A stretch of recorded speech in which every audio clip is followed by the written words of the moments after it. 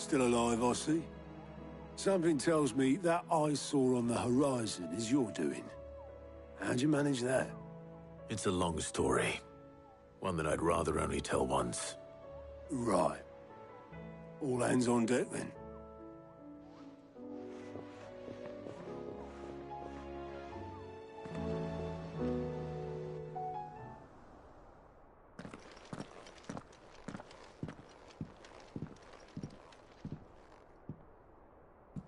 Is this everyone?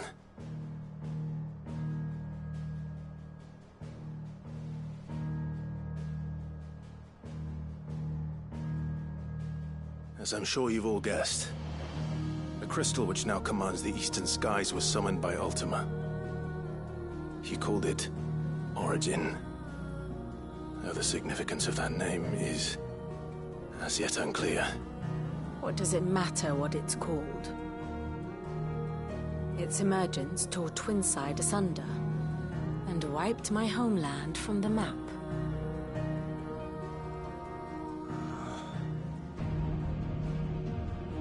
Mention of the Dominion spires can be found in the oldest of Valisthian records.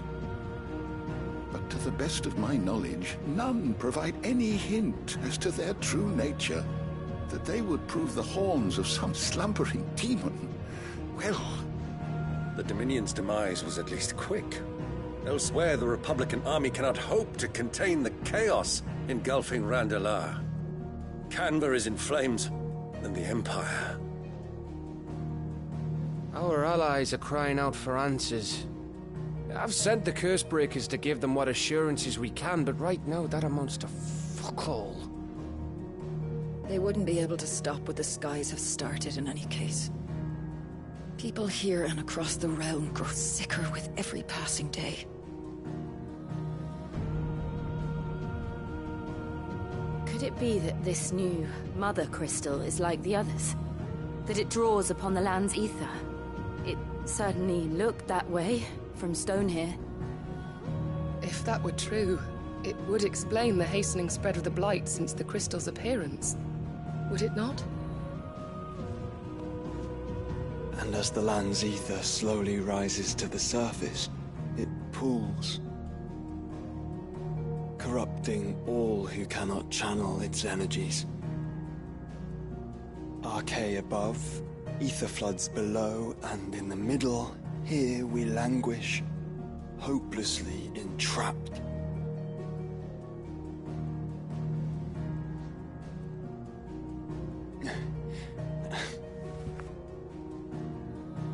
It's all right. When we faced him at Stone here, Ultima told us his true power quickens in the halls of Origin.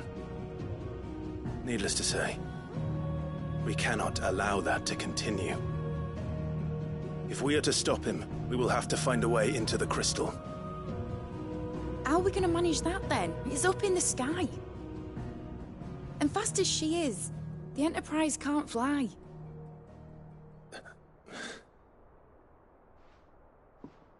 It's a lot to take in, and I reckon we'd all benefit from some time to clear our heads. The answer will come to us. Don't you worry. Ain't that right, Clive? Right. That's right. Well, go on then. Bugger off.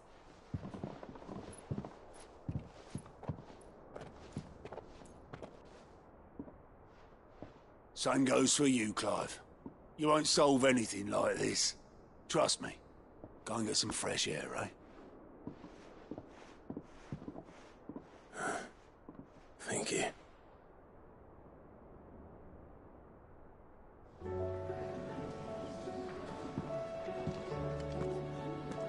Joshua seemed upset.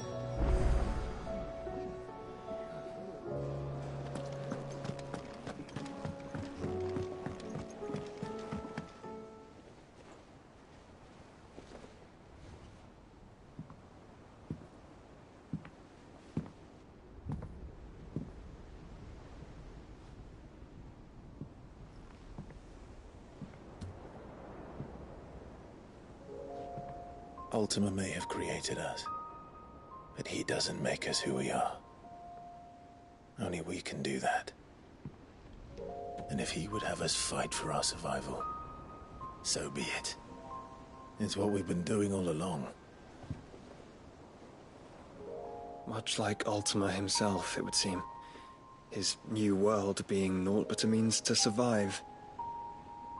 And so, we must contend to decide which of us shall inherit the land.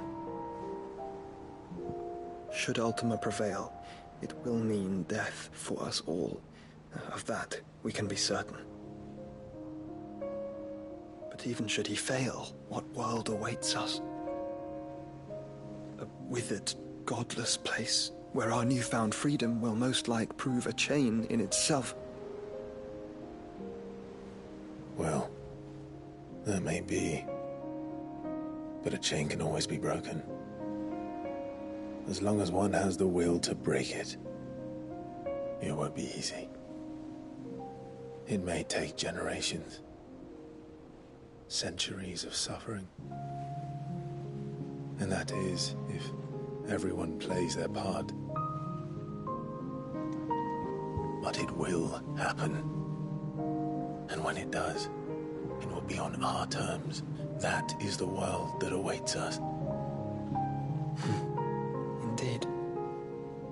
And what better world could one wish for?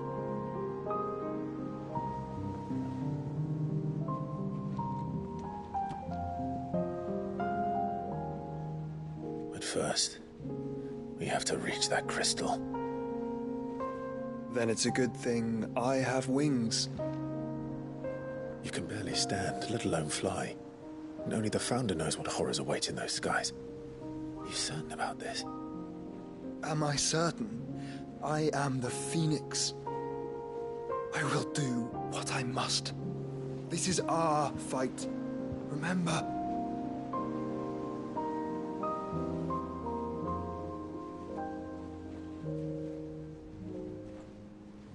All right. I yield. But only what you must, yes? I'm still your sworn shield. That you are. And what of my wings? Lest you forget, you go to stand against a god.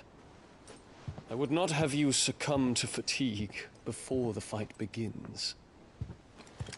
Ifrit, your brother mentioned that some few of the dominants who had lost their power to you were still able to prime. Is that true? It is. But their Eikons no longer submitted to their will. Then mine will have to be stronger. That you both might save your strength for the battle to come. You don't have to do this. If you do, there's a chance you might lose all you have left. And what have I but regret? My life ended in the Dominion. I fear death no more. Besides, I would have words with Ultima. He has much to answer for.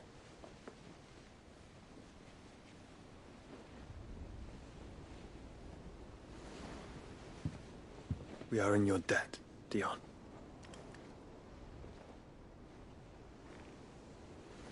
We can speak of debts when this is over.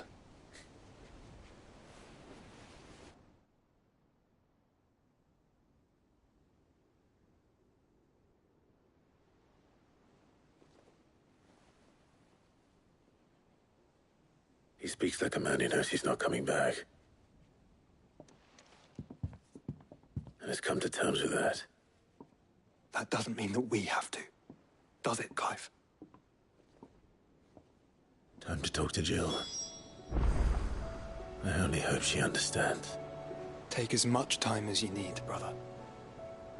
Something tells me Ultima will wait.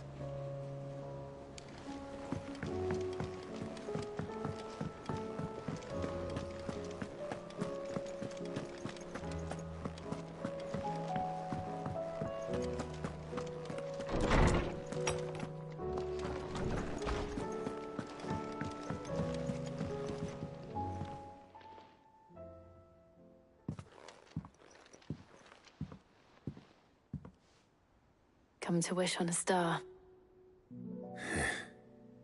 That might not be such a bad idea. This is it, Jill.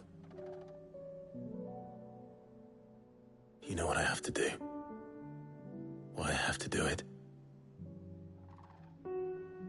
There's no turning back now. This is where our journey was leading us. Where it will end, for better or worse. I could pray to Metia for you. But you'll be all right, won't you, Clive? You always are. I did promise we'd watch the moon together. I'll be waiting.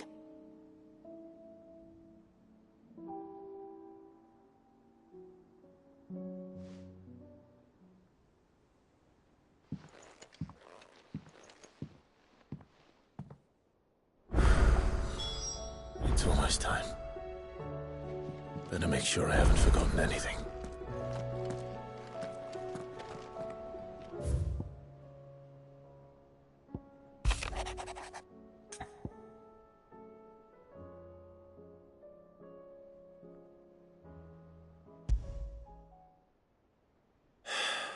What is it this time, Torgal?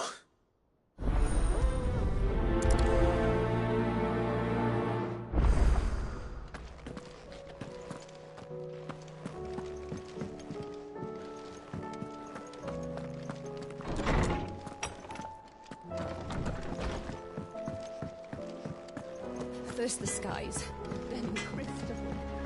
What next? Say what you will, Lady Karen's.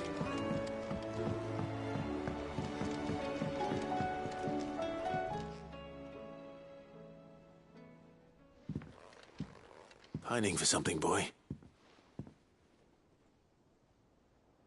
What is it? What do you see out there?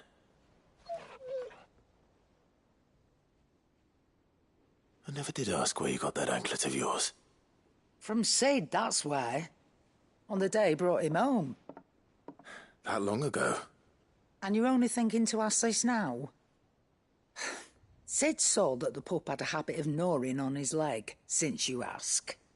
Clap that there iron on him to keep him from doing it. What was wrong, boy? I'll take like as not. Must have been hard on the poor whelp losing his loving masters at such a young age. Doubly hard in being a frost wolf, torn away from his Eikons and all. Sid would always tell him, you want that iron gone, you find what it is you're looking for. I reckon what he were looking for was you. I'm sorry, Torgal. Sorry for making you wait so long. Let's get that thing off you.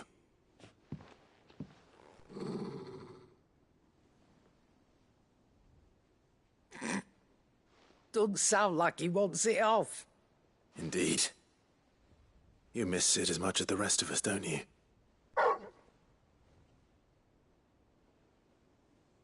You want me to go with you somewhere?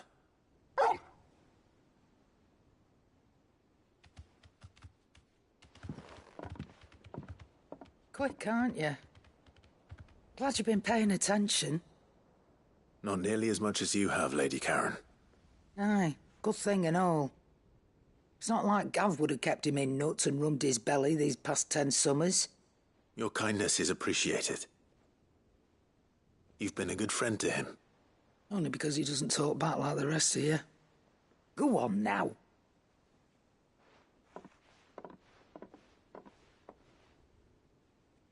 Where to then, Torgal?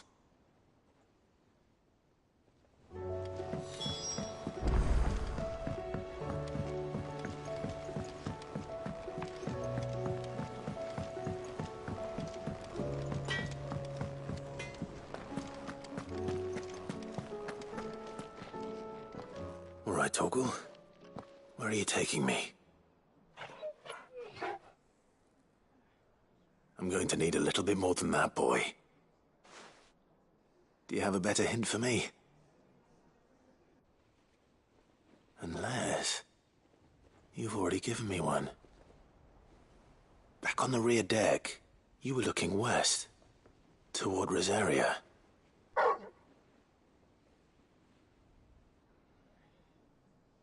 Why don't we try the rookery?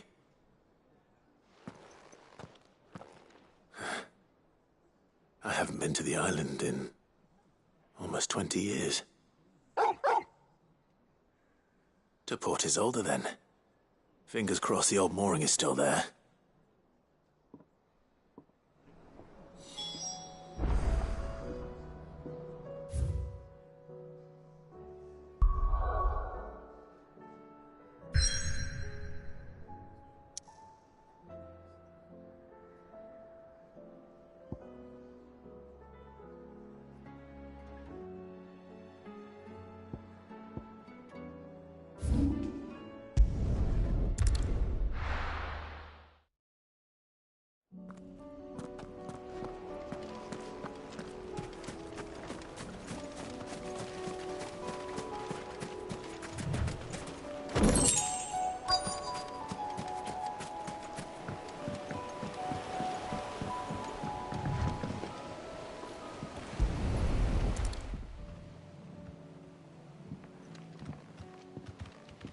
It's still here.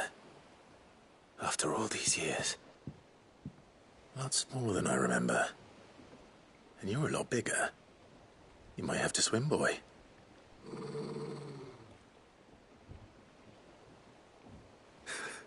I wasn't being serious.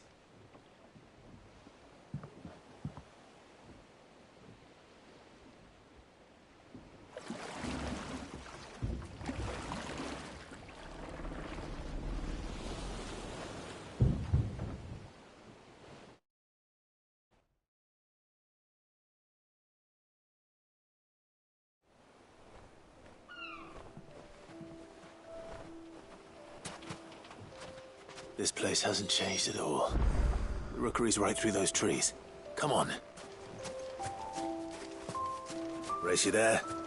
I bet I could still beat you.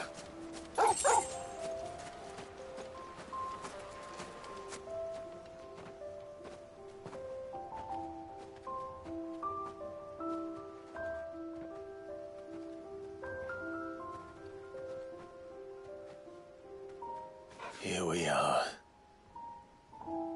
This was our hideaway. Wasn't it, Torgal?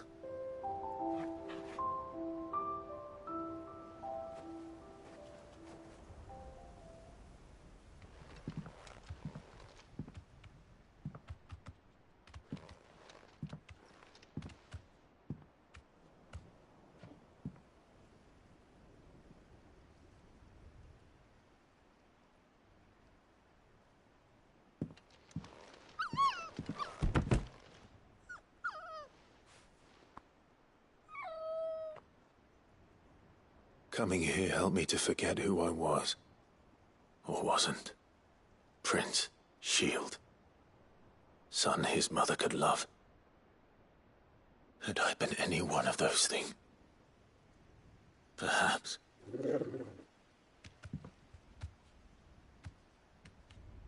What is it, boy?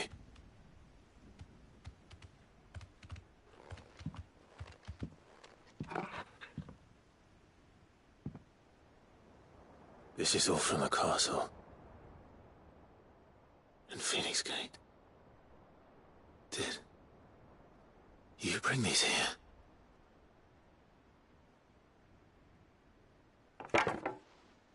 My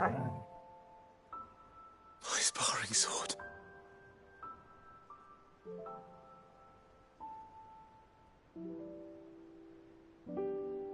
Well, well. You never stopped looking for me, did you, boy?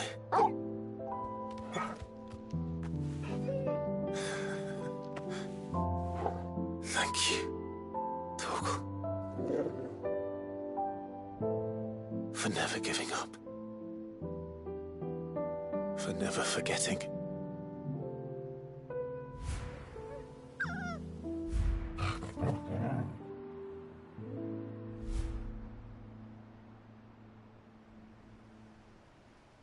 Let's take this with us, shall we? So I don't forget either.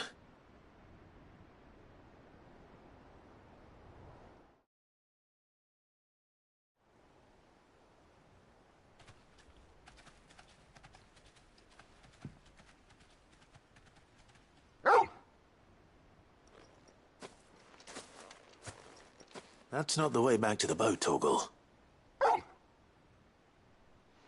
All right. I'm coming. I think I know where we're going.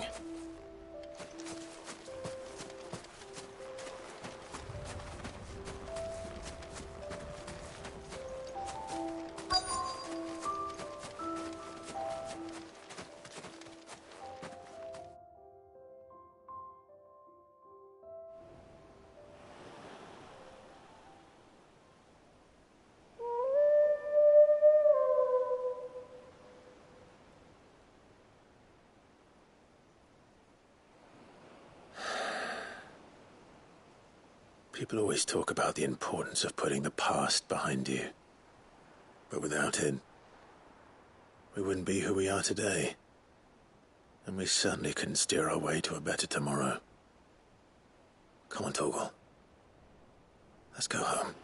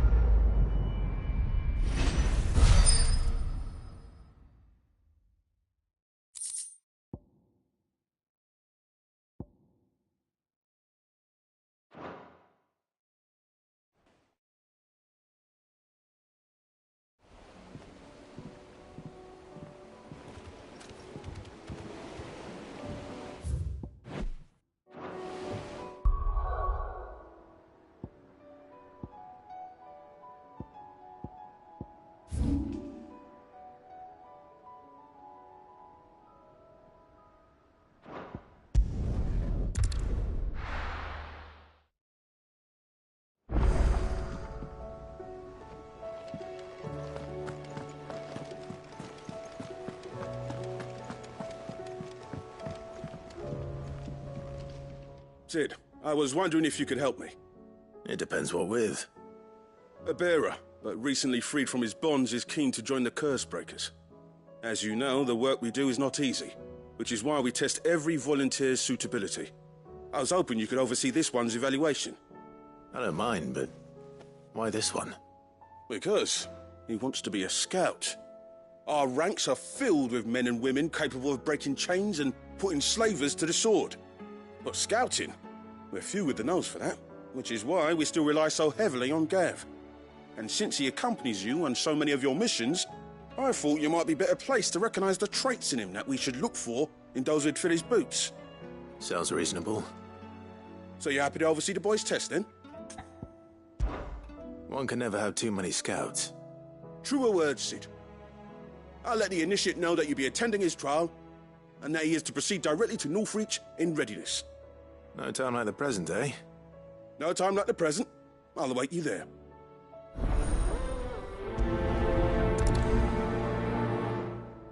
Northreach. I suppose they could have chosen somewhere closer.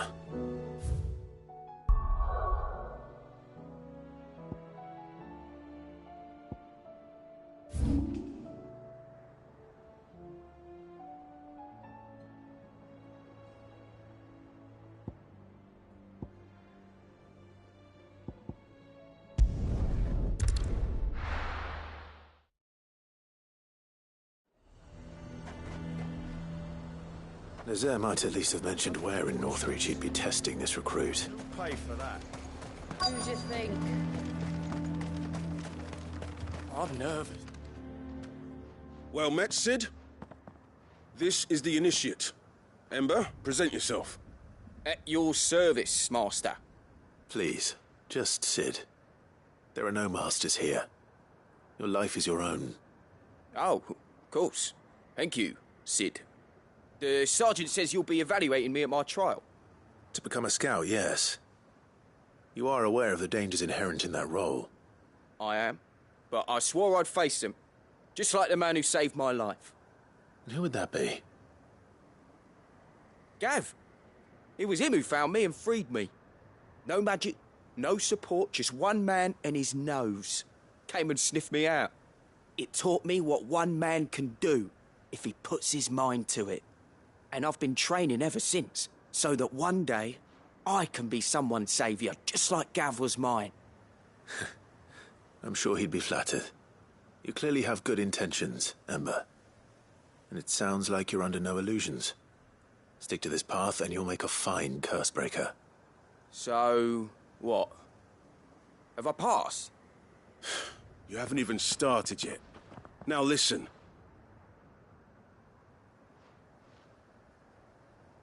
Not far from here is an Imperial lookout, Eastwatch.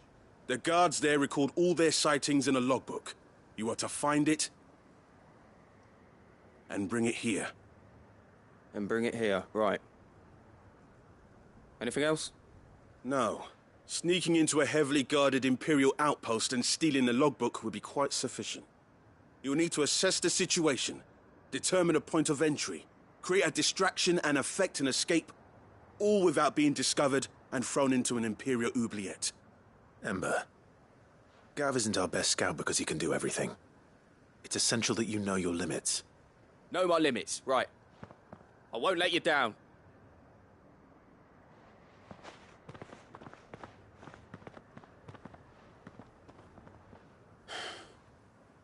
It shouldn't be as dangerous as I made out.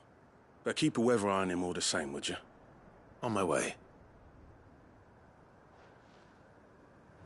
All right, Ember. Impress me.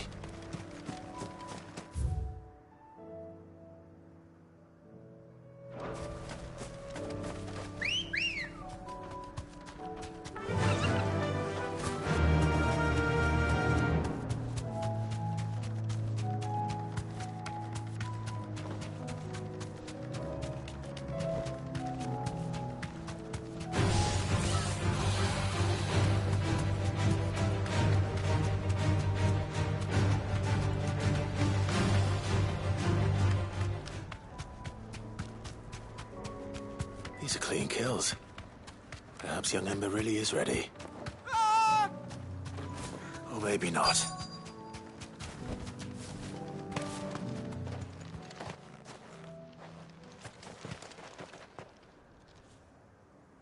Damn it. Ember, draw your sword! I can't! Then run! If you want him, you'll have to go through me.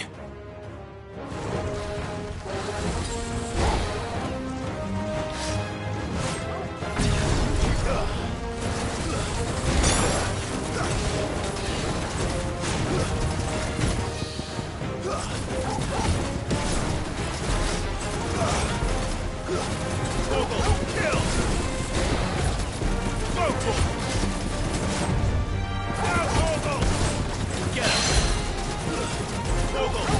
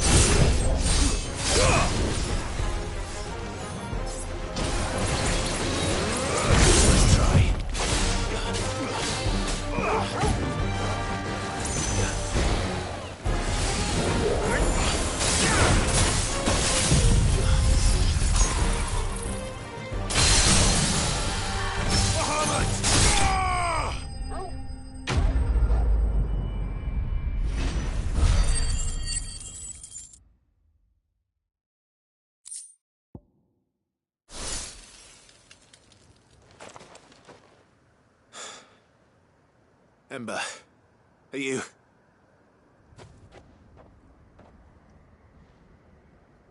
Gone. Of course. Scouts really are a rare breed. Back to Northreach it is, then.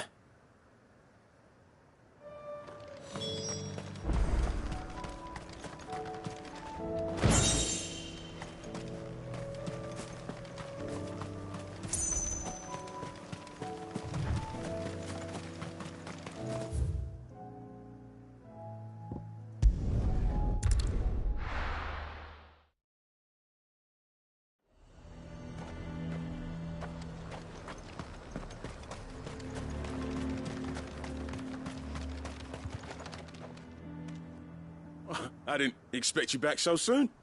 Where is Ember? How did he fare? I thought I'd find him with you. He must have fled. I followed him to Eastwatch, where I found him being set upon by a wild Avis. He was just standing there. Didn't even draw his sword. I had to step in and take care of things. But by the time I had, he was nowhere to be seen. I assumed he'd set off in your direction, but apparently not. Oh, I'm sorry, Sid. I knew the boy had a nervous streak, but he seemed like... The right man for the job? I believe this is the logbook you tasked me with retrieving. Eh? How did you... Don't you tell me you breached the tower while Sid was busy saving your skin. What? Wasn't that what you asked me to do? To bring the thing back without getting caught? He has you then, his heir. And he did it all on his own. But Sid, he did what he thought was best. And now I have to decide whether I agree. Of course. We'll await your evaluation back at the hideaway. Don't you leave my sight. Yes, Sergeant.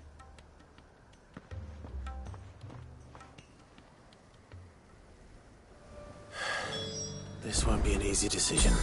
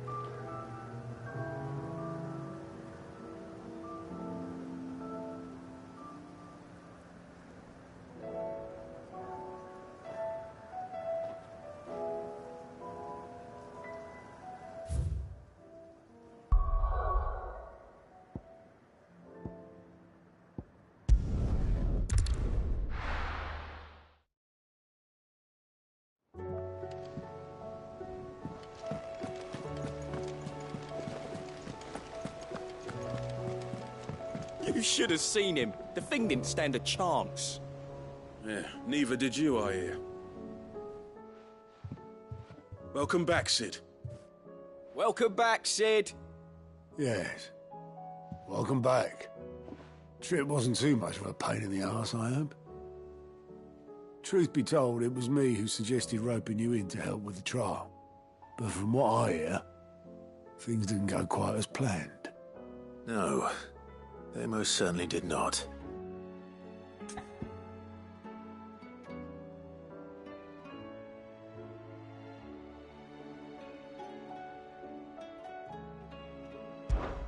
Ember lost his nerve in the face of a beast of prey, but he didn't lose heart. He pressed on, and he achieved his aim. And is that not what we ask of our scouts? Indeed it is. Thank you for your honest appraisal, Cid. The fact remains, however, that Ember will not always have a battle-hardened warrior on hand to pluck him from the jaws of peril. All I have gleaned from this trial is that without someone watching his back, Ember is little more than a liability. Wait, Sergeant. Ember still has much to learn, it's true. And this time he was found wanting. But I'd say he's due a second chance, nonetheless. After all, he did do as you asked. With a bit of hard work, any hand can be made to hold a blade, and any mind can conquer its fears. But a scout's nose is different. You've either got one, or you ain't. And by sniffing out that log, young Ember here has shown he has a conch and a half.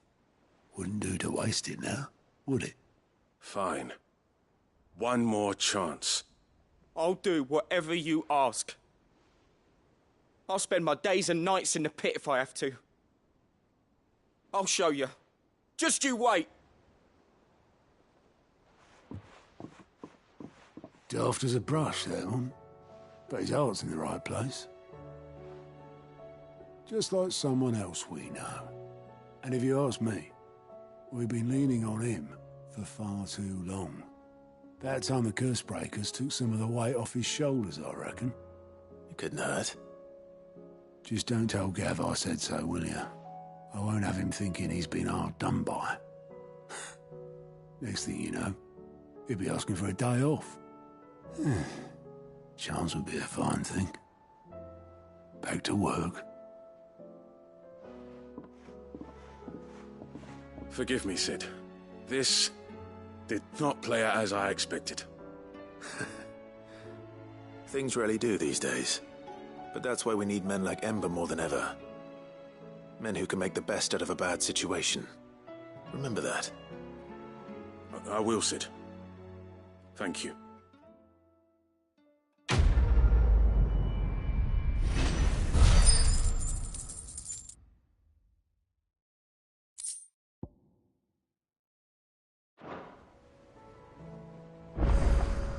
Cid, I wanted you to know. I will be taking personal responsibility for Ember's combat training, and I will not let you down.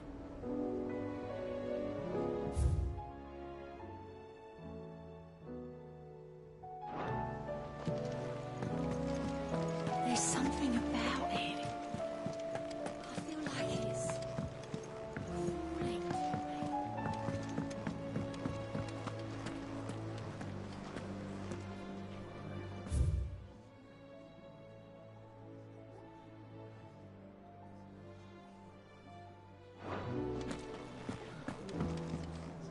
Oh, you all right? About that.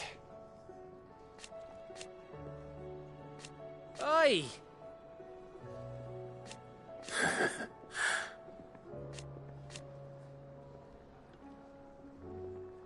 Let's see.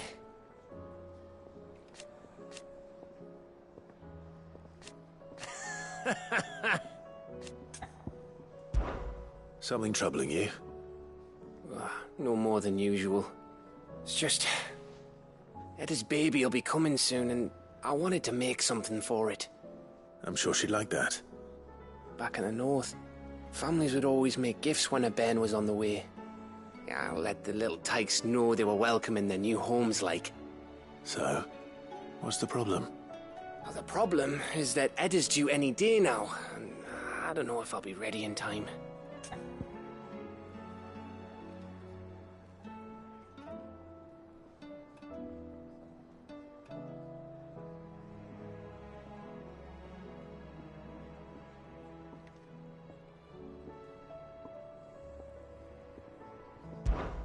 Is there anything I can do to help?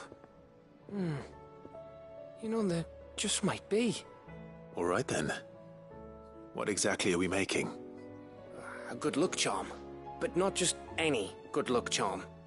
Not just any. No. One made from the feather of a silver chocobo. There's nowt luckier in all the realm, or so we used to say back home anyway. Thing is, they're hard to come by. Had Otto and Karen check with their suppliers, but nothing. I'd try and track one down myself, only... Only the big day is fast approaching. And that's all you need, a feather. That or the bird whose horse it's attached to, aye. I was gonna start by asking around with traveling traders plying the northern borders. Well, there's no shortage of those passing through Martha's. I think I might make that my first port of call. I'll let you know if I find anything. You're a good friend, Clive. I won't forget this.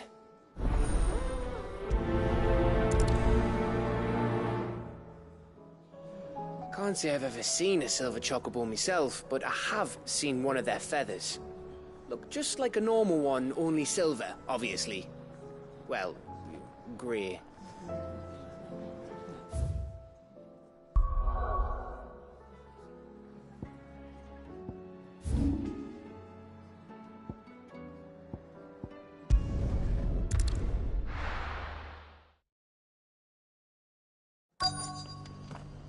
Let's hope one of the merchants here has what Gav needs. Excuse me. I'm looking for something. Oh, well, then I'm your man. A silver chocobo feather. Oh, or maybe not. Though you're not the first to mention the bird around here. There was a man stopped by the rest not long ago claiming he was attacked by a silver chocobo. Near some gutted hovel not far from Eastpool. Most took him for a braggart and a liar, but who knows? Perhaps there was some truth to his tale. We'll see. Thank you.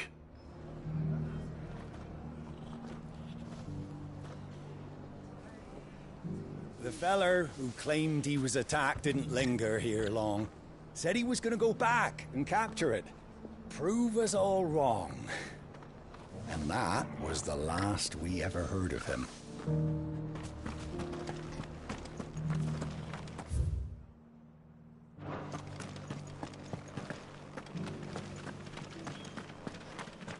Just because the heavens have gone to rack and ruin, it don't mean we have to. Now, let's get this stall set out. How do, traveller? You've the look of a man who could do with a new whetstone? Or perhaps a bawdy etching of the Vicerine? Maybe another time. I'm looking for a silver chocobo feather. If that's the case, rumours are all you're likely to find. No one has seen a silver chocobo for years. Word is they were all hunted for their feathers. Some northern nonsense about bringing good luck. Didn't bring them much, nor their bows. If any are still out there, I reckon they'll be doing their damnedest not to be discovered. You're probably right. Thank you anyway.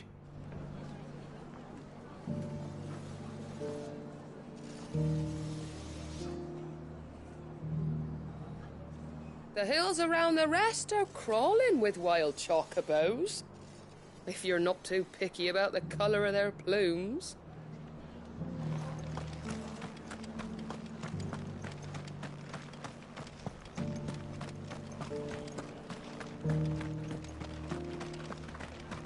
We've got a few rooms going spare now. You want a bed for the night?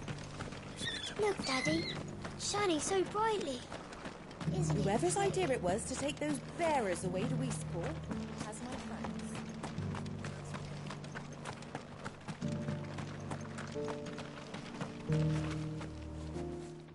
Can I help you with something? You wouldn't happen to sell silver chocobo feathers, would you? I deal in fruit, not fancies.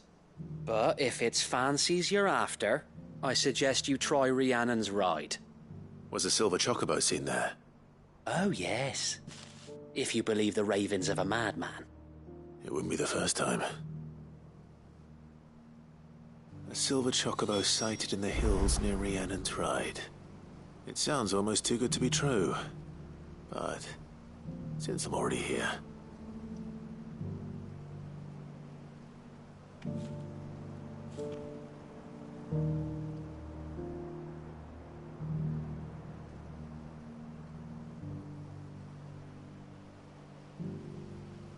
Every few years someone comes along claiming they've sighted a silver bow, but the truth of the matter is, there ain't no such thing. You'll find nothing but bloodflies and bandits on Rhiannon's Ride, Mark my words.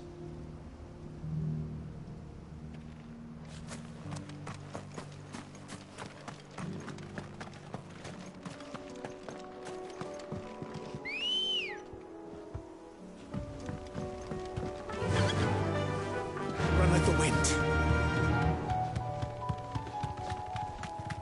Can hardly make out a blooming thing.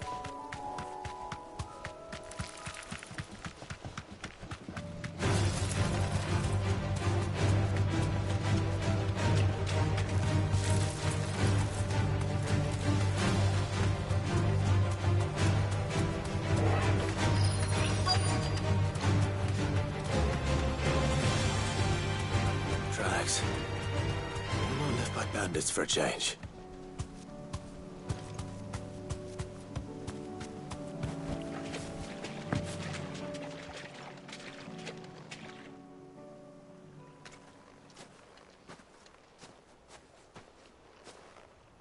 More tracks. And these look fresh. A Chocobo was here. And recently. Perhaps it still is.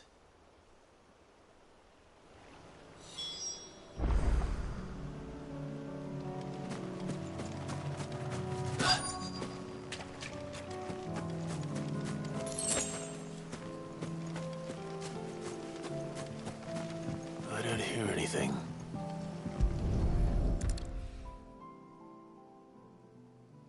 Well, I'll be damned.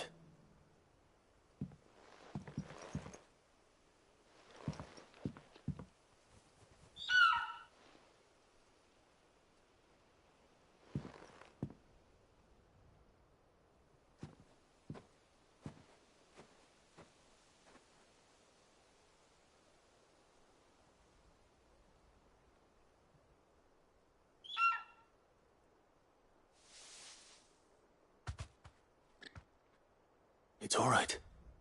I'm not going to hurt you. Just borrowing a feather for my friend.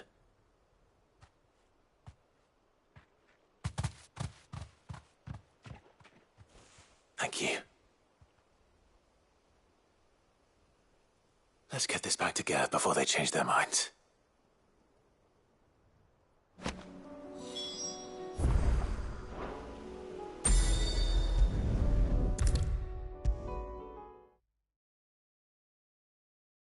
It was no trouble at all.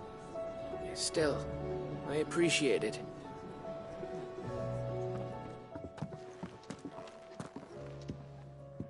Clive, you're back. How'd you get on? Any luck? Any luck, you say?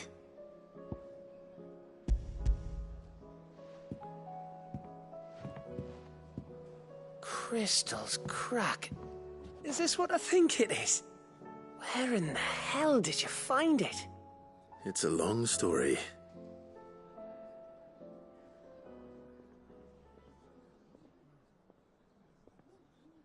Right there on the road to Eastpool.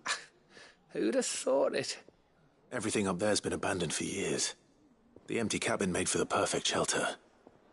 Though I fear my presence may have forced the poor creatures to look elsewhere. Don't blame yourself, Clive.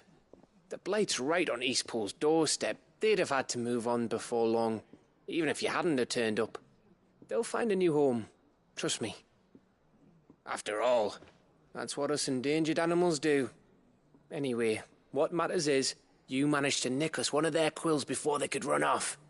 And now all that's left is to fix it to the carving. I didn't know you could carve. Reckon there's a lot you don't know about me. Like the fact I'm as good with a whittling knife as I am with a sword. And that bone Ember gave me's a dream to work with. What did you say it was from again? An Avis? But it weren't your Avis, Sid. I slew one of my own at last. So all those long nights in the pit finally bore fruit. I'm proud of you, Ember. Don't speak too soon. I ain't done my trial yet. There we go.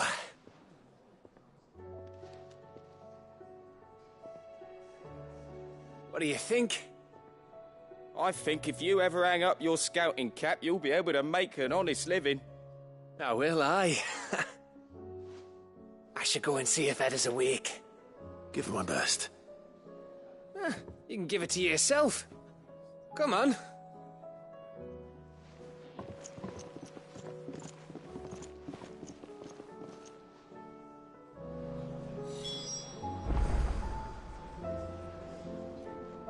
I don't want Gav to give up being a scout, honest.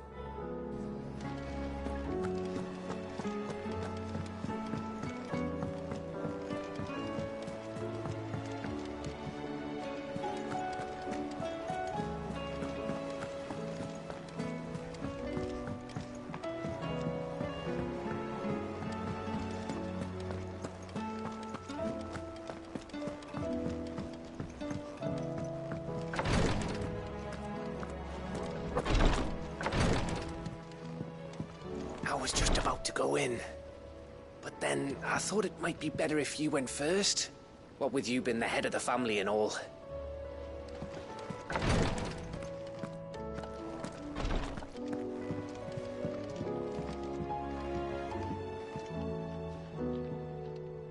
Ah, me lords. How are you feeling? Well, thank you. Is something wrong? Wrong? No, nothing like that. What it is, Go on, please.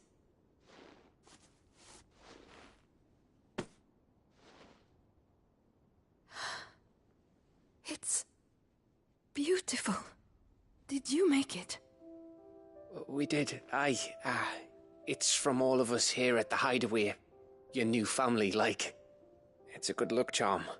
We may come up north when a band's on the way. I mean a baby. To let him know that they're part of the family too. Oh, I hope you like it. I don't know what to say. I thank you, my lords, for everything. If there's anything you need, just let us know. I will. Clive, fancy a swift off? I'm thirsty. I could be convinced.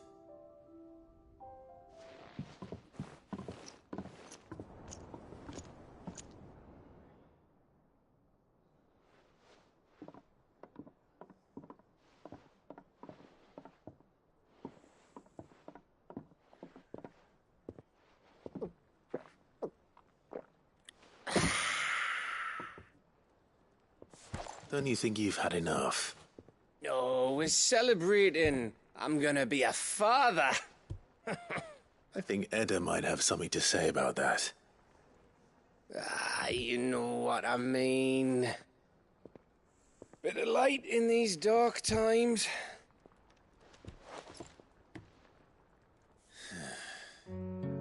Wasn't long after me 10th name day. My mum told us she was with child again. I was over the fucking moon. I was looking forward to having a little one to lord it over. What with me being the runt of the litter. Thought I'd finally have a chance to prove to the world that I could be a big brother. Imperials came the day she went into labour.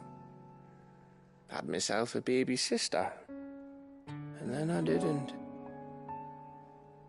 Me whole family gone in a blink, while I hid in the cellar like the spineless little arsehole I was.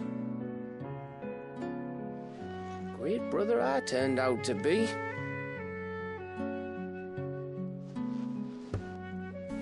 I'll never be a leader. And I'll never be a hero. I'm just a daft little dog who comes running when his master calls. I'll never be like you, or Sid, or Jill, or even Torgal. Have you finished? Maybe.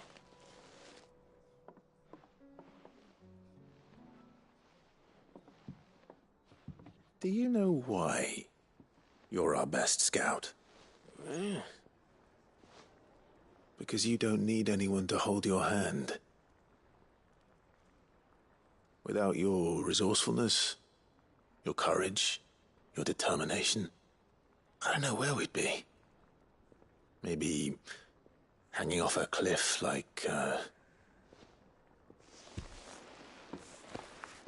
That was only the once. Exactly. You learned from it. And here you are after Founder knows how many missions. Stronger for everyone. And let's not forget Rosalith. Who was it who freed me from the dungeon? Who was it who ran to Jill's rescue? That would be me. Because you're our brother, Gav. My brother.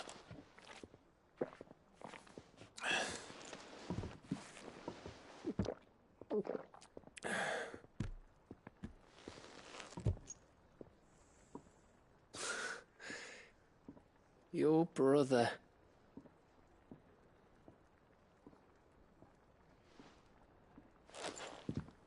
Which means that when the time comes, I get your room. And your sword.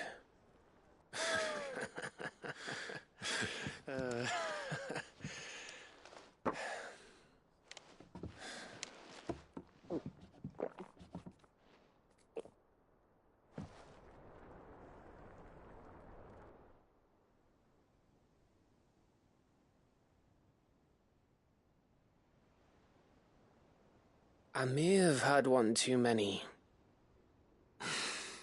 You may have had 10 too many. I said I was thirsty. Better get back to work anyway. After I walk this off. Clive? What is it? Thanks for, you know. I know.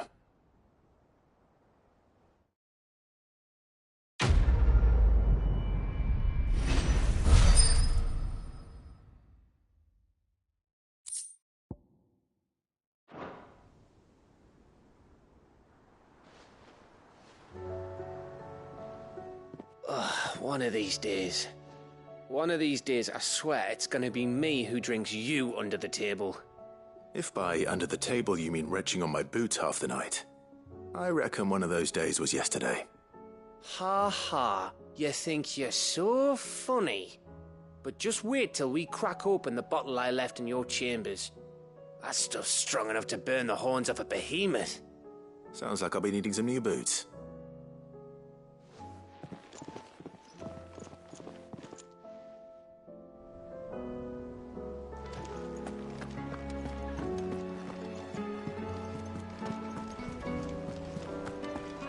There's something about it.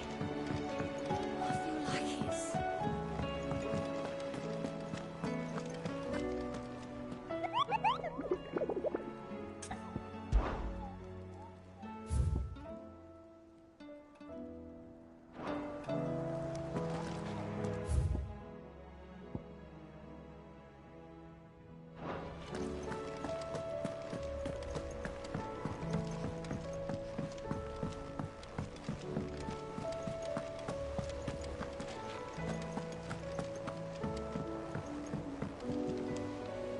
Sid, do you have a moment? By all means. It's my old master.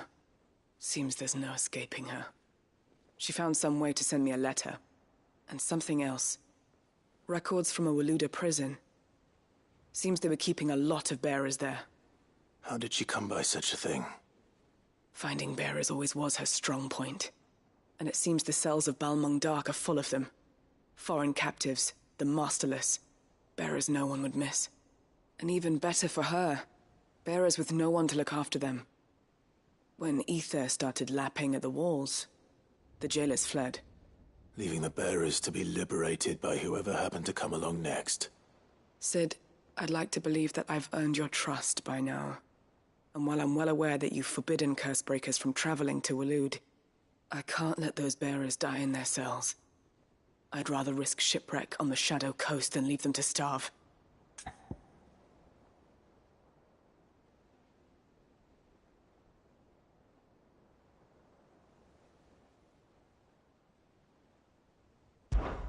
We'll be needing the Enterprise if we're going to navigate the Narrow. Does that mean... I'm making an exception, but we travel together. And we stay no longer than we have to. Ash is an inhospitable place at the best of times. We save as many as we can, and we leave. Thank you, Sid. There was a name in the prison register. A name from my past. Chadwick. Another of my former master's protégés. A gifted soldier, and the closest thing I had to family. The thought of him held captive in that place. He must be very important to you. He was. Is. Then we find him. The entrance to the prison lies in the shadow of Ravenwit Walls, just beyond the portcullis. We should head there as quickly as we can.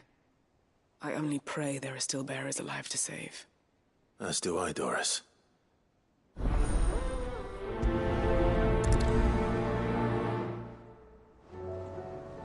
How long has it been since the jailers of Balmung abandoned their charges? Without food or water, they won't last long.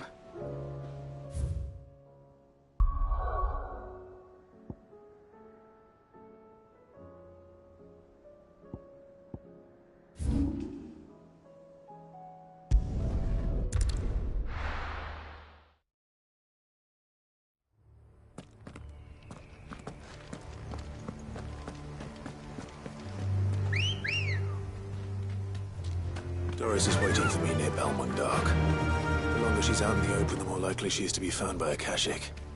I need to hurry.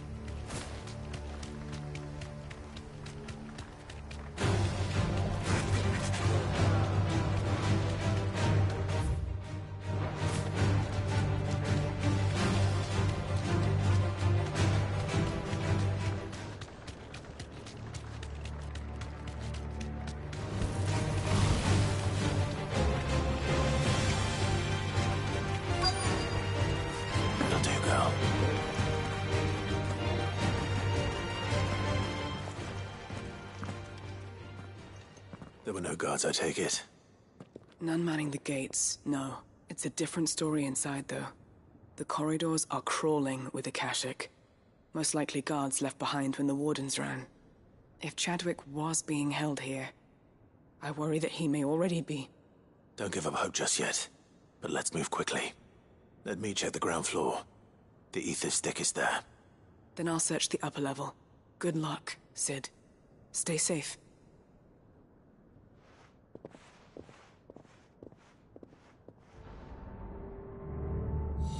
Just how bad are the floods inside the walls?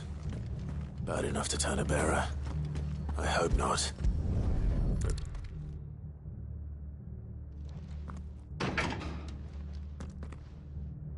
Locked up tight.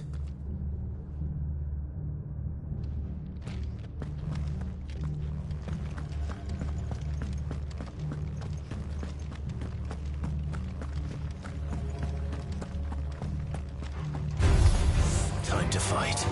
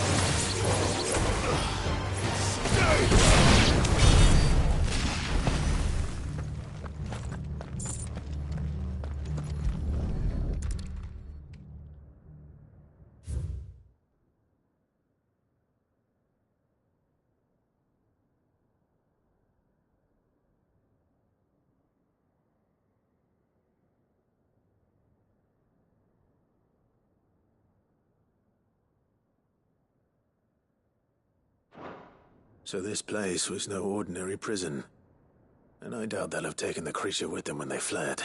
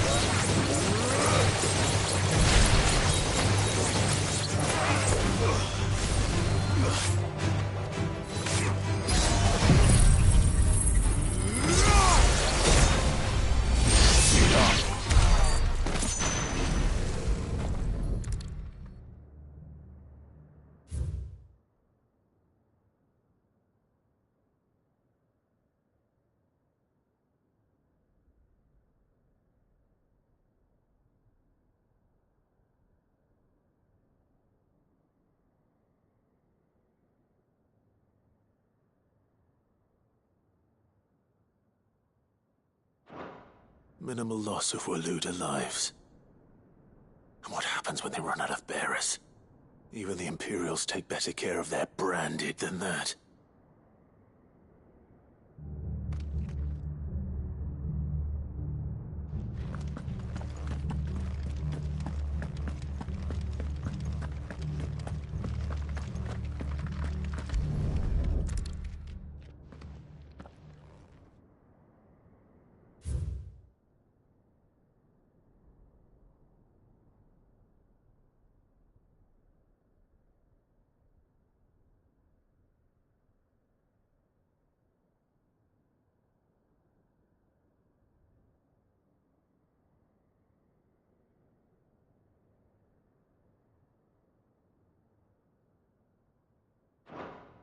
They were feeding bearers to it. This is even worse than I'd feared. Nothing but a caching down here. Hopefully things are looking better upstairs. I should go and see how Doris is getting on.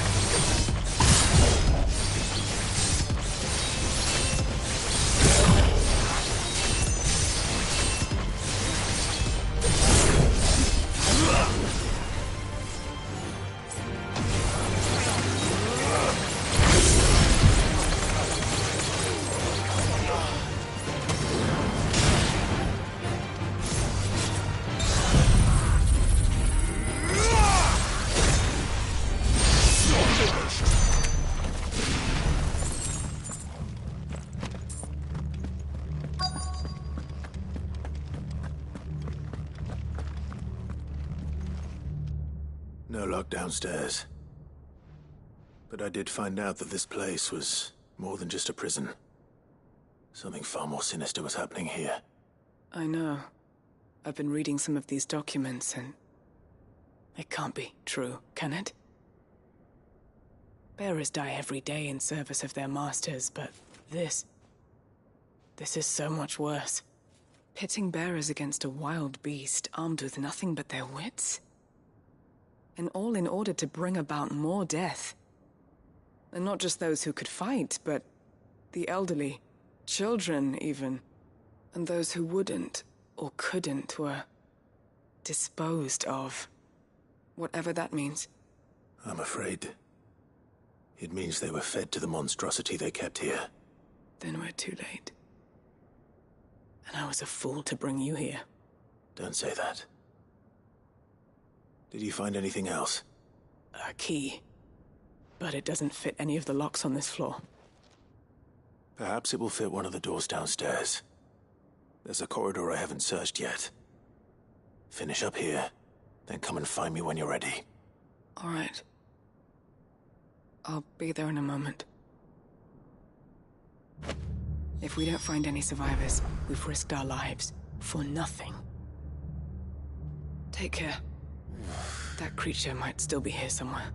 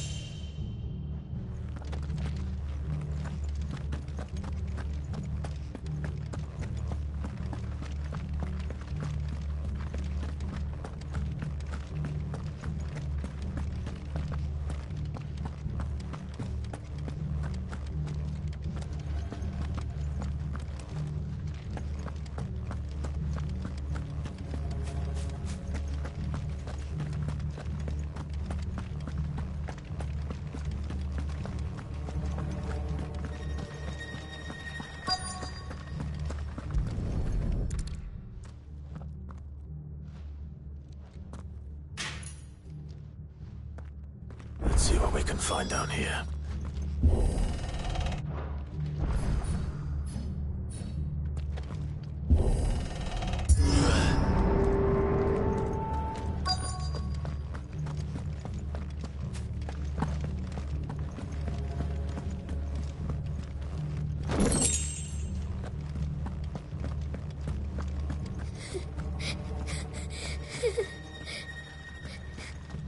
A survivor.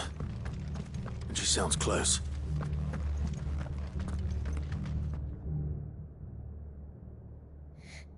Who are you? There's no need to be afraid. Are you alone? Are there any other survivors? Some of the guards. They're still here. But something's wrong with them. Everyone else was eaten by the monster. Of course there were. Thank the Founder. It was worth our coming. But I'd rather we didn't linger. Are you ready? Ready when you are. You poor thing. You must have been terrified. Did Chadwick send you? What? He fought the monster. Distracted it so I could run away. He must have sent you. He promised to free the others too. Where is he? He opened your cell, didn't he? He wouldn't be here otherwise. Chadwick.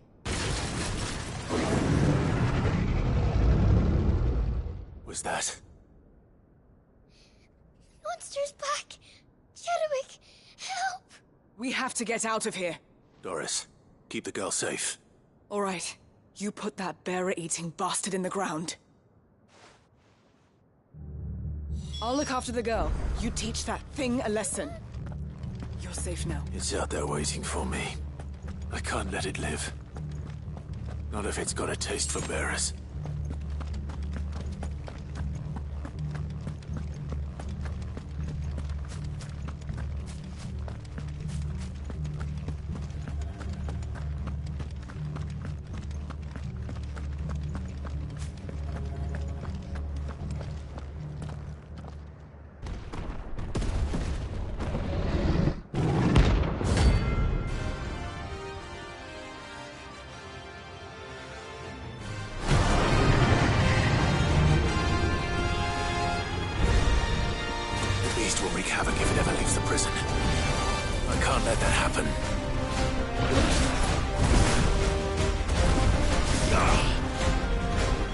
All yours, Chocobos!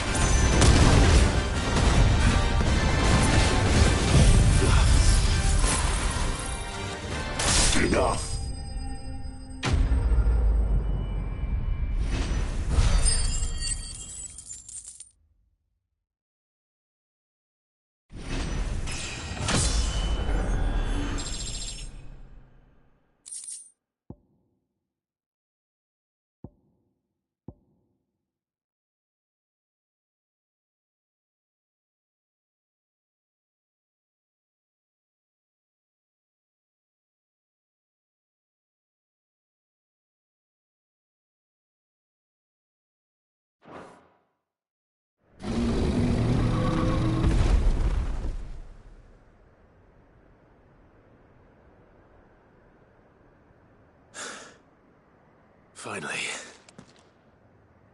Sid, are you hurt? I'm fine. I think.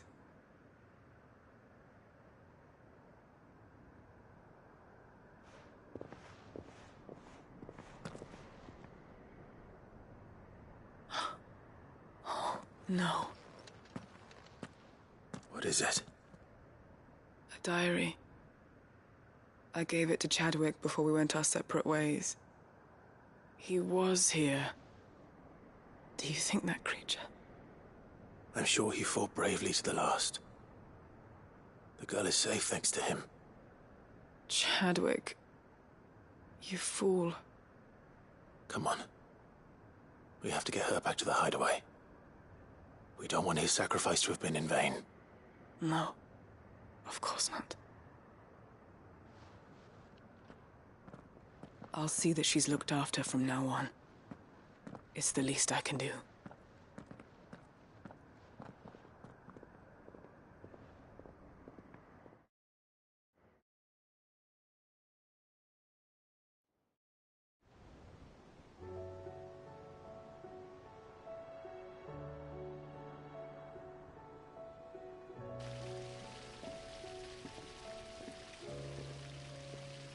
From what I hear, you've barely left the girl's side in days. I hope she's recovering from her ordeal. She is. Slowly but surely. She's far tougher than she looks. I thank the flames we found her. If we hadn't... I know. But we did. I'm sorry we weren't able to save Chadwick. There's no need to apologize. Without your help, I would never have found out what happened to him. How he fought to the bitter end to save her. To save Haida Marie. That's the man I remember. The man I thought of as a brother. I wish I could have met him. I'd like to hear more about your past. If you don't mind, that is. Of course. You already met my former master. She trained Chadwick and I to do two things. Kill and obey. We were supposed to be sold to the highest bidder when the time came. But no bid was ever high enough to convince her to part with us. For years, we were her daggers in the shadows. But we could never quite shake our doubts about the things she made us do. And then, one day, we just couldn't do them anymore. So we escaped. But staying together was out of the question. They would have found us too easily. After so many years of training, the pull to serve was always strong.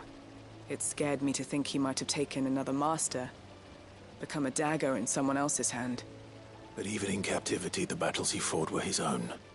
And he died not as someone's tool, but as a hero. Haida Marie is proof of that. Bearers can cast off their shackles. And the Cursebreakers will show them how. I'll fight until my dying breath to see it done. For Chadwick, and for all of us. Thank you, Doris. We'll be counting on you.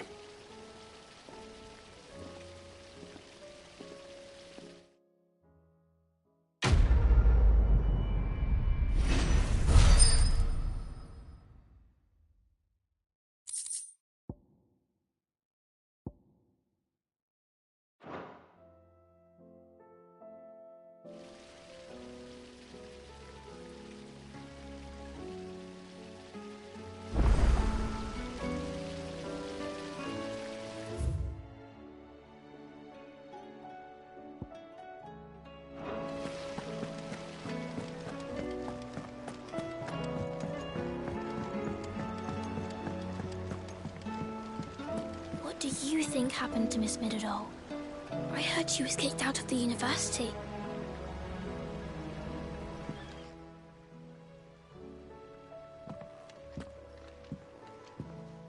Sid! You have to help us! With what? You didn't take apart another of Mid's contraptions, did you? No. Well, yes. But that's not what we want to talk to you about. It's Miss Midadol. She's been acting strange. Very strange. She's barely ever around. When she is, she acts like we aren't even there. Her head's in a crowd. In the clouds. That's what I said. In the clouds. Well, she does have a lot on her mind. When did you last see her? Not long ago. Right after she got back from saving you from Stoneir. Then it's probably just about the Enterprise. It did take quite a battering on the way there and back. You didn't break it, did you, Sid? You really should be more careful around Miss Midadol's inventions. Don't listen to her. Even if you did break the Enterprise, you could put it back together, couldn't you? But who's gonna put Miss Midadol back together? She seems really sad.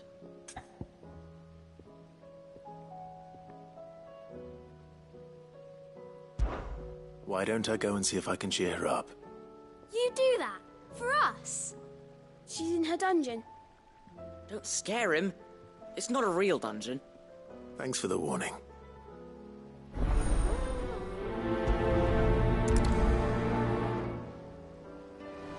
Miss Shirley says we're not allowed in the dungeon. But Miss Midadol doesn't mind.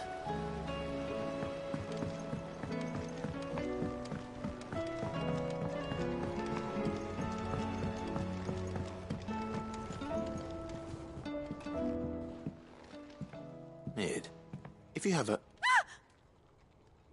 That's it! I knew it! The answer to the skies. Nothing will. To the skies? You aren't trying to give the Enterprise wings, are you? What else would I be doing? The children seem to think you're avoiding them. They're worried about you.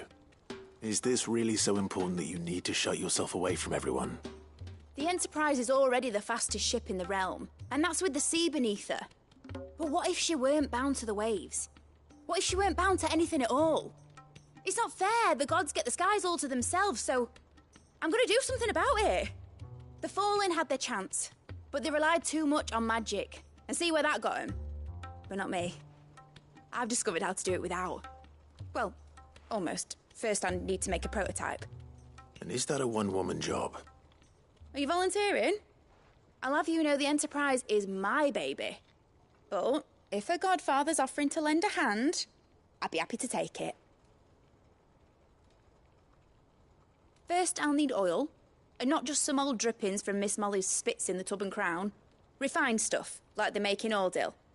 Then I'll need some bone, or shell. Light, strong, preferably no longer attached to the beast it belongs to. If it's beast bones you're after, I'm sure the Cursebreakers will know where you might find some. No, they'll know where you might find some. You're the one who offered to help, remember? I should speak with one of the Cursebreakers before I set off for Old Hill. See if I can't find this bone while I'm there as well. They make an oil down at the docks in Aldale that's as slippery as the sea nasties they render it from. With that and the bone I told you about, I shall be able to finish the prototype.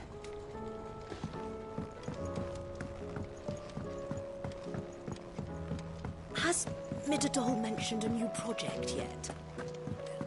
Not exactly.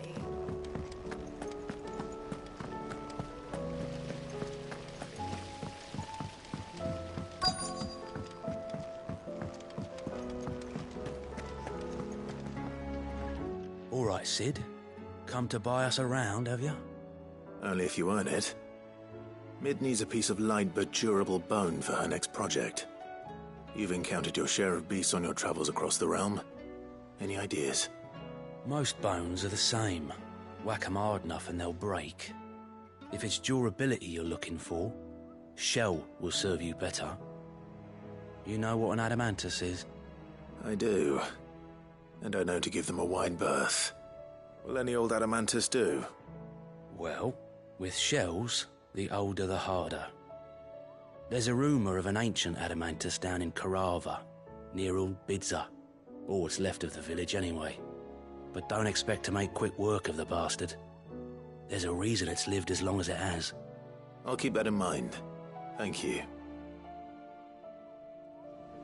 Normally I wouldn't recommend going anywhere near an adamantus, let alone one that's had a few centuries to let its temper simmer. They're mean bastards, and they only get meaner with age. Why do you think the village of Old Bidza was abandoned?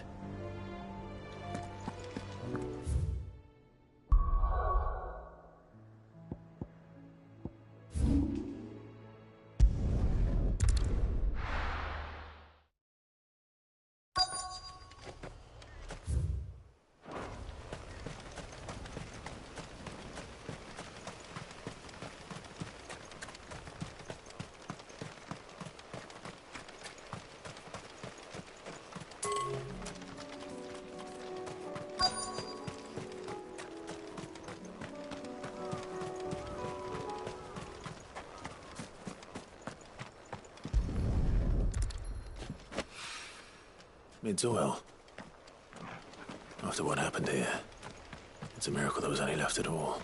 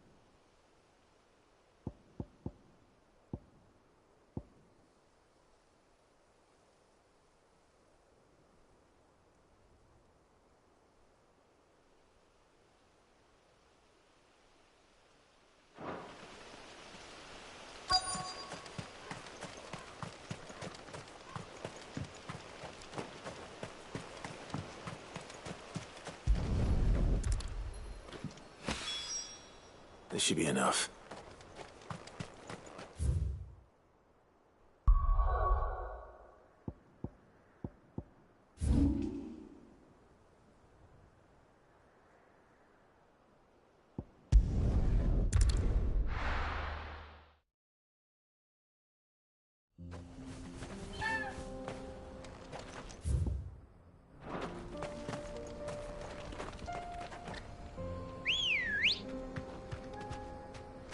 Come on.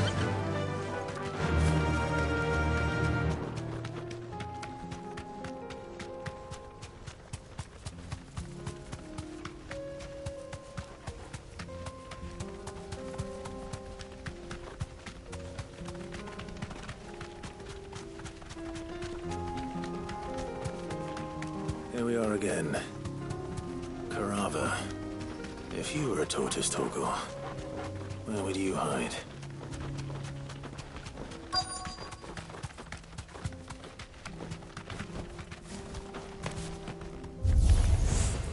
Looks like we found him.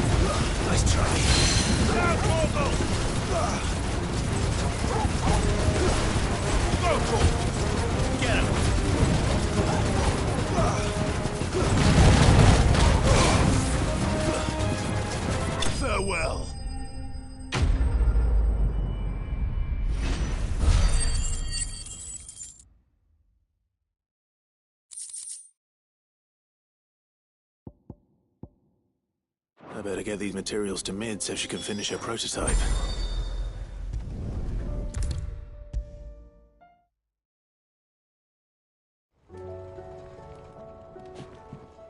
Sid. Tell me this is all you need.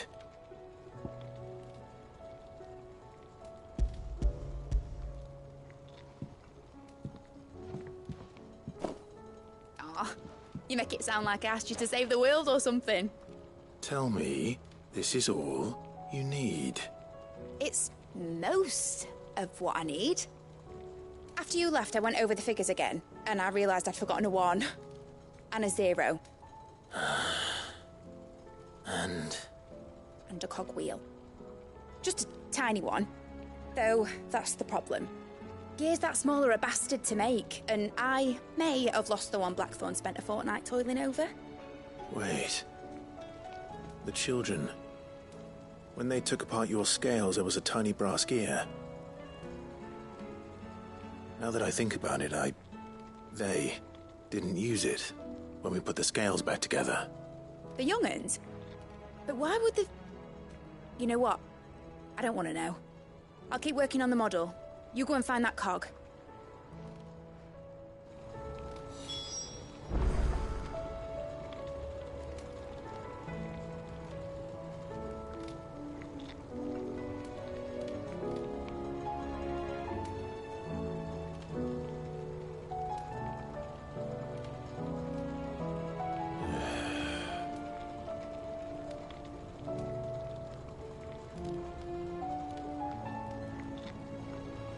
Don't look at me like that, Clive. I already apologised to Blackthorn. Miserable old bugger. Besides, you can't expect me to keep track of every nut and nail floating about this place. It's a mess.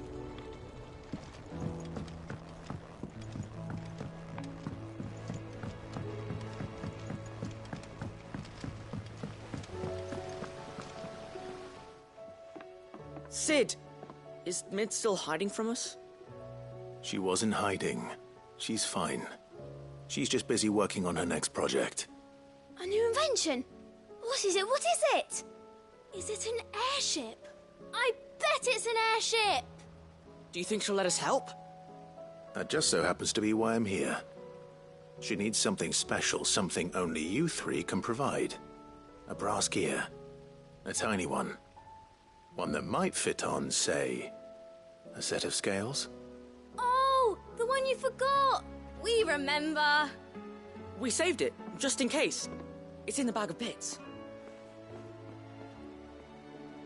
Since your lesson, we've been disassembling, then reassembling everything we can find. All the pieces that are left over, we keep under our beds, just in case. That's good to know. Look! I found it!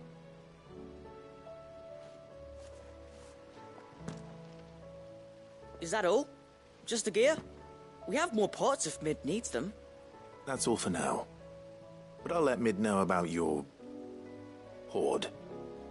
Just in case. Thanks, Sid. Back for another part? We've got screws and bolts and nails and knobbles and noodles and, Has Midadol mentioned a new project yet? Not exactly. She seems preoccupied. Well, did they have it?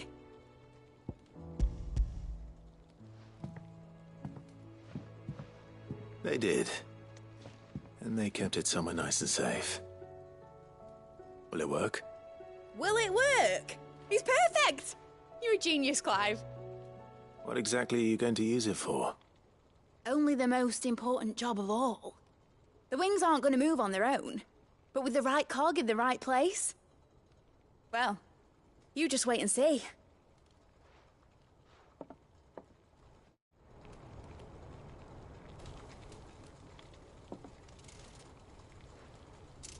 That should do it.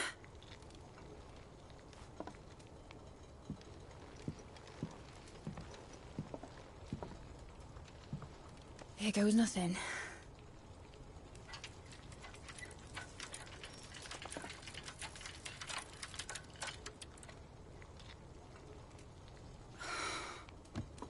Titan's tits.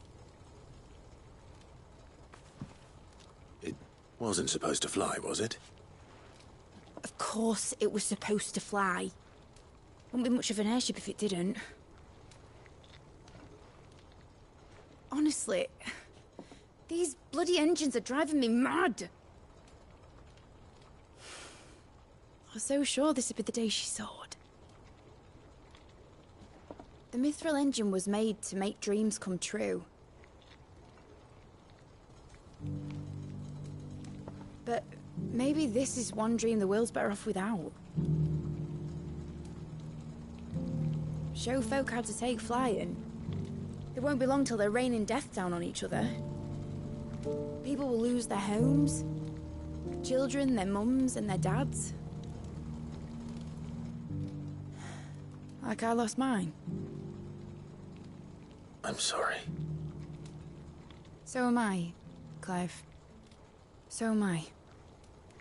Sorry that I have to choose. Do I follow my head, or do I follow my heart?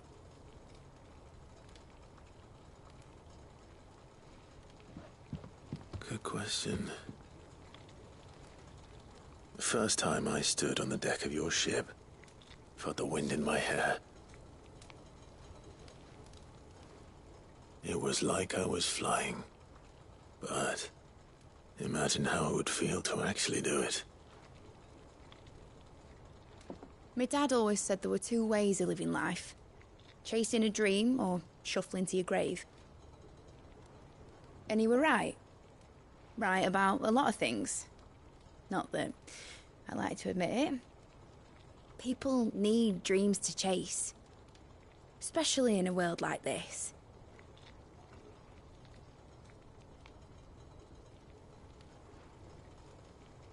Right.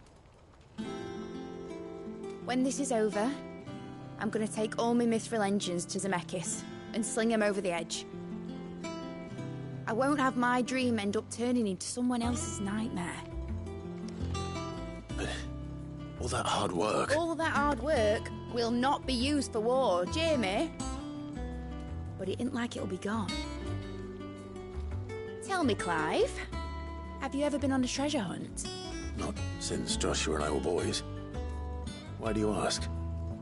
Because I'm gonna bury the engine schematics and leave behind a little riddle telling people where to find them. A really hard one, so that only the most dedicated dreamers will ever be able to work it out.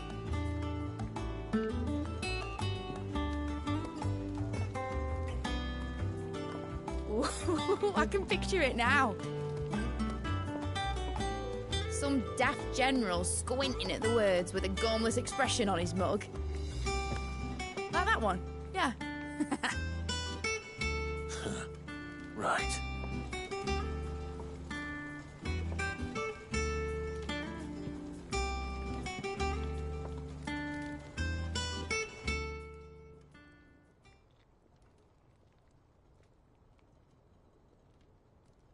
Of course, if I'm putting this engine at the end of a treasure hunt, I'll still need to make it a treasure worth hunting for. Won't be much of a prize if it couldn't even make a toy boat fly after all. My dad always said, dream big. But it ain't the size of a dream that's important, is it, Clive? Only that it's a good one. And I reckon I've got a fair few good uns left in me. I'm sure you do.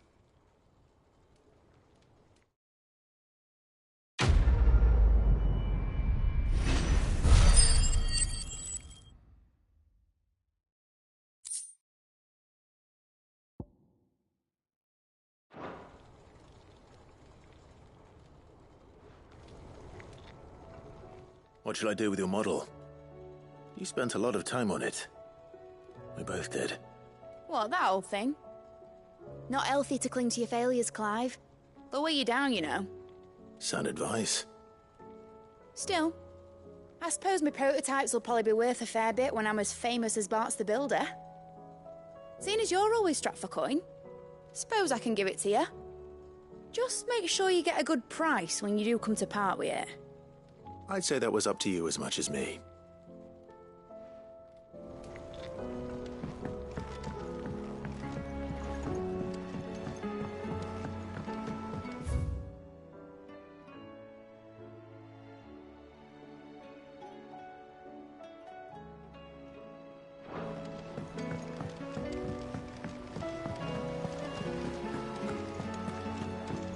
What should I write next? A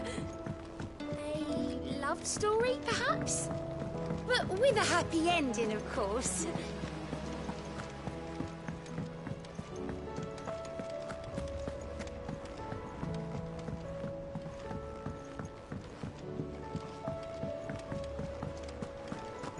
I will not let them be forgotten. Sid, may I have a moment? Of course. It is an honor to finally speak with you. My name is Herman. I've been with the Cursebreakers for some time now, and I wish to be deployed to Ash. Any assignment will do. No. The lands across the Narrow are too dangerous. I will not send good men and women to risk their lives needlessly. Why would you want to go back? I need to retrieve something. Something important. I was raised in an orphanage. The Badbach Conservatory. Or rather, I was held captive there. It was not a place of nurture. It existed solely to turn bearer children into mindless weapons. We were tortured until we feared no pain. Tormented until our hearts turned to stone, and few ever survived long enough to become tools of the last king. I can't imagine. I lost so many. I can't even remember all their names, but they must be remembered. They cannot fade away, faceless and forgotten. The Institute was run with military precision. Every child measured, every name recorded, every death logged with meticulous care.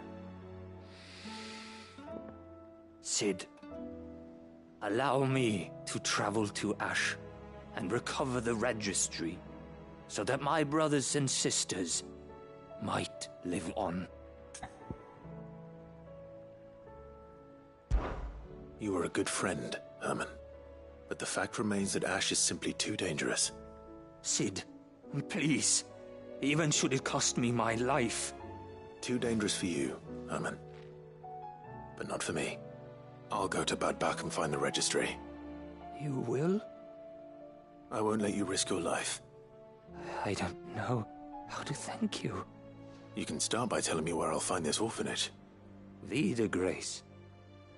Hidden in a forest, overlooking the plains. All right. I'll see what I can find there. May the mothers guide you.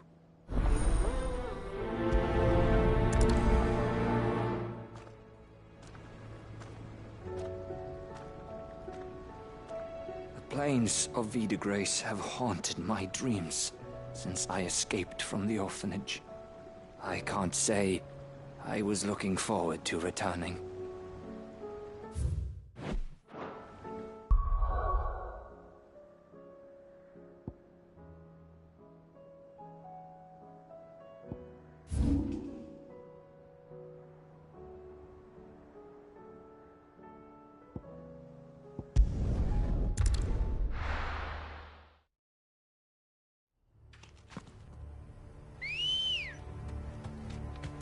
Let's go. Faster!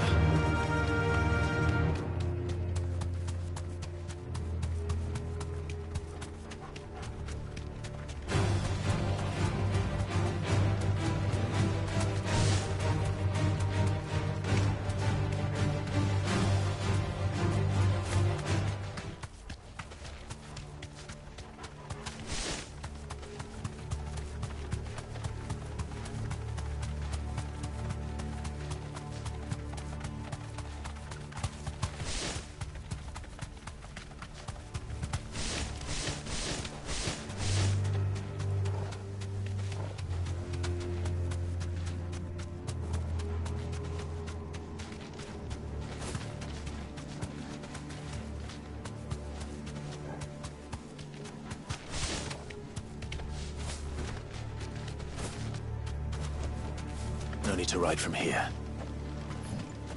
This must be the orphanage. Hopefully the registry is still here.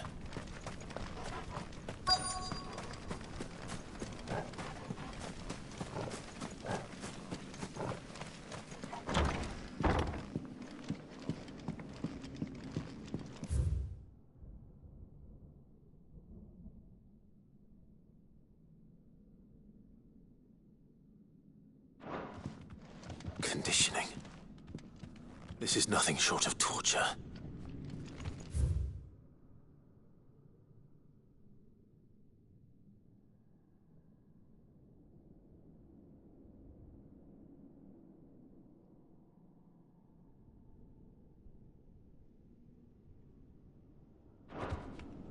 Disposed of. Herman wasn't exaggerating. It's a wonder he survived this place. I need to find that registry.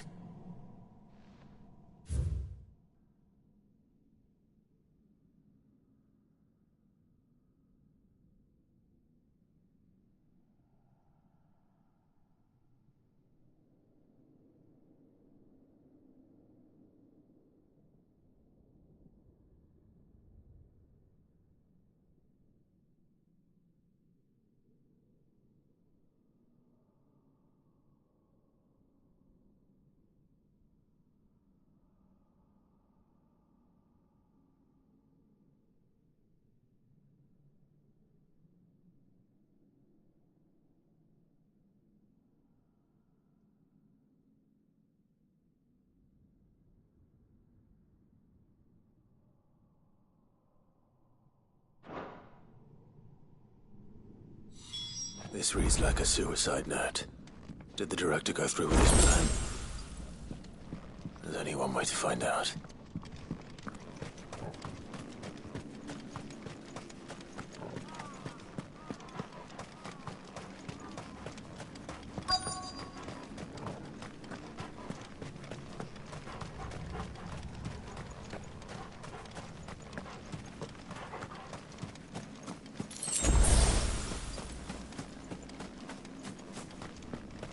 Forked white tree. This must be the place.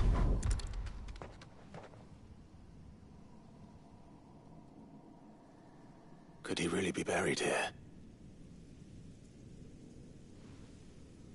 There's something hidden among the roots. Let's see.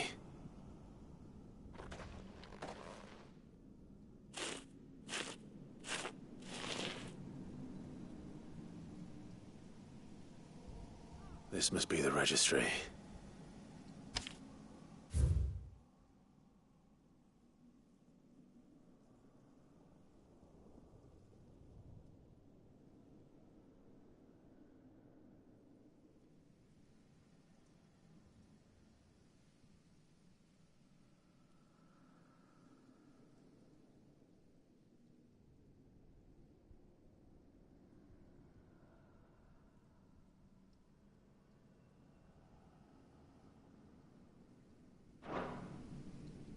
So many names.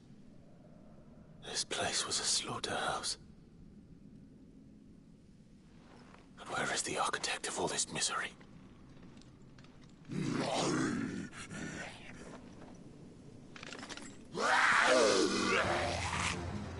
It was only a matter of time, I suppose.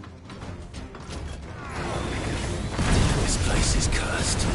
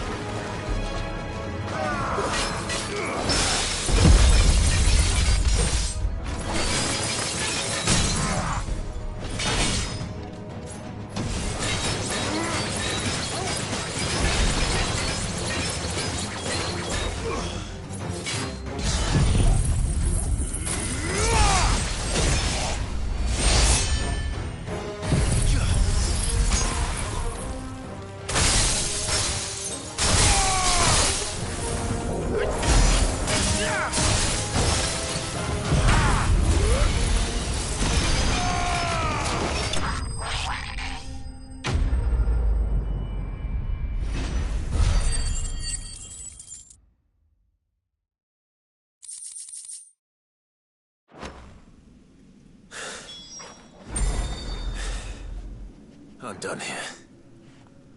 Let's get the registry back to Herman.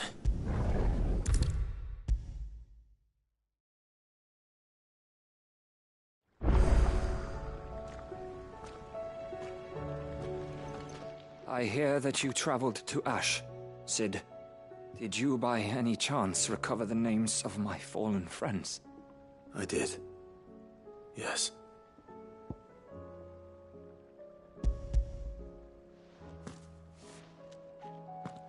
If I may? The bearer registry.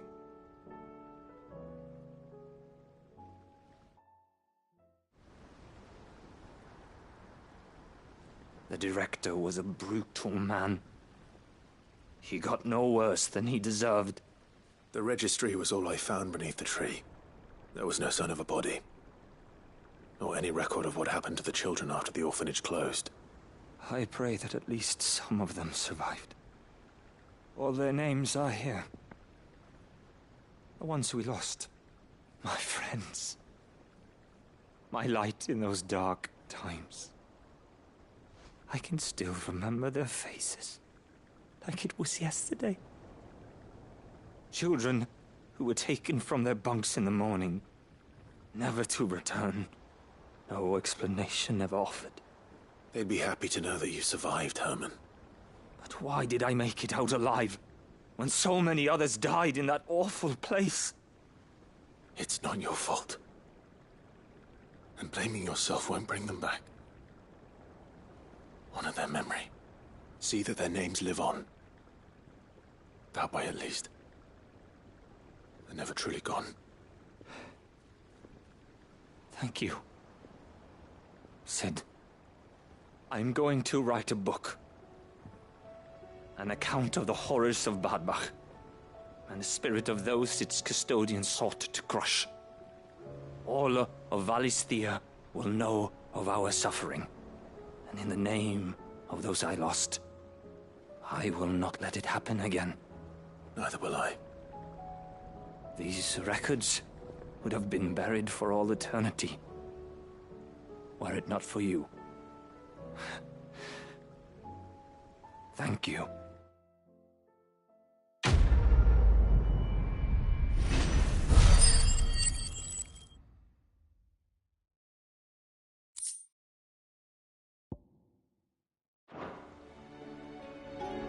The realm will hear of Badbach. And I pray that the tale of my fallen friends will spare future generations the horror we endured.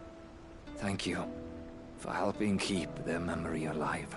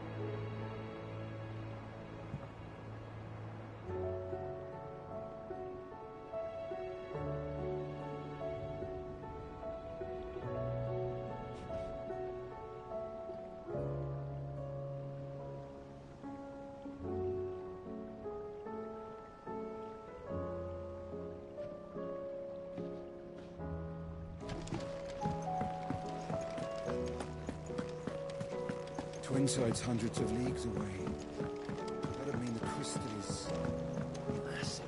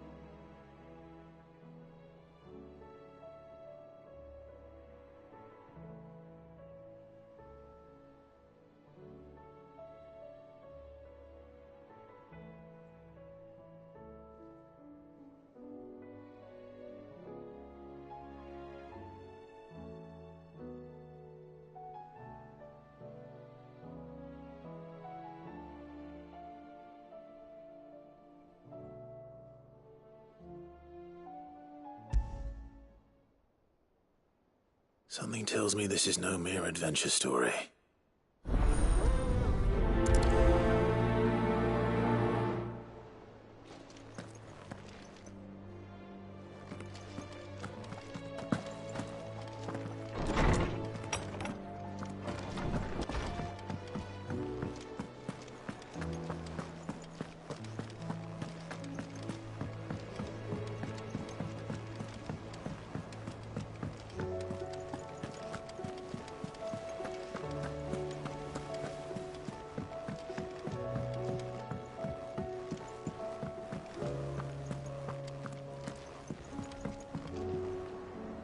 Vivian, I read your note, and I'd be happy to help you find the book you're looking for. Thank you, Clive. But tracking it down will not be easy. Are you sure? Please. You have always granted me your wisdom and insight whenever I asked. It's only right that I return the favor. Or at least attempt to. You are too kind. Alas, what I ask of you is rather more trying than delivering the odd lecture. I spoke with Harpocrates to see if he had any inkling as to where another copy might be found, but perhaps it is best that you hear the details from him. If you say so. Forgive me, Clive, for asking this of you. But this book, it set me on the path to becoming who I am today. Its importance cannot be overstated.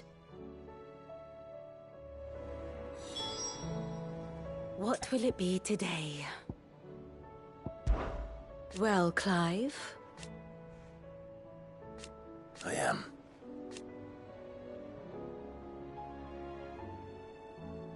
Naturally. I shall...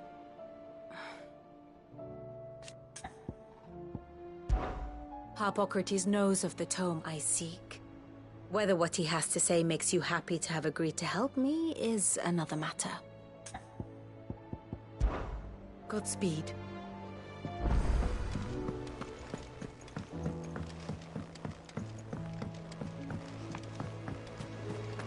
There's something about it.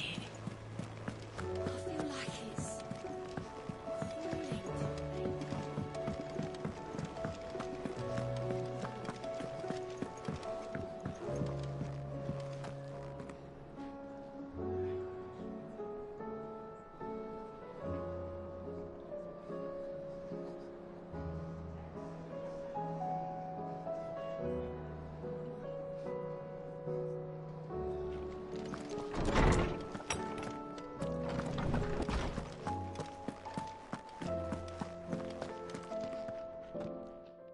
Clive, my boy. What a pleasure it is to see you. Harpocrates. There's something I need to ask you. I've been charged with locating a book called From a Distance. Then you seek a rare gem indeed. One whose name I had not thought to hear from your lips.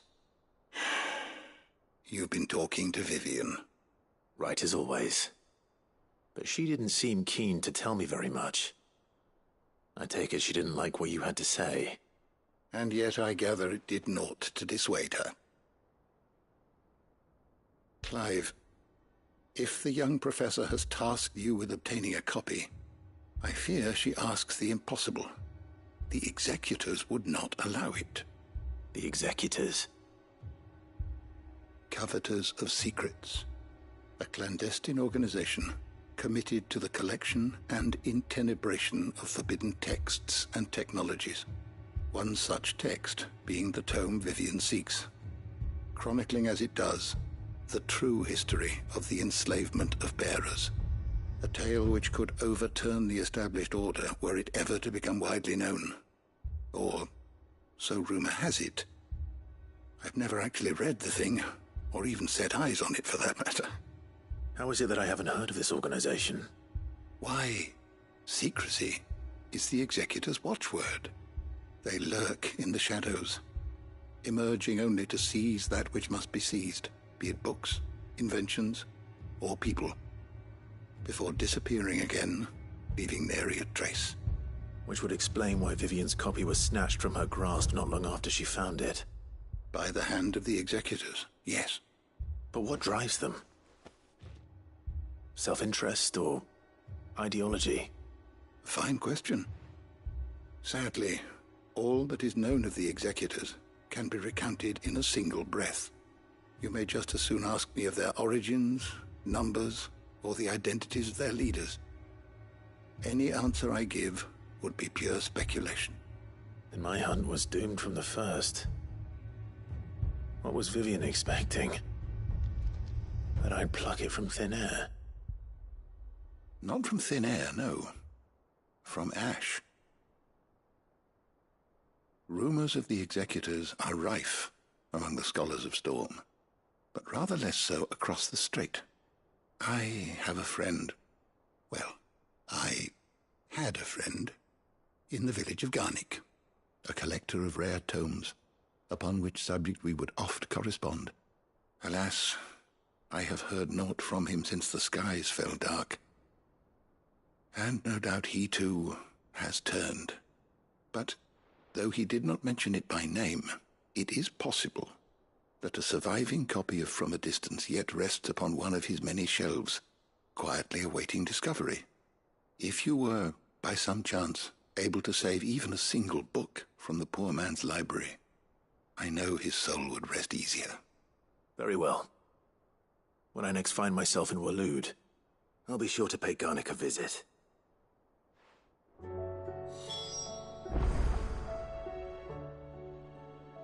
Ah, Clive. A moment, if I may. You'll be pleased to hear that I've completed another volume. And while my collection is still far from becoming the 1,000 tomes that young Crow has quaintly dubbed it, I hope the knowledge chronicled within might yet be of some benefit to the Hideaway. Of course, I would not have penned half as many volumes without the tales you and the others bring back from your travels, for which generosity I shall be forever grateful.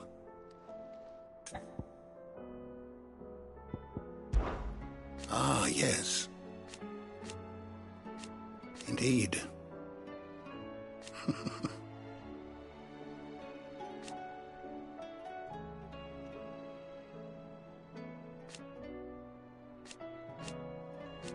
Then go. Having never visited, I cannot tell you exactly where in Garnick my friend's lodgings lie, but he did mention they were some distance from the road. I make no guarantee that you will find what you seek there, only that it is the best and perhaps the only place left to look. Thank you for indulging an old man.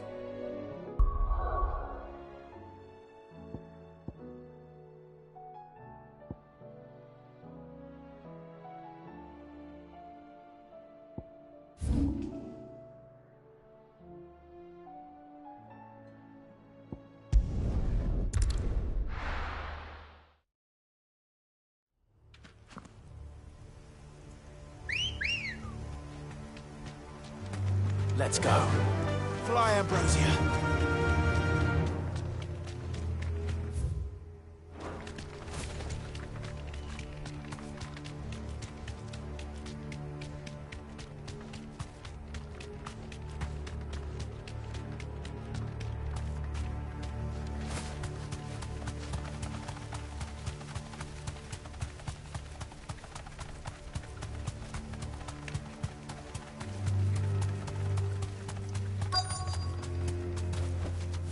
Thanks, Cal. The entire village looks abandoned. Now, which house would a bookworm live in?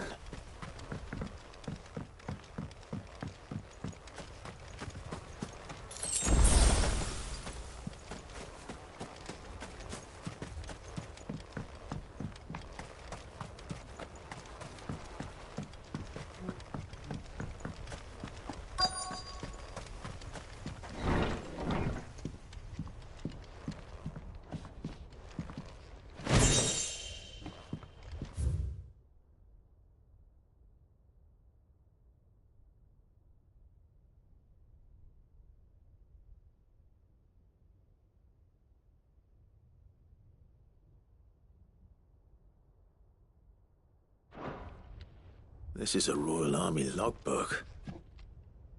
Did he take this from the local barracks?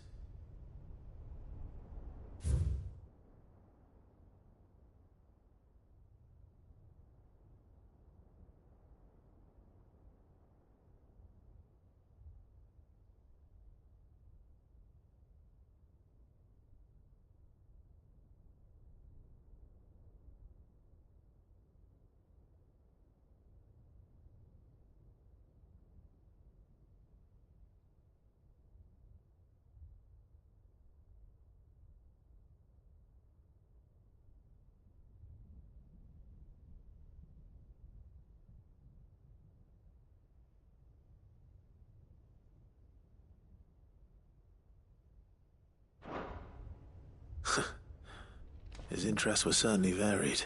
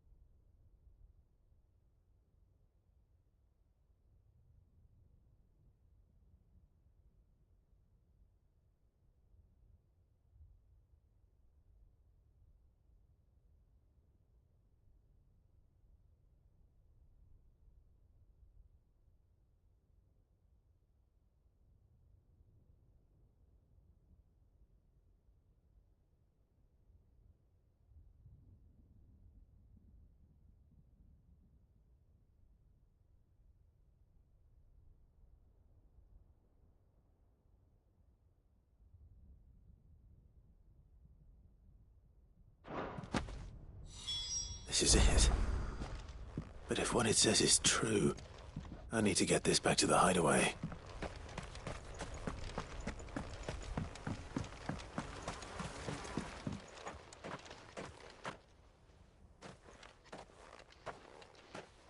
Leaving so soon, stranger? We've been watching you. From a distance, so to speak. Subtle. I know who you are. Then we need not waste time on introductions. Hand me the book. Leave it in our care and return to your life. Your care? Do you mean to burn it or bury it? That is not my decision to make. But by one means or another, its contents shall be removed from the common record. Then I'll have to politely refuse. I won't let you erase our history. Then we find ourselves at an impasse. Very well. The book can just as easily be pried from your dead hand.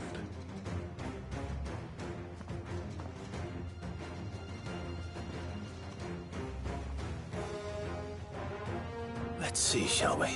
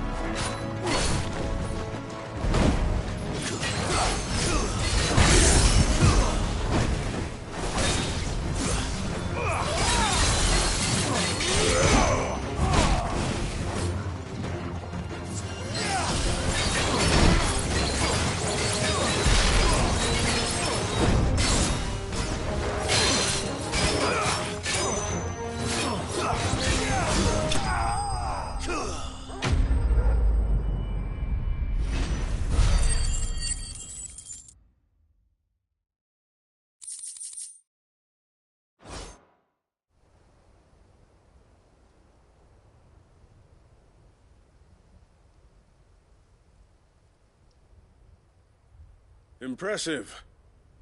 But we have other means. We shall claim the book yet. Why do you want it so badly anyway? It lays out in no uncertain terms the vanity and avarice of mankind. It tells the shameful history of the persecution and oppression of a gifted few by a giftless many. Would you say that this interpretation was correct? I don't know. You don't know. Your sword may be sharp, but your wits are dull. So let me answer for you.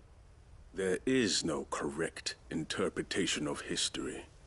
That a series of events took place may be proved beyond a doubt. But there can be no single, immutable explanation as to why they came to pass.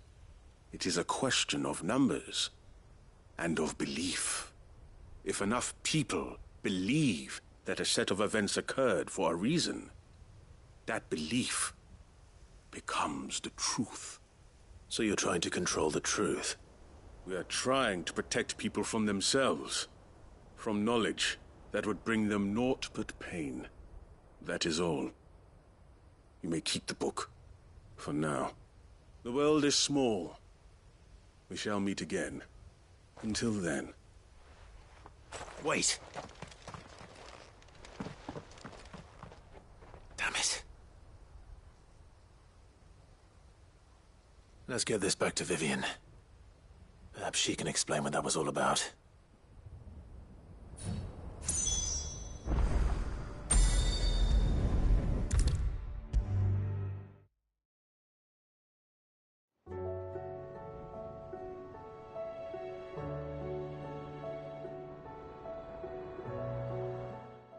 Vivian. I found it. The book you lost.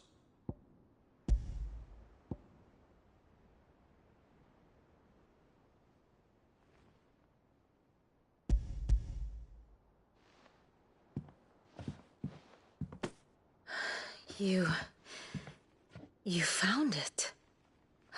Thank you, Clive. Even though I asked this of you, I was not entirely sure it would be possible. I feared the executors had seized every copy. I met with one of these executors, and I convinced him to let me keep it. He told me something. That the truth is just a matter of collective belief. And that if enough people believe a lie, that lie becomes the truth. It does. But it also means that the truth is not immutable. That it can be changed. Provided that those who wish to change it can convince enough people that their perspective is the correct one. As the sad history of the Bearers proves. You said that the book inspired you to become a scholar. It did. Or its author, rather. She was a heretic, you see. A firebrand and a dissenter. A gallows stood ready for her in every corner of the realm. And by shunning society, or perhaps being shunned by it, she stumbled upon a truth so potent that an entire realm trembled at the prospect of its utterance. I, too, have always felt somehow set apart from the world of men. A stranger to my own species. She taught me that my solitude was not a curse, but a gift. And that, though my journey to the truth might be a lonely one, what I found at my destination would be more than worth the cost. Do you still feel that way? That you're not one of us? Honestly, I'm not entirely sure anymore. Since coming to the hideaway, I find my thinking somewhat clouded. Perhaps the result of studying mankind from a rather closer perspective than I had intended. But the more I study, the more I find value in this perspective. In looking not from the outside, but from within. So if you'll permit me, I'd like to continue my work here. Remember, Clive, when enough people believe, belief begets truth. Give the men and women of this benighted world the gift of truth. Make them believe in you, as I do. I'll try, Vivian. I'll try.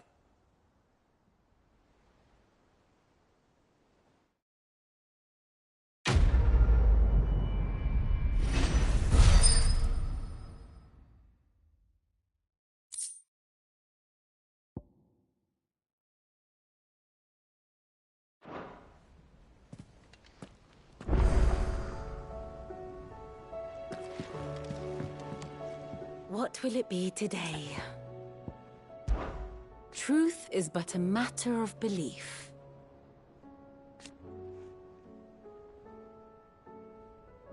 Alas.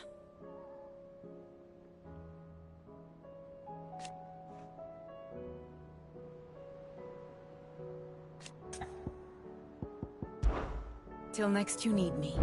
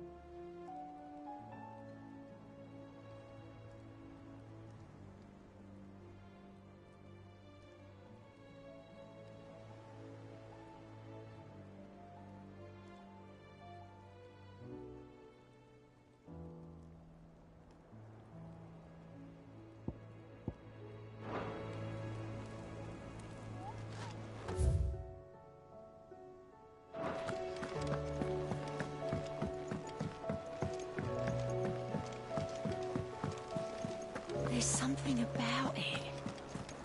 I feel like it's calling to me.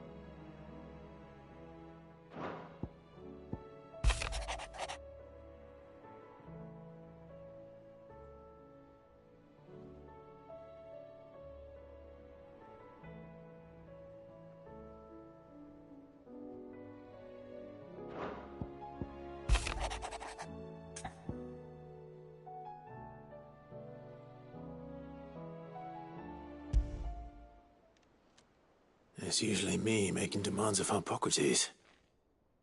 I wonder what this is about.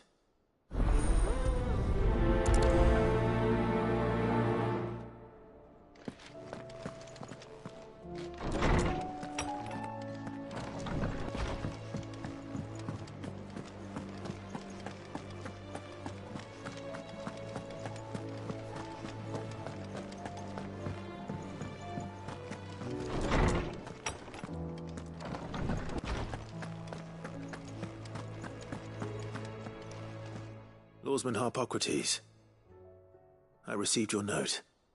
Ah, yes. I expect you're wondering what this is all about. You spoke of making amends with Dion, but I can't imagine what for. Then I should begin by telling you that I was once his tutor. This was some years ago, of course, before I joined Sid in his hideaway. At that time, I was counted among the foremost scholars of Oriflamme, and was accordingly invited to the palace to supervise the young prince's education, all to ensure that the future emperor had a firm grounding in, well, everything an emperor should. History, religion, commerce, government. Alas, our time together was cut short when Dion left to join the Dragoons, his studies no longer being deemed necessary. I had not expected to meet with him again, least of all here. Have you spoken with him? No, I have yet to find the right moment. His Highness always seems so preoccupied, especially when alone. I would not wish to disturb his ruminations with idle words of greeting, not when I know he dwells upon the evil Ultima had him commit in the Dominion. The guilt weighs heavily on him, I know. But as you say, that was Ultima's doing. Surely you can't blame yourself. When I first met him, it was not guilt, but his people's expectations that weighed heavily upon him. And I did nothing to ease that burden. He bore it alone, until the day he could not bear it any longer. It is one of my greatest regrets that I only ever offered him my wisdom, when what he truly needed was friendship. The blame for Dion's transgressions lies not only on his shoulders, but on mine. I see. I'm ready to help you in any way that I can. Then I beg that you bring me a wild wyvern tail. Apothecaries across the ages agree that even to glimpse such a flower is to be granted inner solace. Fabulists and fraudsters all, of course. But there is oft a seed of truth to be found where even the most outlandish opinions align. Well, it can't hurt to try. Where can I find this flower? And how will I know it? You have seen cultivated wyvern tails before, I trust. The lily-white blossoms from whose roots the poisonous ink for the brand is distilled. Well, those which grow in the wild differ only in their purple hue. The harsher the environment in which they are raised, the deeper the color. There is a waterfall in Rickmal's roost across the strait, where the flowers once grew in abundance. Whether they still survive there, I know not. But try as I might, I can find no likelier location. It's all right. I'll find you a wyvern tail one way or another. Thank you, Clive. And please, be safe.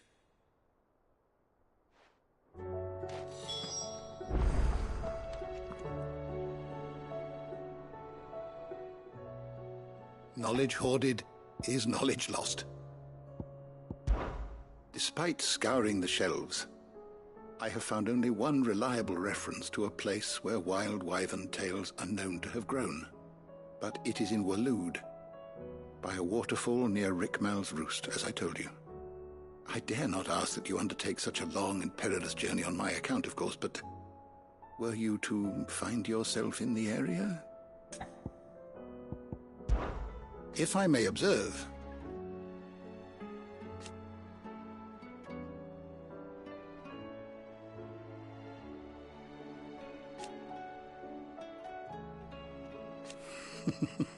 history can wait.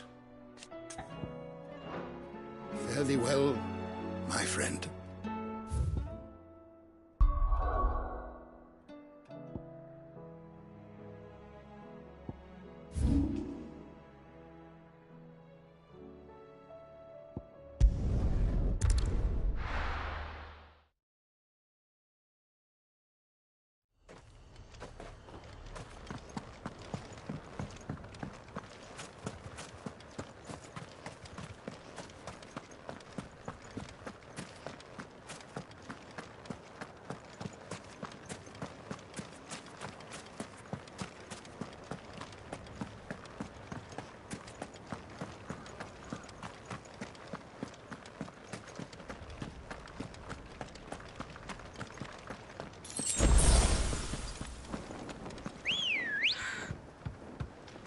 Let's go.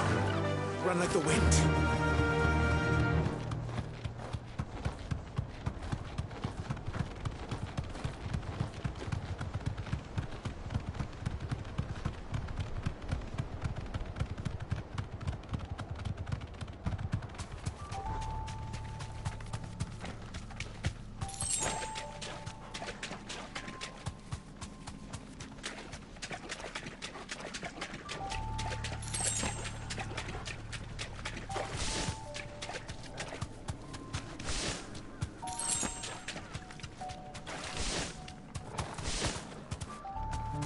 Purple flowers blooming next to a waterfall.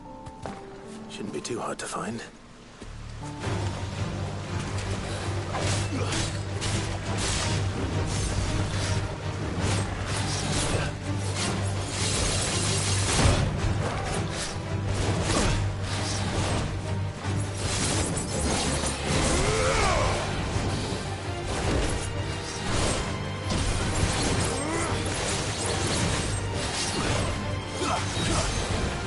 Nice try.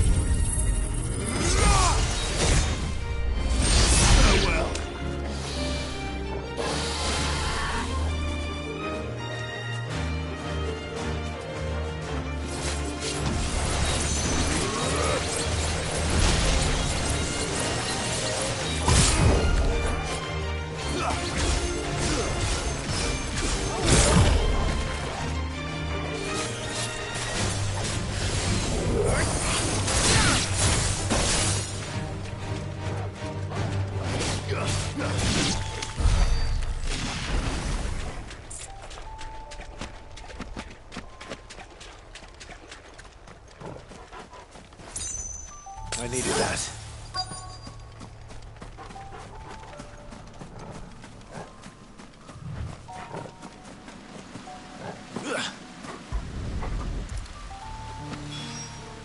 Here they are.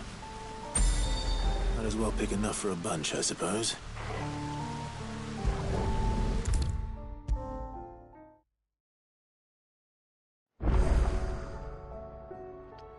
Oarsman, I found the flowers you were looking for. You did? I think I did.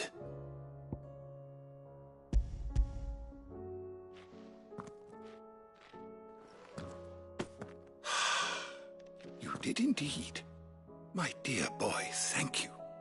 You wanted to make Dion a gift of one, did you not? Shall I invite him to join us? Oh, I don't... It's no trouble. I'll go and fetch him.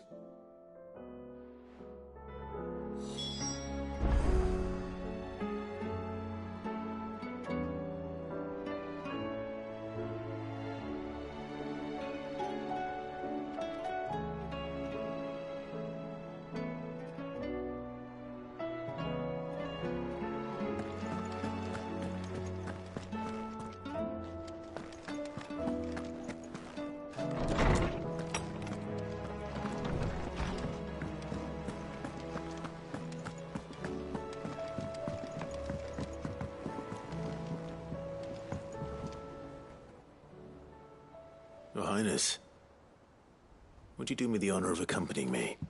No. It is time, then. No. Only to the shelves. Our lawsman has something he'd like to give you.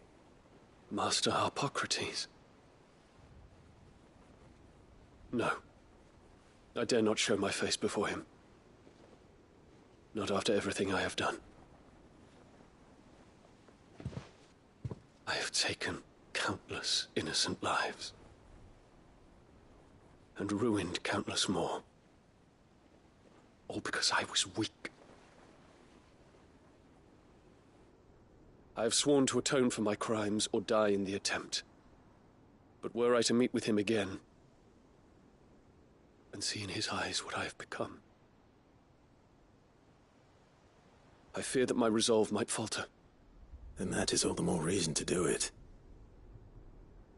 Test your resolve. Prove to yourself, and to him, how strong it truly is.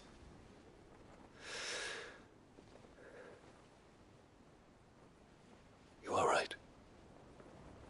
I must, at the very least, offer him my gratitude. Very well, then. Take me to him. Follow me.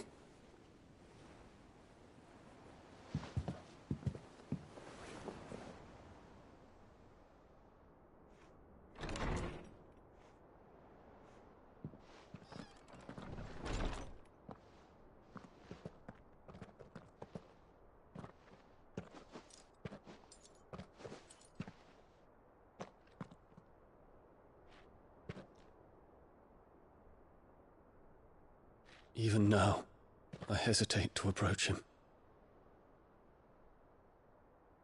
What must he think of me? You'd be surprised.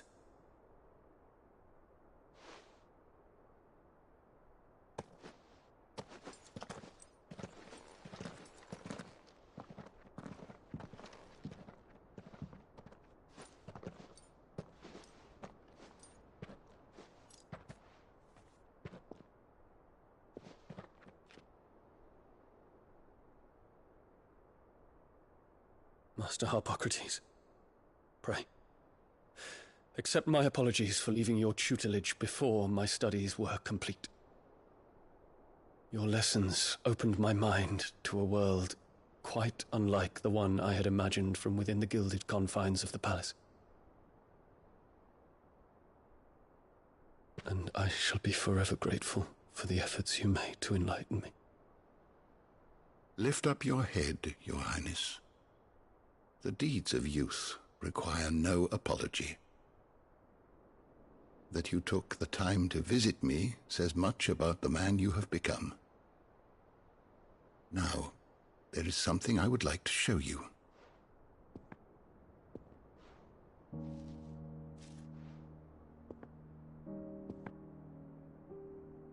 Is that a wyvern tail? The color is unfamiliar to me. Because it is unique to those found in the wild.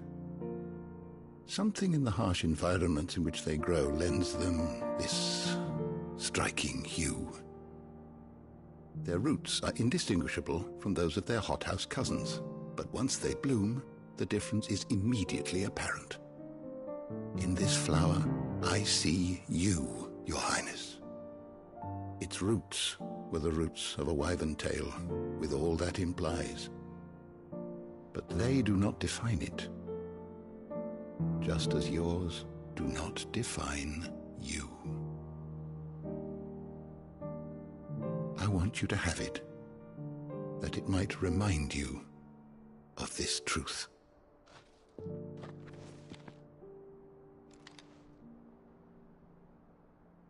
Master Harpocrates, I would ask of you a service. Keep your gift until I have fulfilled my duty to the realm, for only then shall I be deserving of it.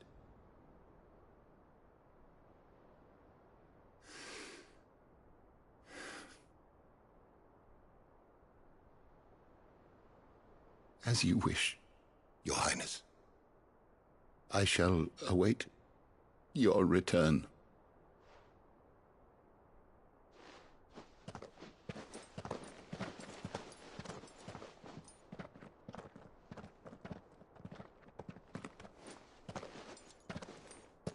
Our roots do not define us. No wonder my stepmother didn't like him. For reuniting me with memories I had thought long lost.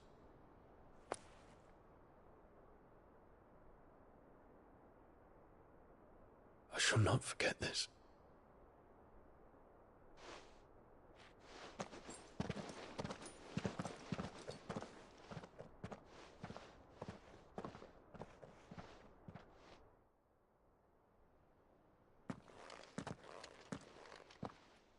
Thank you, Clive. Were it not for you, I fear I might never have found the right moment to speak with him. Not to mention the wyvern tales. I shall plant their seeds, that I might not disappoint His Highness upon his return. I hope the soil in the hideaway is to their liking. Why, these flowers bloomed in the bleak, black wastes of Waloed. I'm sure Nigel's yard will suit them to a T.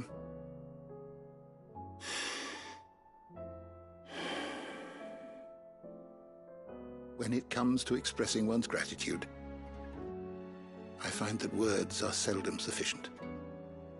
Here. What's this? A stolas quill. Or more precisely, my stolas quill. 'Tis said that an owl's feathers are steeped in the wishes it hears over its long lifetime. All those words just waiting to pour out onto the page. So consider this my wish for you.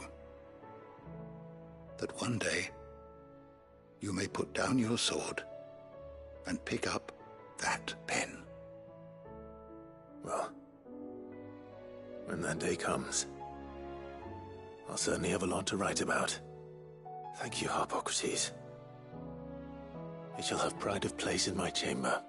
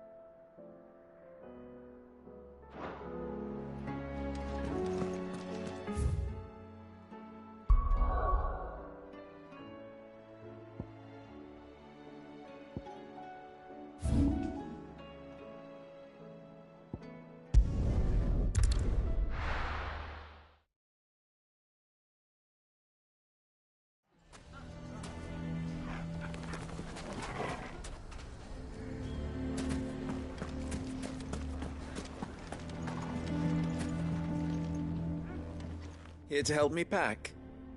Thanks, but I'll be traveling light. I'm almost finished already, in fact. You're really going to go through with this, then? I am. But before I go, there is one small issue I'd like your assistance with. Well, two, in fact. If it's within my power to help you, I will. It's the children. I refuse to let them share in my disgrace. And if I leave them here, they surely will.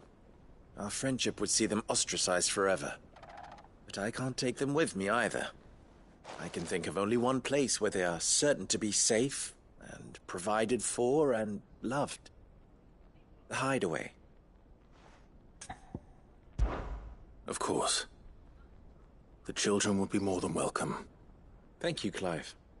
I will not forget this. Lubor, are you still here? What is it, Ferda? You look pale. There's been a flood in the Velcroy, a damn big one.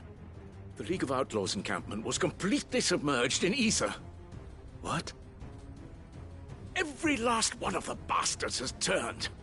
And they're headed this way. Bandits are one thing, but Akashic bandits are quite another. The town guard won't stand a chance against them. We need to evacuate. There's no time to lose. Ferda, gather the men. The Akashic may strike at any moment. We must make ready to cover the townspeople's escape. Well, what are you waiting for? Yes, my lord. Clive, change of plan. The children stay with me for now. I need you to find Conrad and Natalie. Tell them to prepare for a full and immediate evacuation. Understood. I'll do what I can to convince everyone else. Wish me luck.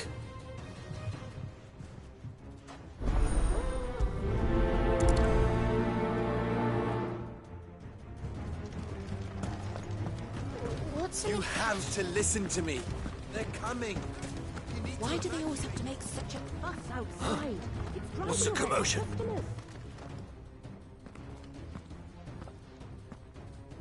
Ah, it's you. What do you want, Lord Underhill? To pass on an important message. There's been an ether flood out in the Velcroy. The camp where the so-called League of Outlaws were gathering has been swallowed. They're no longer just bandits. They're Akashic now, and they could be here at any moment. You need to begin preparing for a full-scale evacuation right away. Oh, do we? And who was it who gave you this disturbing news, might I ask? Lubor, perhaps? The man spreading the same poison out in the square as we speak. You may believe his lies, my lord, but we know better. But why would he lie about something like this?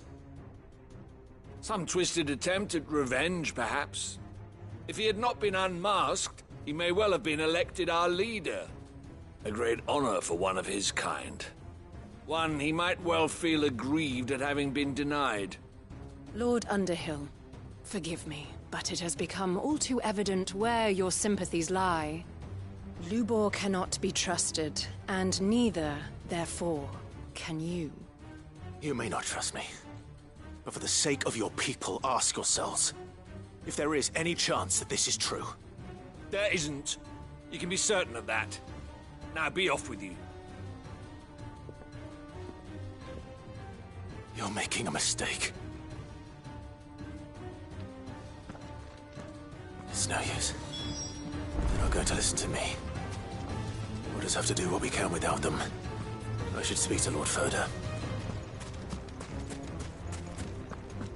I think we'd better shut up. What's Lubor raving about now?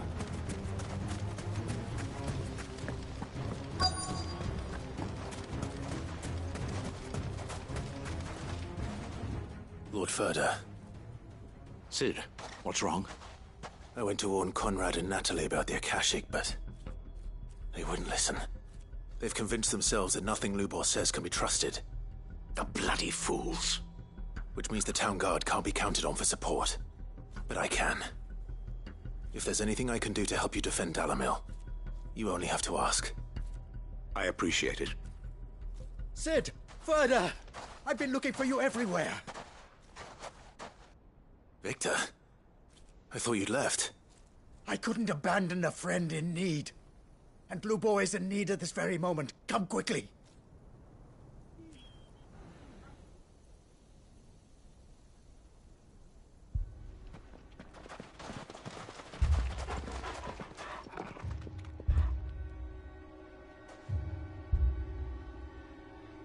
You have to believe me! The Akashic are coming!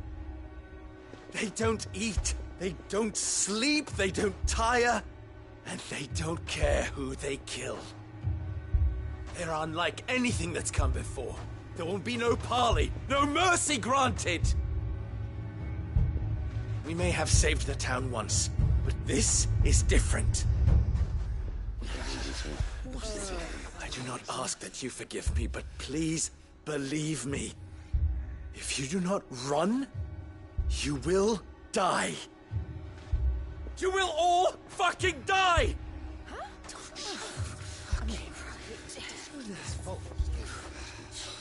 You'd like that, wouldn't you, bearer? Yeah, with us out of the way, your kind will be free to claim Dalamil for yourselves. It's you who should run! Run, bearer! Yeah, run! Run! Far away! Run! Just go! Yeah. Yes! Go on, then. Go on, Just go. Lubor, wait. Someone's coming. Go. Come on! Stop! You're hurting him!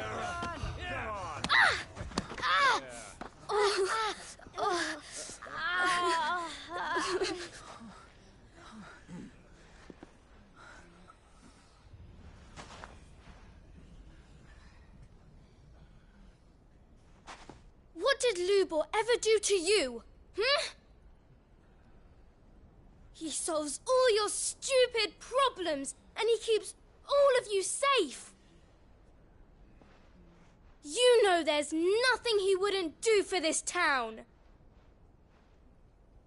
Who was it who made that cleaver you use every day, Conrad? And what about your counting table, Natalie? Who fixed that? Whose men make sure the streets are clean so all your boots don't get dirty? Who spends all day, every day making sure things run smoothly round here? And none of you ever say thank you. Ever. But did Lubor ever complain? Well, does he ever stop smiling? He keeps this whole place going. And you act like he doesn't even exist. You shouldn't die.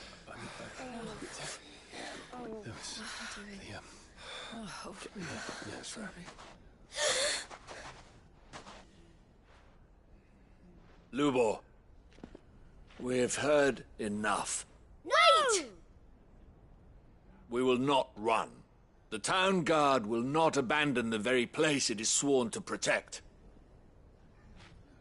And I will not give up for lost the stores that we labored so hard to fill.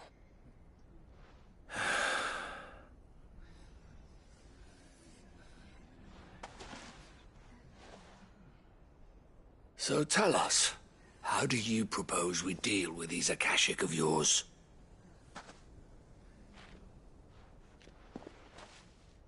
We won't run, but we will fight. All right, then.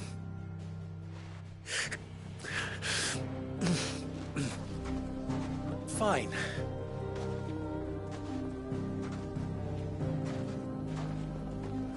Gather round if you don't want to die.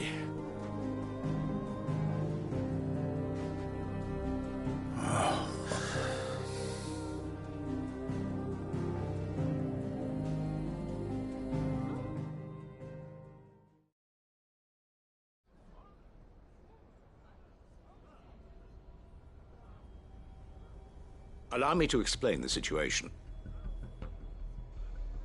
The ether flood occurred near the village of Cheratina, deep in the Velcroy. The place had been abandoned for years. until the League of Outlaws decided to make it their base of operations. Now they're all turned, and if the scouts' reports are correct, heading in this direction. They are mindless monsters, driven only by hate and rage, and they are utterly unpredictable. With the bandits, we at least knew how and where they were likely to attack.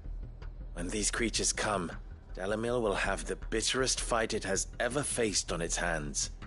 The town guard will muster at the north gate. The rest of us will take the south. Both forces will provide men to serve as scouts and messengers, ready to spread word of the size and nature of the Akashic Force as soon as it is spotted. And as soon as it has been, we will converge on its position and see that it is driven back from Dalimil at all costs. Conrad, can I count on the support of the town guard? Always. I leave the selection and coordination of the messengers in your hands, Victor. And the command of our men in yours, Ferda. If you would both be so kind. Consider it done. As you wish. Natalie, I would ask that you and your people have the townsfolk barricade themselves inside the bathhouse. And tell the merchant not to waste time securing anything beside the essentials. Preserving life is our one and only concern. As long as we survive, it doesn't matter what trinkets we might lose. Our riches can be regained.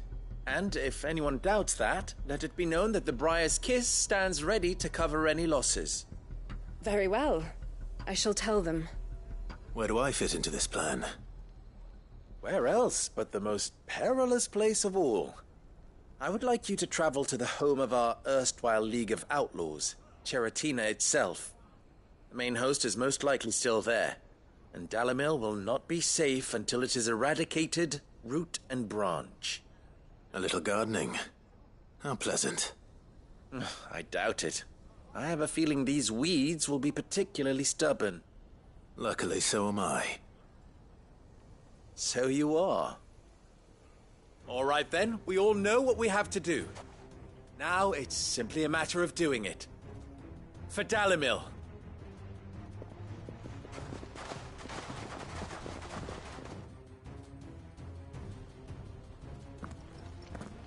Looks like everyone's ready. I'd better not keep them waiting.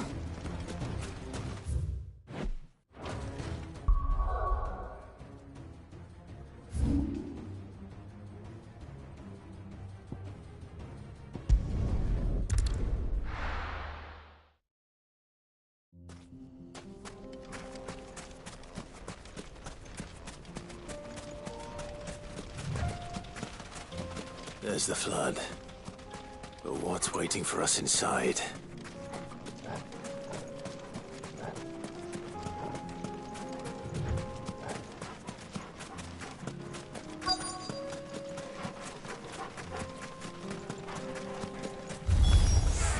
We can't leave a single one alive.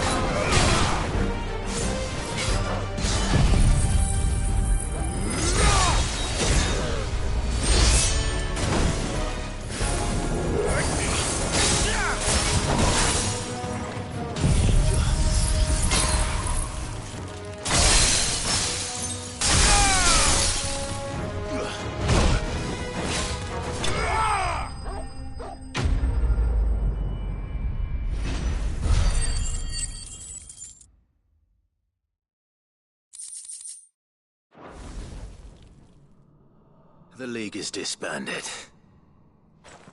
I should get back to Dalimil and see how the others fared.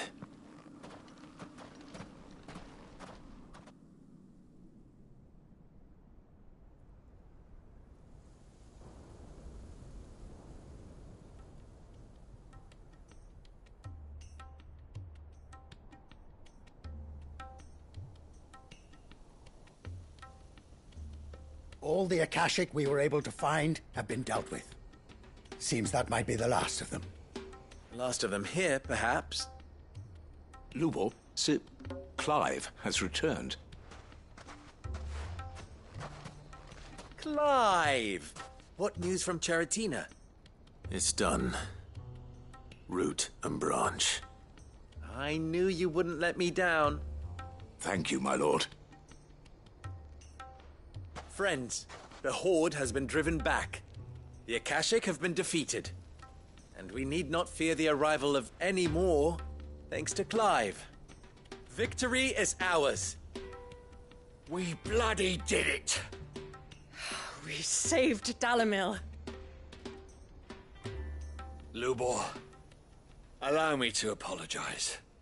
After all you have done for this town, we should never have doubted you. But we did. And for that we are truly sorry. We only hope that you can forgive us. We need you, Lubor. Dalimil needs you. So, if you would still like to be considered for the position of mayor, you have our backing. You do remember that I'm a bearer, don't you? We do. But that is not a stain on your character. It is a stain on ours. We thought only of what we perceived bearers to be, not what you truly are. The man who saved Dalimil twice over. I see.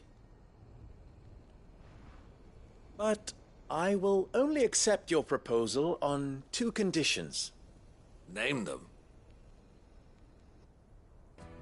Firstly, that you will both do everything in your power to rally your people to my cause. If the Town Guard and the Merchants League do not accept my leadership, it will be doomed from the start. Unity is the key to defending Dalimil, and I do not doubt that we shall need to call on our combined strength again. When that time comes, I will expect us all to pull together, just as we did today. Of course. You have our word. And secondly, you will accept that if I am to lead you, the mistreatment of bearers must end here in Dalimil. Any bearer within our walls shall be afforded the same rights as any other citizen. They will not be judged by what they are, but who they are. As we failed to do, and came so close to losing everything. We agree to your conditions. And we have only one in return. That you continue to work for the good of Dalimil, as you always have. Condition accepted. Well then, it seems my mayorship is all but confirmed. Do I get some sort of special hat?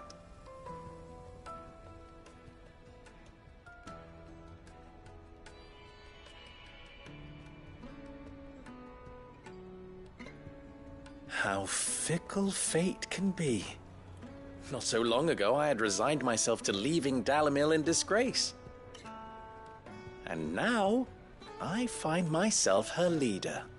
Here. For everything.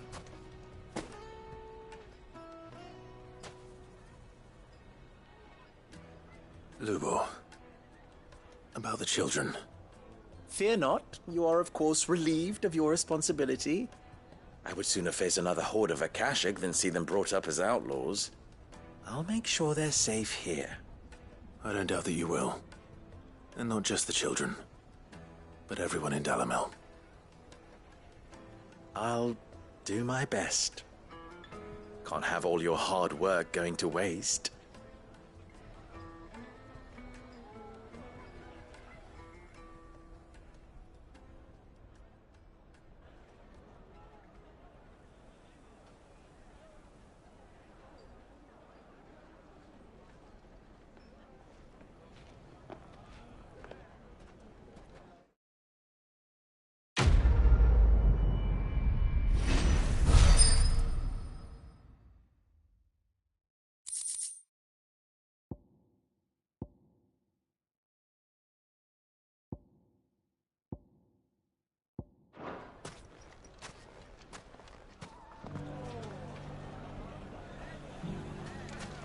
I shall devote my every effort to creating a haven for man and bearer both. Just like a certain someone else I know. Someone to whom I owe a debt of gratitude. Well, I certainly didn't expect it, but Dalimil seems more united than ever. I'll have to redouble my efforts to bring Costness under control. Can't have Lubor showing me up again. From bearer boy to mayor of Dalimil, how far Lubor has come, and how richly he deserves it.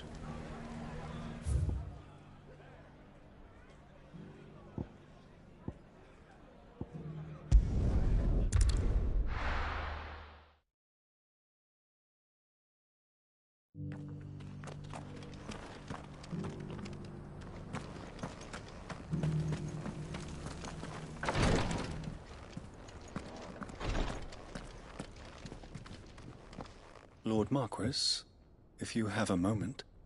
What is it, Cyril? One of our brethren lately journeyed across the strait in order to pursue a new avenue of inquiry in our ongoing investigation. He sent an owl some while ago, but we have heard naught from him since. Was he surveying another fallen ruin? No. The object of his study was a savior cult that has arisen in Ash in recent years.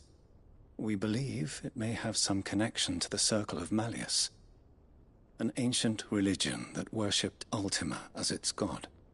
By gaining an understanding of this new faith, we hoped to learn more of the Circle's original beliefs.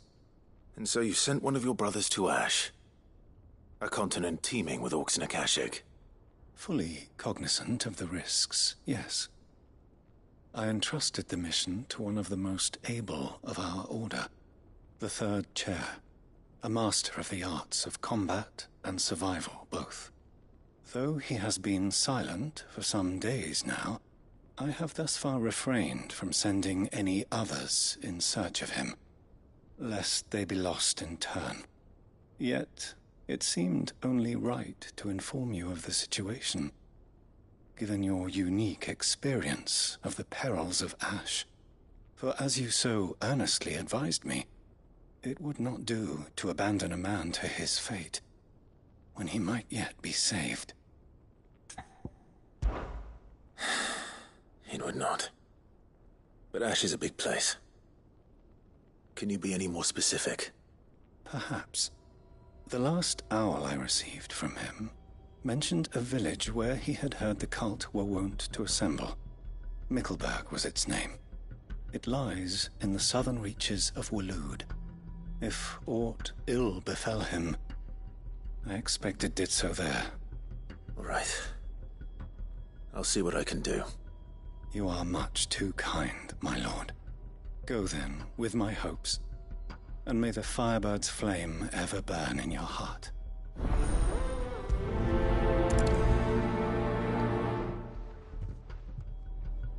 When last I heard from him, the third chair was bound for Mickleburg.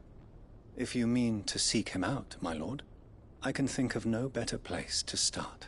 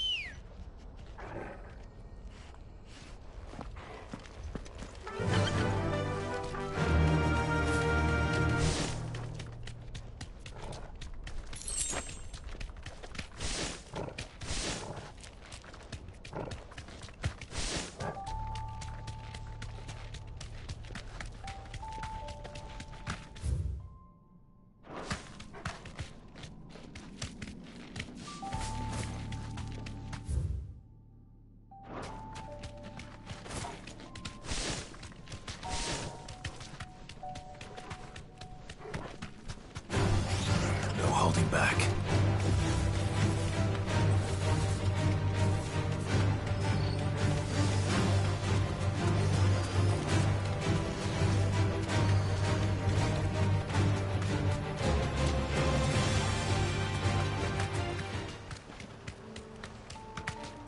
This must be Mickelberg.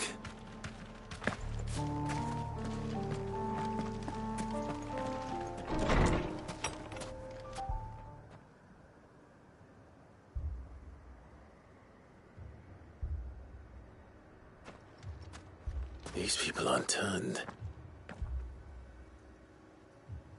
And the village seems safe enough at least.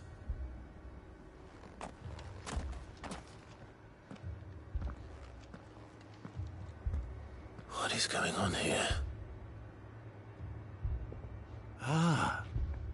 Did you, too, heed the call? Heed the call? No, I came here looking for someone. To be honest, I wasn't sure I'd find him here. Let alone all of you. Is that so? What are you doing here?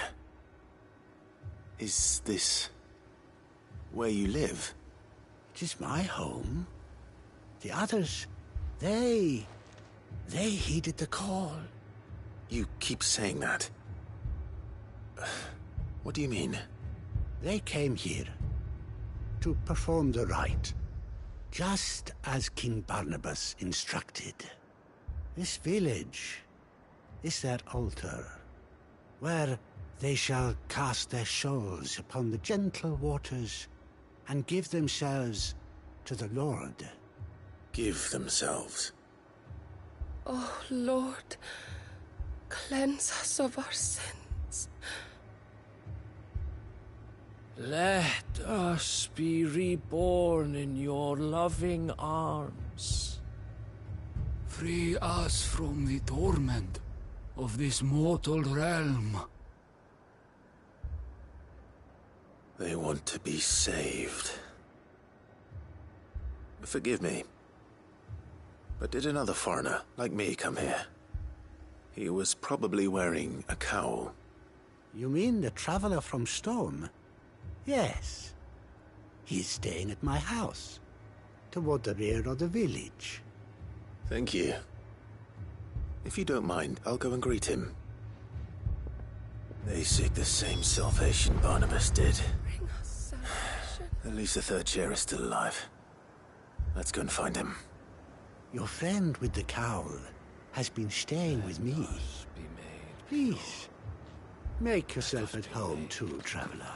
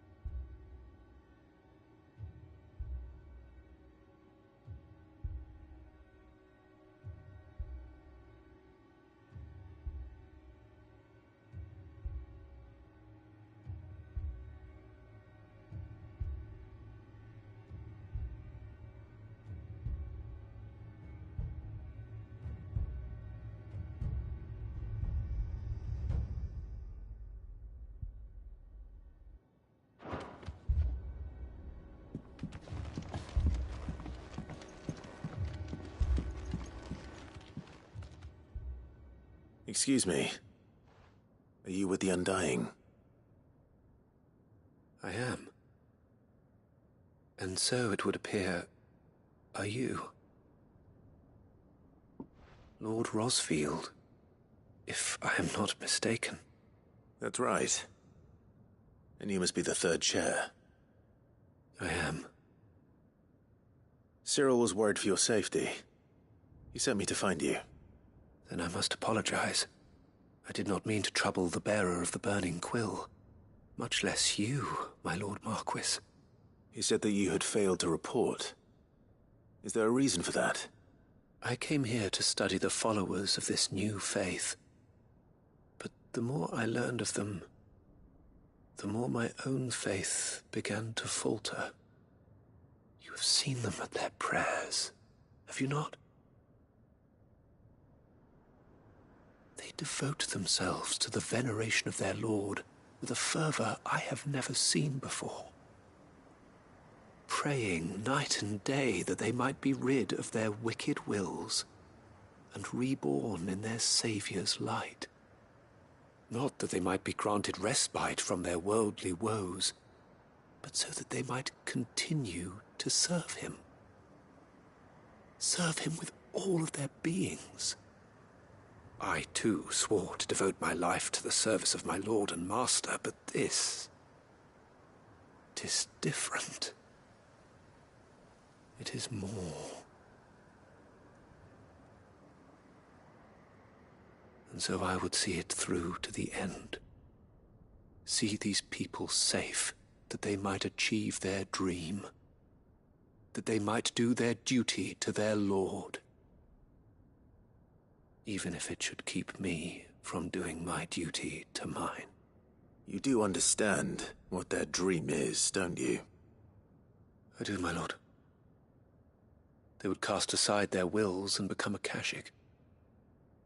I know that it may be hard to believe, but to these people, that is the very essence of salvation.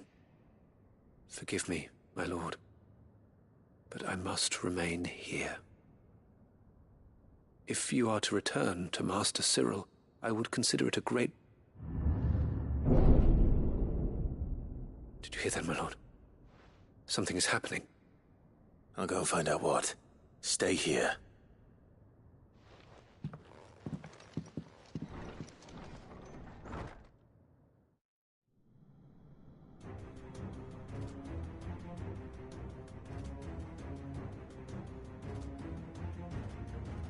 Beneath the flood. Oh no. There must be something I can do.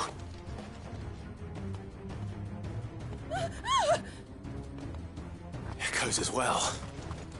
Found her. Come on. Over here!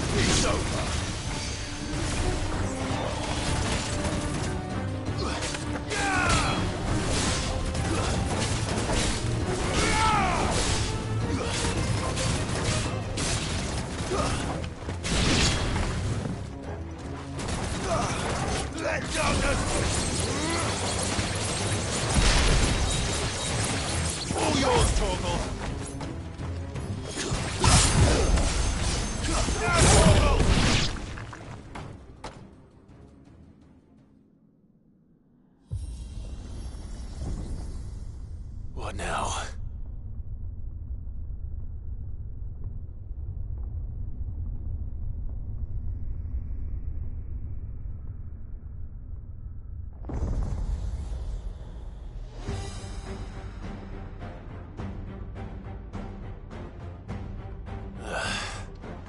We meet again.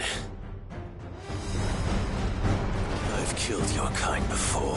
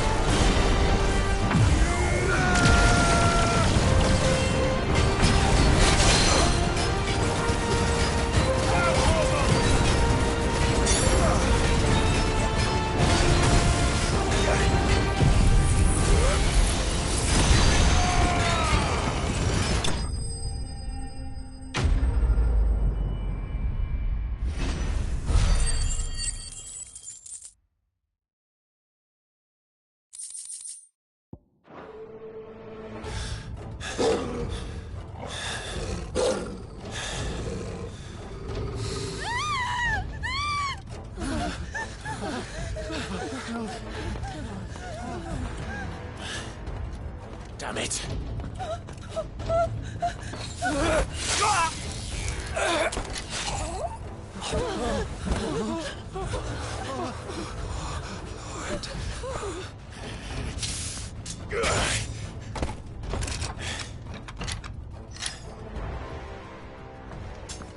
Don't you die. Come on, speak to me. I had to save them, that they might have a chance to find true salvation. By devoting themselves to the service of their Lord.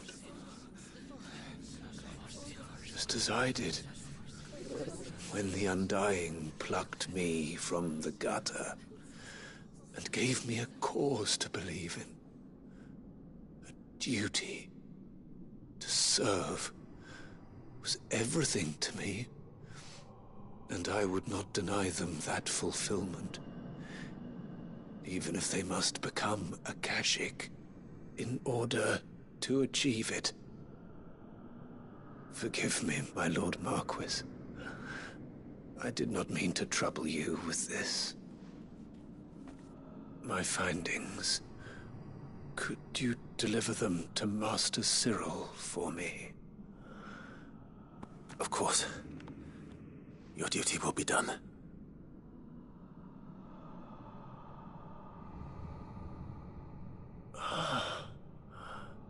Look, my lord.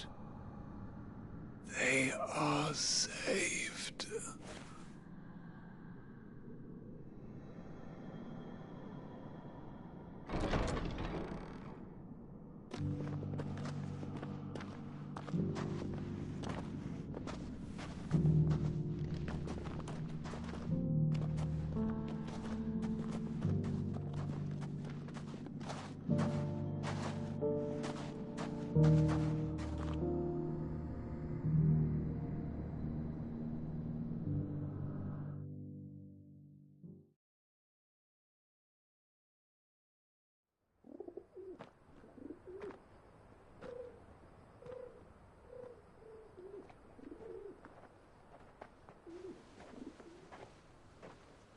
They are saved. Founder. I should get this report to Cyril.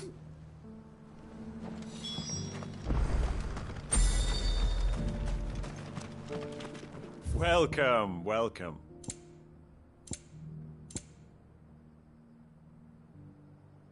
A fine choice.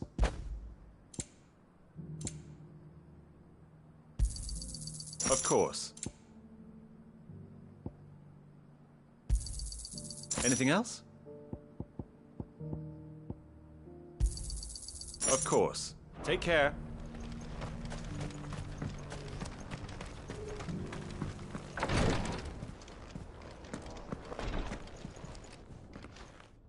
My Lord Marquis, welcome back. I am glad to see you hale and whole. I met with your third chair, Cyril. He bade me deliver his findings to you.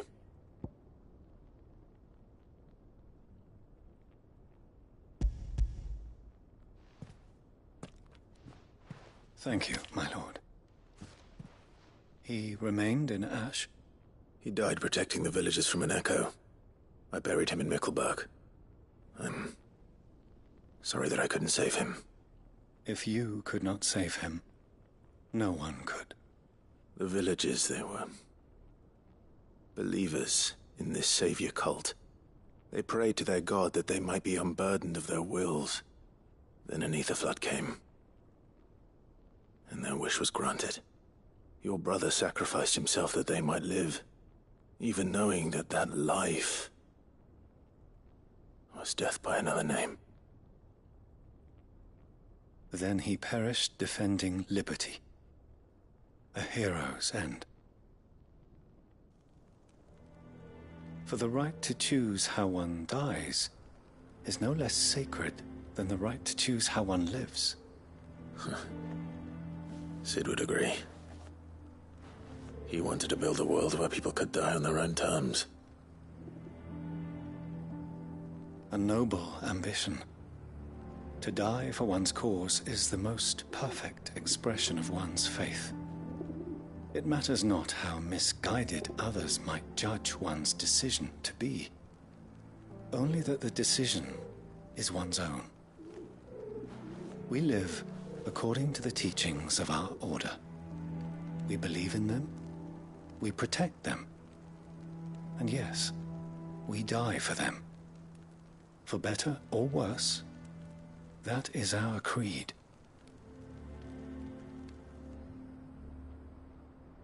But he didn't die for your creed.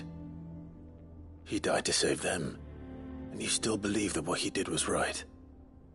I believe that he believed it was. We of the Undying are not slaves, but willing servants. And this was his will, the ultimate expression of it.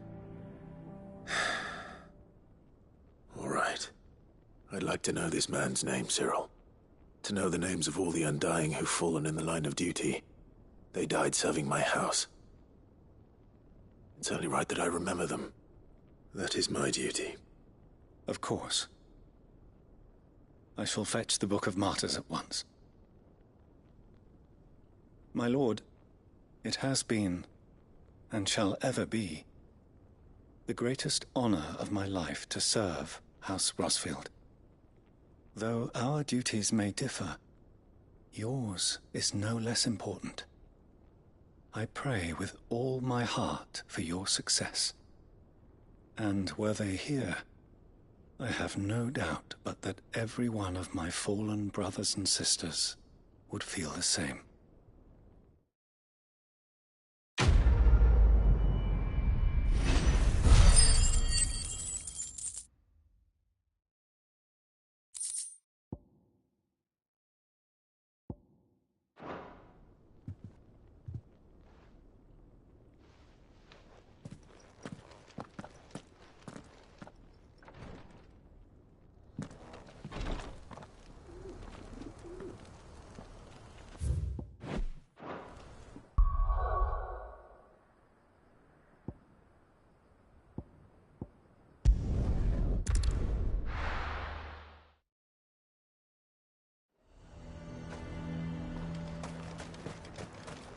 The garrison is threatening to pull their sentries from the markets if we don't cooperate. I would speak with this Duke. Saw the captain just now. He wasn't wearing his uniform. Your town needs you. I need you. The Duke would have you. Do you have a moment, Clive? What is it? It's the Duke, unsurprisingly. His Eminence has assumed full control of the garrison and put every able-bodied man to work on the fortifications. The town was left all but unguarded, so Philippe was compelled to form a citizens' watch to fill the void. And though my dear boys have been characteristically willing to assist him in this, they want for bodies. So I was wondering if you would lend them your strength, that the people of Northreach might sleep easier, if only for a few nights. Of course. Whatever you need. Thank you, Clive. What would I do without you? Philippe told me he had men stationed at... Where can I find the mistress of this establishment? Here, my lady. To whom do I have the pleasure of speaking? My name is Sabine, and it is my displeasure to be the daughter of the Duke of Oriflamme, who I understand is causing you and your town no small amount of trouble. I wish to speak to you about what might be done. Very well. Let us speak. I trust you'll forgive me, Clive. Absolutely. Our conversation can wait. Please, proceed. As you know, my father is a most overbearing and supercilious man, and I join you in objecting to his every action. Indeed, I owe you my thanks for continuing to argue against his reckless plans. Yet I fear he is not one to be swayed by reason. No. He must be made to face the consequences of his actions. And who would make him do this? I would. Myself and several other like-minded individuals. Were you to join us, we would surely have the strength to drive him from Northreach for good. Does that not seem a trifle drastic? Drastic action is precisely what is called for. Unless you are content to see your people downtrodden and dispossessed. My father would have it that citizens exist only to serve the Empire. That they should be forced to make every sacrifice to ensure her revival. But he is wrong. It is not the people who must serve the Empire, but the Empire who must serve her people. He's always been like this. Scornful of the opinions of anyone he judged beneath him. But he cannot be allowed to ride roughshod over the common folk any longer. We must fight him. By all possible means. Fight him? No. My purpose is to quell the tension in Northreach, not to stoke it. Respectfully, my lady. Our only chance of saving this town depends upon every one of us uniting against our common enemy. Your father and his followers included. While I understand your frustrations, I cling to the hope that he may yet be won round. False hope, I assure you. But I see that your mind is made up. I shall bother you no longer.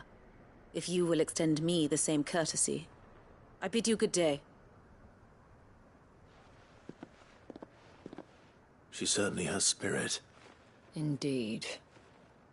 But unfortunately for us, that spirit is only likely to harden the Duke's resolve, which may be enough to seal the fate of this town. Not that she cares. This is all about her and her father. Families. I'm sorry, where were we? Ah, yes. I was about to tell you of Philippe's plans for the town watch, but perhaps it's better that you heard them from him. I believe he's in the market, if you'd be so kind as to seek him out. Right away. It's just a pity I cannot join you. I'd like to see the two of you in action together.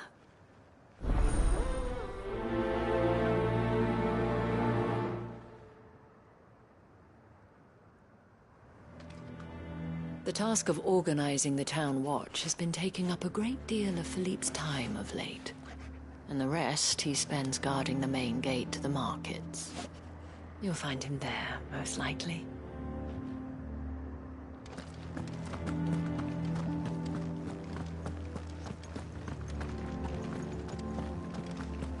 Your town needs you. I need you. But the Duke would have... Saw the captain just now. Wasn't wearing his uniform.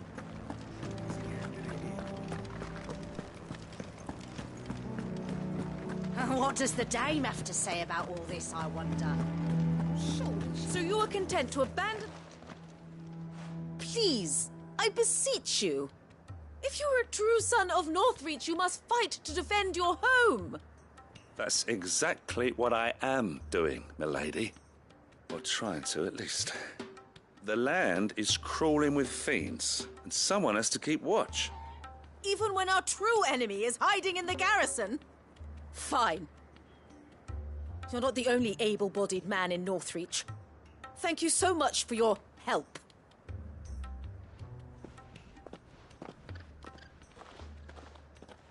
She cornered you too, then? Could hardly get a word in edgeways. Like father, like daughter, eh? She made an uninvited appearance at the Vale earlier, hoping to convince the Dane to join her in fomenting rebellion. I bet that went well. Her ladyship seems to have a way with people. Anyway, what brings you here? Our mutual friend thought you might welcome some help. Oh, she did she? Right as always. In fact, you're just the man. We've had some reports, you see. Sightings of, you know what. They're back. Seems that way. All over, too. We haven't been able to confirm anything yet, but if you're willing, you could go and see what's what. Right. Where should I look? You know Grieger's Weep? One of the sightings places them somewhere on its shores. I'm on my way. Thank you, Clive. I'll look into one of the other sightings. Let's rendezvous back here later.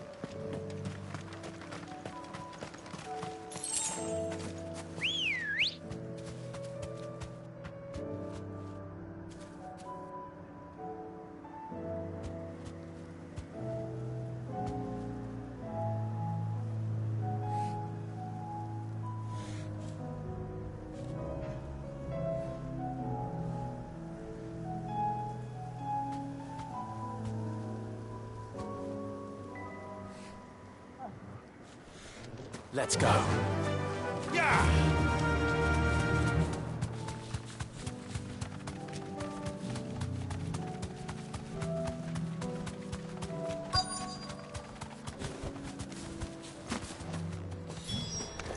Damn it. The reports were true. I need to stop them before they get to the town.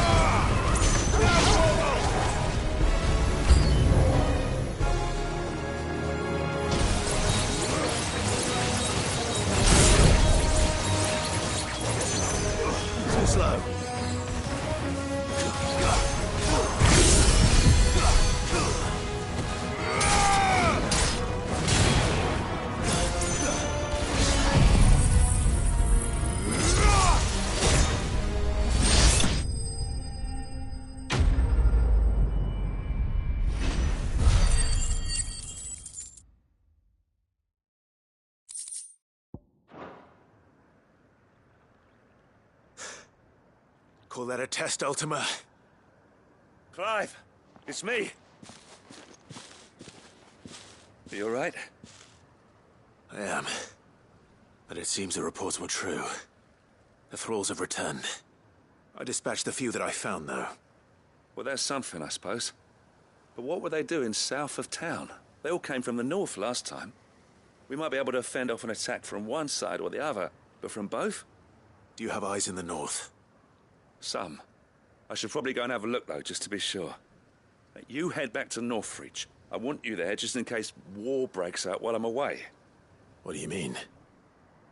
Her ladyship's been busy working her magic on the townspeople. Stirring up ill feeling towards her father.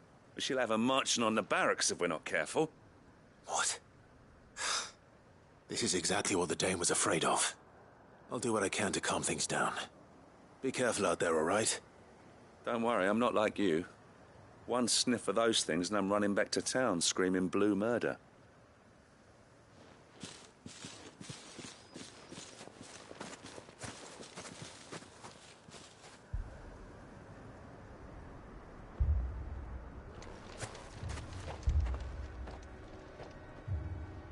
Do you not see, Father? The people of Northreach have given enough, and only a fool would ask for more. Listen to me, Sabine. Where would our people be without their country, hmm? The Empire is their sword and their shield. It is she that ensures they can live without fear. But now she teeters on the brink. Without their sword, how will the people fight? Without their shield, how will they protect their kin? Can the unarmed stand against the advancing hordes? No. But there is yet hope. A new shield, a new sword. A new empire. We can rebuild Sandbreck, just as Great Grieger wills it. Perhaps we could, Father. But we don't want to. Not if it is built on the broken backs of the people. Please, let us not quarrel in the street. You must see that no good will come of this. Our fight is not with each other, but with the threat that draws ever closer to our gates. A threat that your sword has yet to rid us of, Your Eminence. You will hold your tongue, whore! You may have filled my daughter's head with your heresy, but I will not be corrupted. Corrupted? Your daughter's opinions are her own, as you would know if you had ever deigned to listen to her. At least I hope they are your opinions, and not posturing born of a family feud. Northreach deserves better than that. Northreach deserves better than you, Carla. Yes, I know who you are. The slut of Twinside who bedded a Branded. Jealous, are you? That a woman might choose a bearer over a pious man of Griega. Clive! I met a swarm of thralls coming south from Oriflamme. Hundreds of them. Too many to count. No. Work on the fortifications has scarcely begun.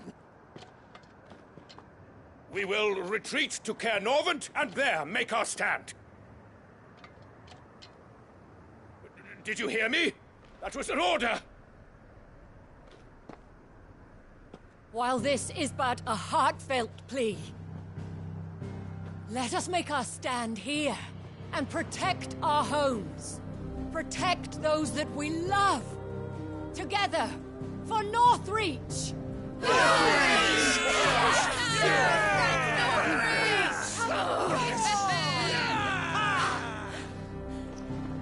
You heard the dame. What are we waiting for? Pikemen to the gates. Archers to the roofs. Quickly, come on!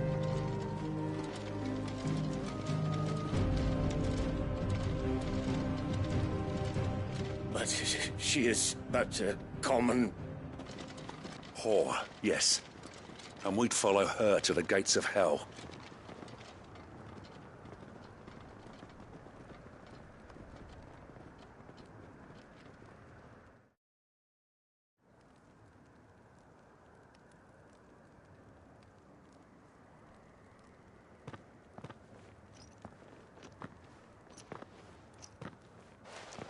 The men have their orders, and they look like following them. I got them spaced out at regular intervals. Whichever direction the thralls strike from, there'll be someone there to meet them. Thank you, Philippe. Rest assured the people will play their part. The herbalist has donated her stock of medicines to me. Should any of your men be injured, take them to the Vale. We'll see to them there. Thank you, milady. I will. I'll play my part too. You still want for numbers. Unlike the enemy. I only hope I can go some way to evening the odds. Philippe, can I leave the south in your hands? I doubt the thralls by the lake were the last of their number. Of course. I'll lead a party down that way so we don't get taken by surprise. What about you? I'll make my way up the road to Oriflamme.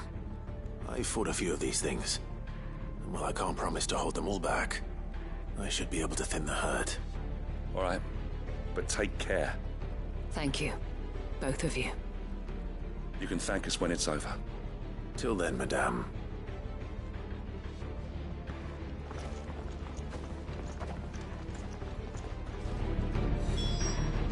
When the fight begins.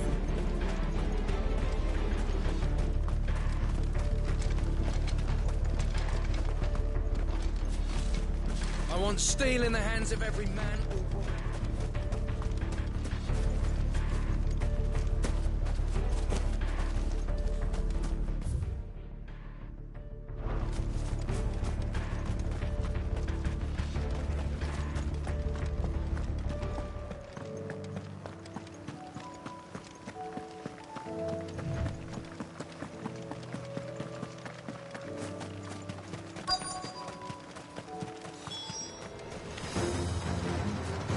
This is more like it.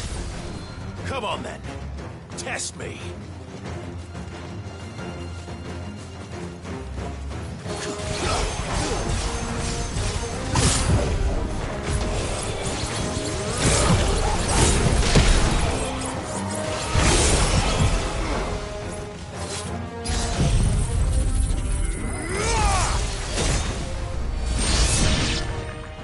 Is it over? No. It's only just begun.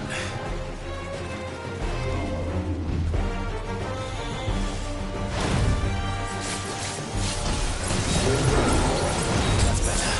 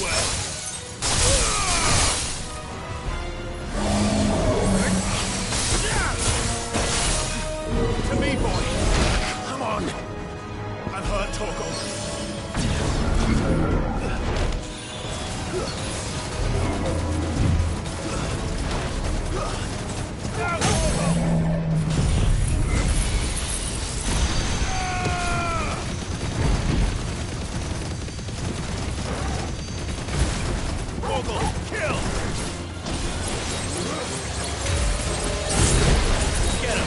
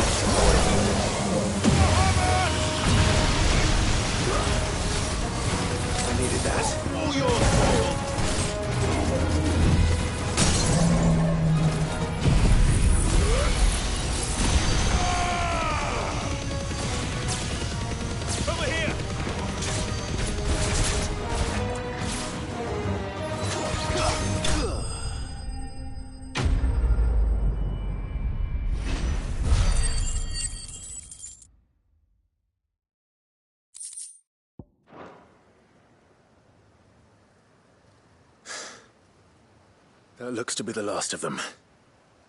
I wonder how the others fared. Better hurry back to town.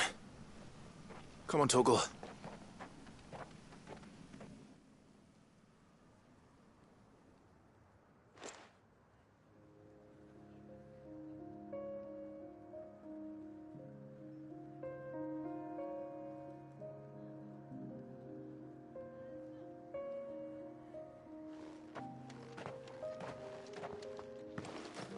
Clive, it's good to see you. And you. The road to Oriflamme is clear. How did you and your men fare? Well, we ended up fighting for our lives down by the lake. Took a few nicks, but nothing the girls of the Vale can't put right. Glad to hear it. Well, it seems we've survived. For the time being, at least. I thank you both for answering the call. You were right.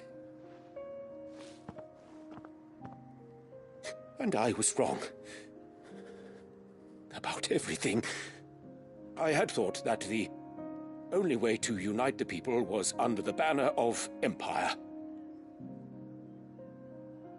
That without a strong hand to guide them, they would drift apart. To be borne hither and yon by the eddying currents of fate. But you brought them together. Not by force, nor by the exercise of goddess-given authority, but by simply being one of them. By knowing what they feel, because you feel it yourself. Our purpose was ever the same, Your Eminence. You were merely distracted by a loftier vision of empire and glory, while our eyes beheld matters closer to home. You have the right of it again. As did you, Sabine. His Radiance said it himself. Sanbreque is naught without her citizens. I forgot that. And I am sorry. I'm sorry too, Father. I should never have taken things so far. I only wanted you to understand how the people felt. How I felt. But my anger got the better of me. Do not blame yourself, my dear. This was my doing. I should have listened to you. To all of you. Your Eminence, your Ladyship, I do not doubt that you came here with the best of intentions. But I believe the same could be said of us all. We all want safety, security, prosperity. Not just for Northreach, but for the entire realm. And we may yet achieve it. If only we work together. Will you join us in this? Yes. We shall. Thank you, Your Eminence. Now that that is settled, I must go and see to the wounded. The Vale's doors are always open to any soldier in need of relief. And today there are more than ever before.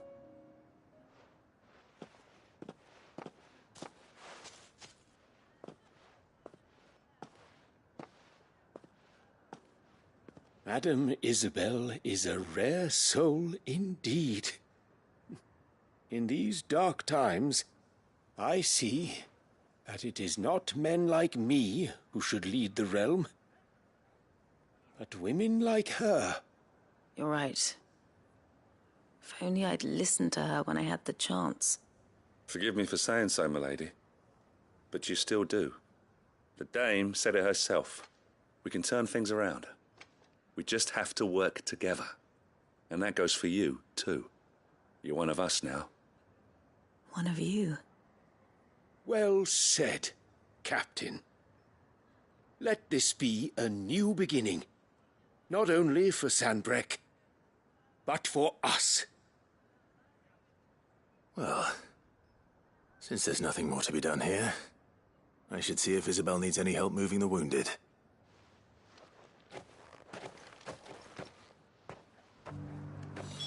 Can we get you anything?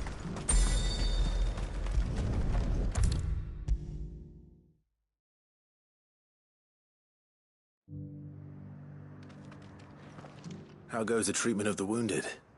I'd be happy to man one end of a stretcher if it would help. You've helped quite enough for one day, Clive. Thank you. Don't mention it. Oh, but I must. After all you've done for this town, it is the very least you deserve. Tell me, if Northreach had fallen, what would you have done?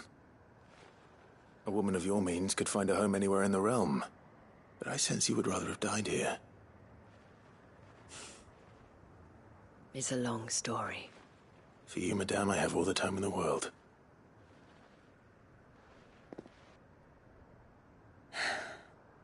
Very well. Long ago, I had a life in the Crystalline Dominion.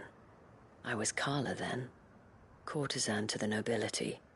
So sought after was I that it was only they who could afford my time. Alas, those halcyon days were not to last. For naive as I was, I fell in love with a bearer. He was my master's guard, the gentlest man I have ever known. After they discovered us together, he was whipped bloody and forbidden from ever looking at me again. And so we fled. Not that we had anywhere to flee to.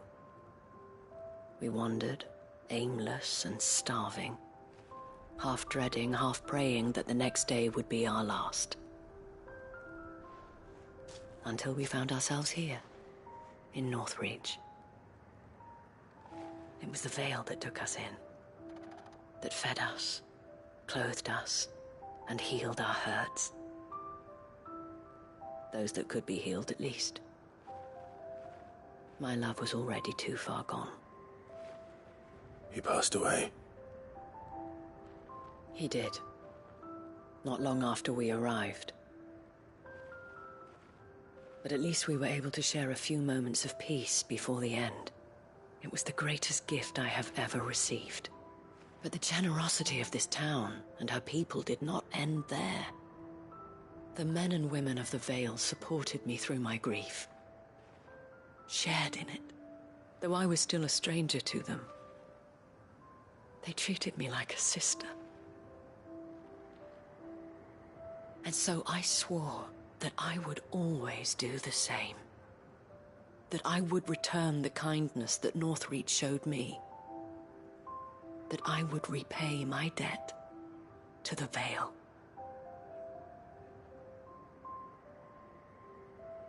Thank you, Isabel, for sharing this with me.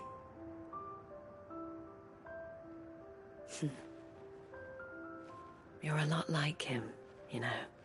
Perhaps that is why I have such a soft spot for you. Never stop fighting, Clive. And I shan't either. I know that it will not be easy to keep Northreach together. But our efforts will be rewarded. Just look at us now.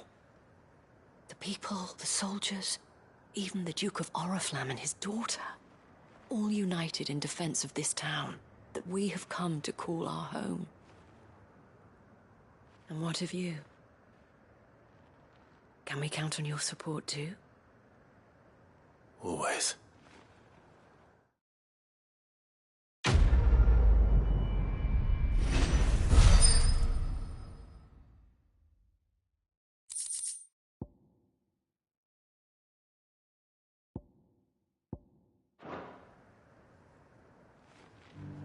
We have brought Northreach together. Now the fight begins to keep her together. For if this town is to survive, we must all play our part. Including you, Clive.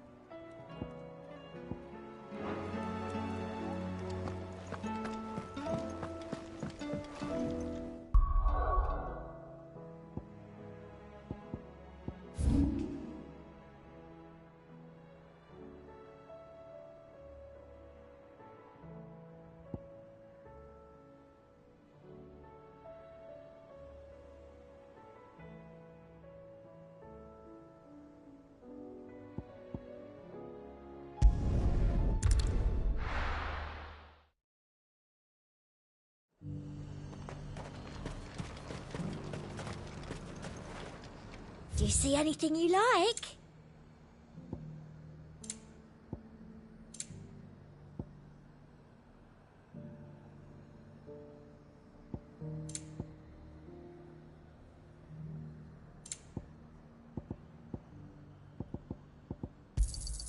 An excellent choice. You've a keen eye. An excellent choice. I do like a customer who knows what he wants. And how might I help the garrison today? Seems the Duke's had a change of heart.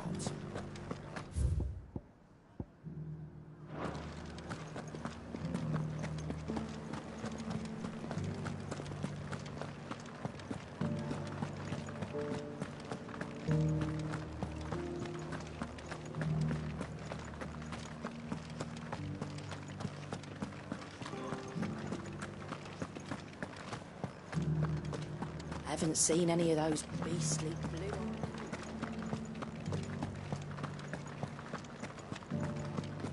Do be careful. I will.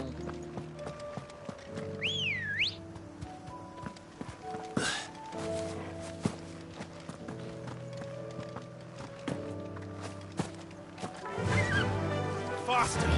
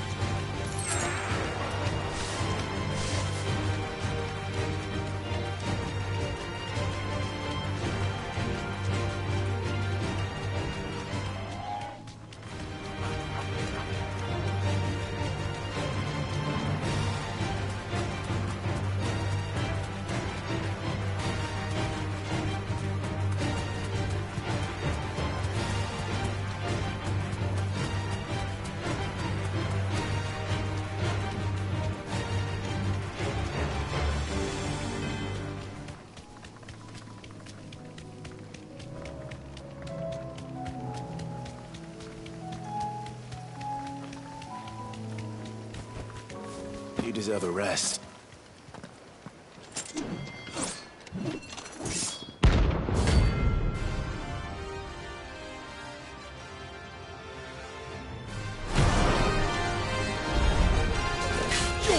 Outlaw!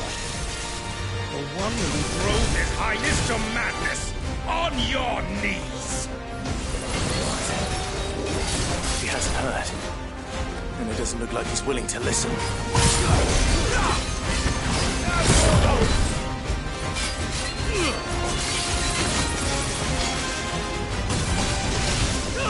Come on! That's better.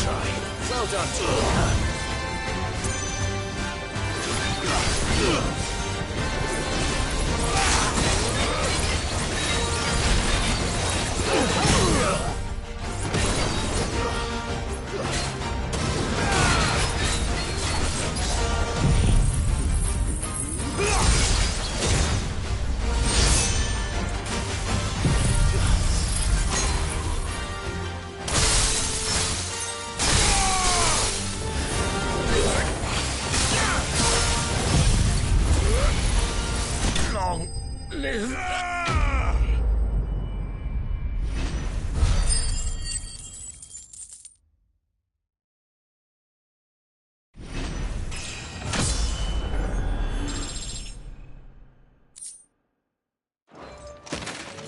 Damn it. Dion would have been glad to have you back at his side.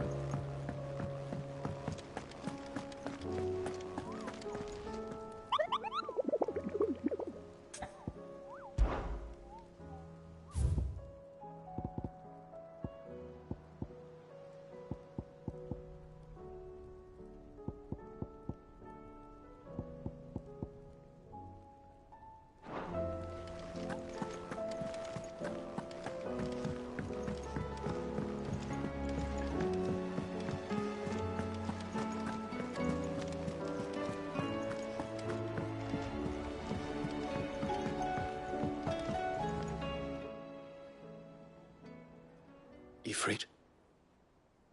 Your resolve didn't falter. No. Though I continue to be bewildered by fate. But I should meet with my old tutor here. At the very end of the world. I thank you. With all my heart. For giving me this chance. And I thank you for taking it. Should like to look upon that flower once more. When I am worthy.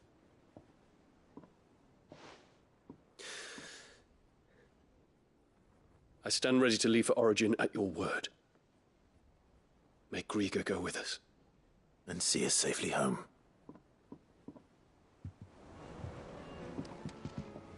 The hour fast approaches. My decision is made.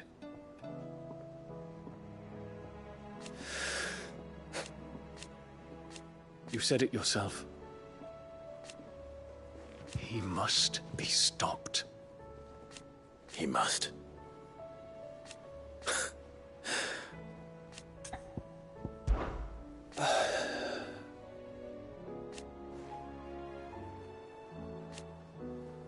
Alas, and yet...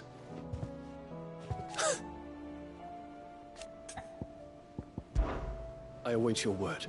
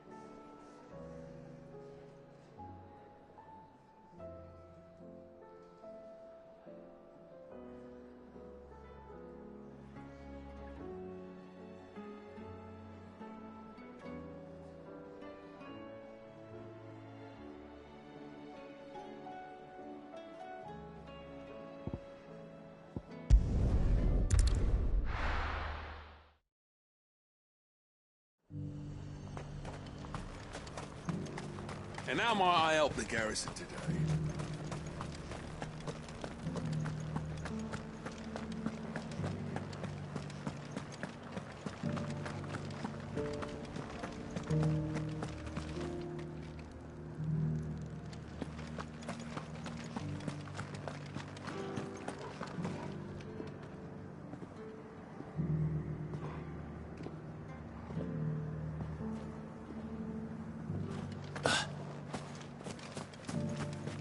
Haven't seen any of those beastly blue eyes.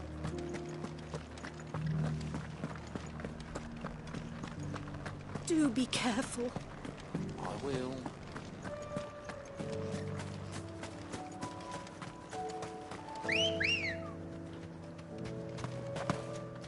Good girl.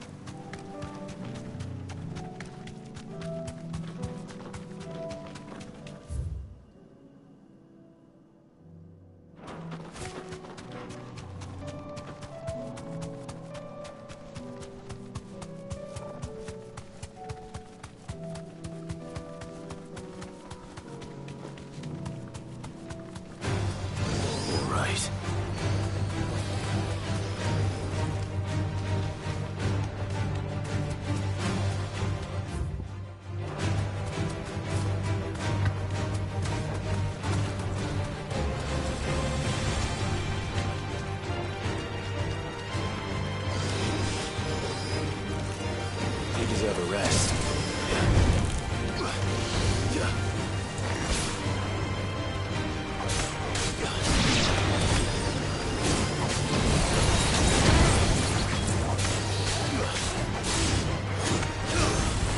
Nice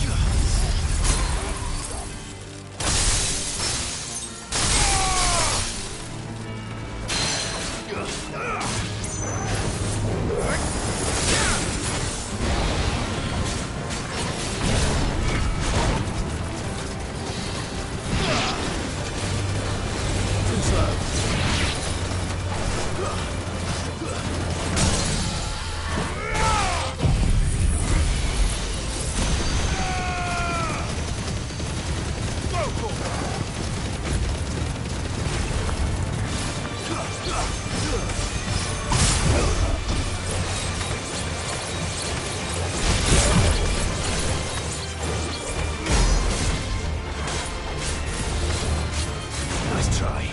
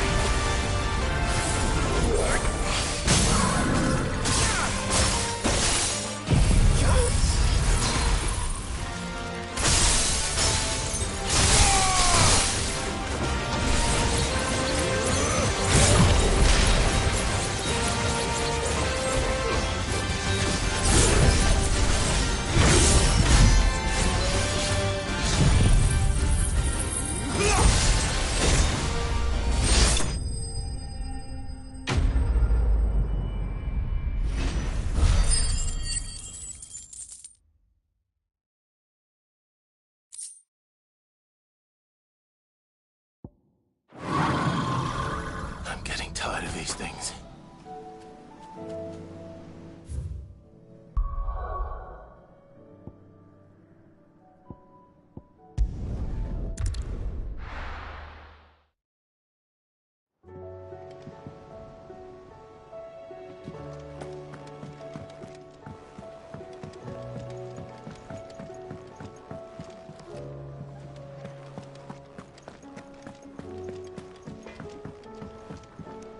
To what do I owe the honor? Crack the crystal? Oh, very good one. But then...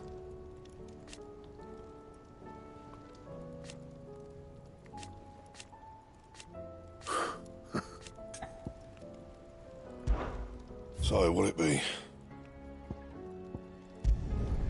No scratches, right?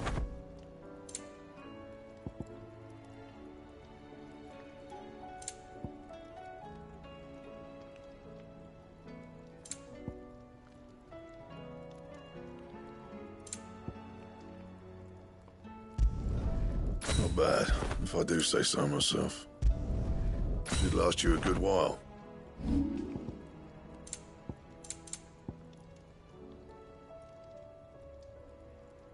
That it?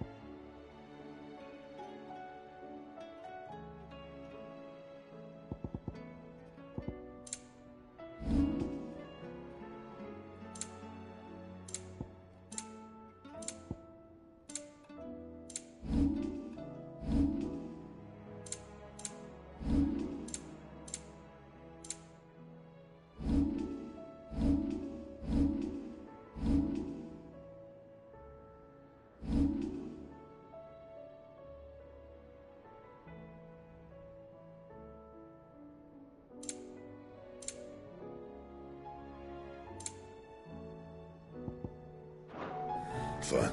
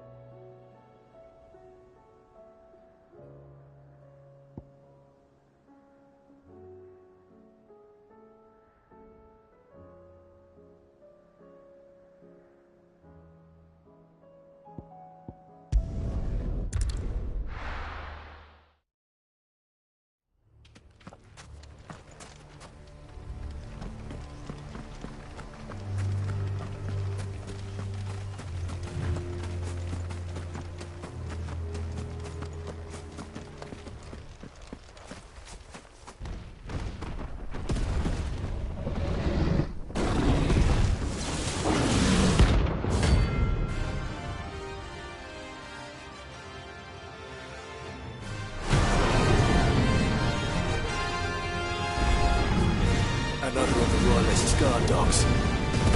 Quite a specimen of his too.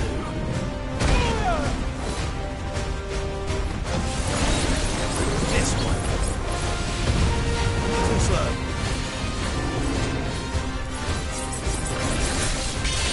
Nice try.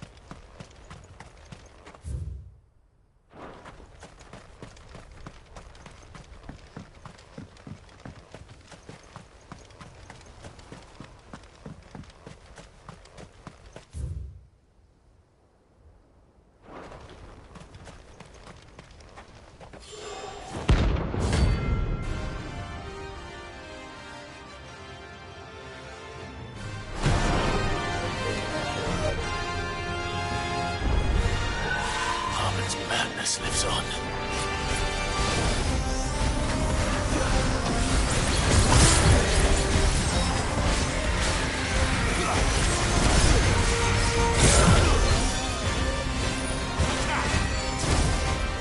All yours, Torvald.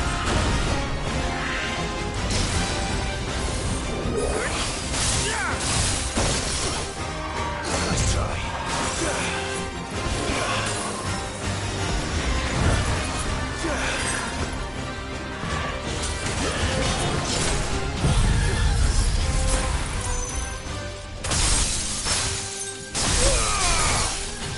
Let's try. Kill!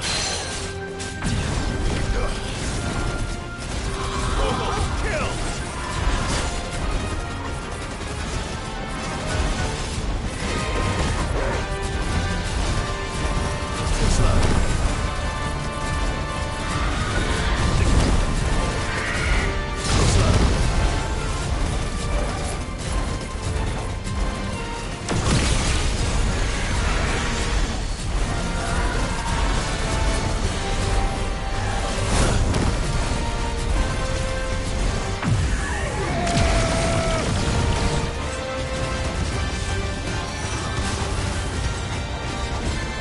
Let's try.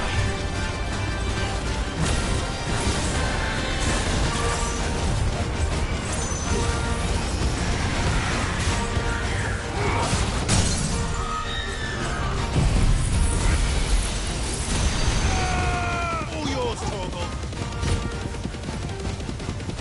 To me, boy. Okay.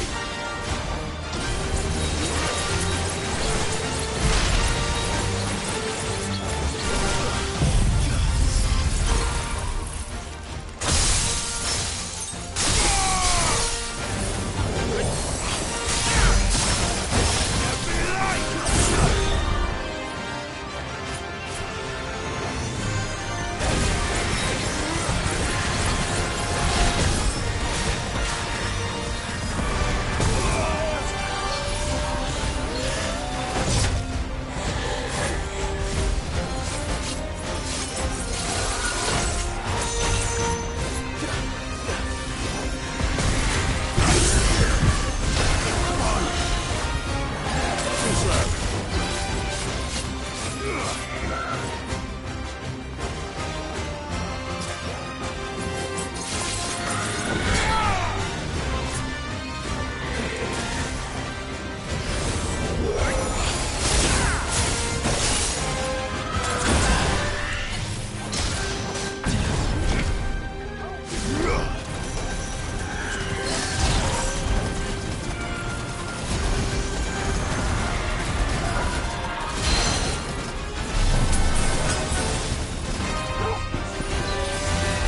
Let's try. Sickle. Now, Torvald. Torvald, kill.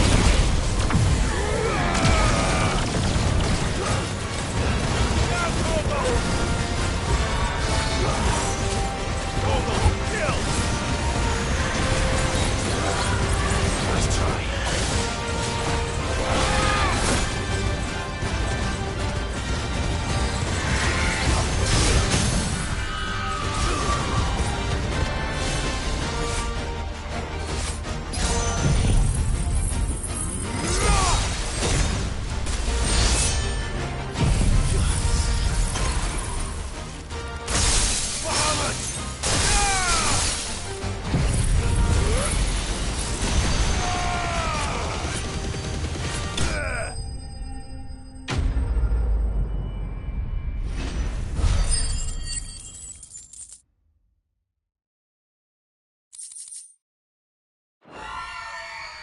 Rest in peace.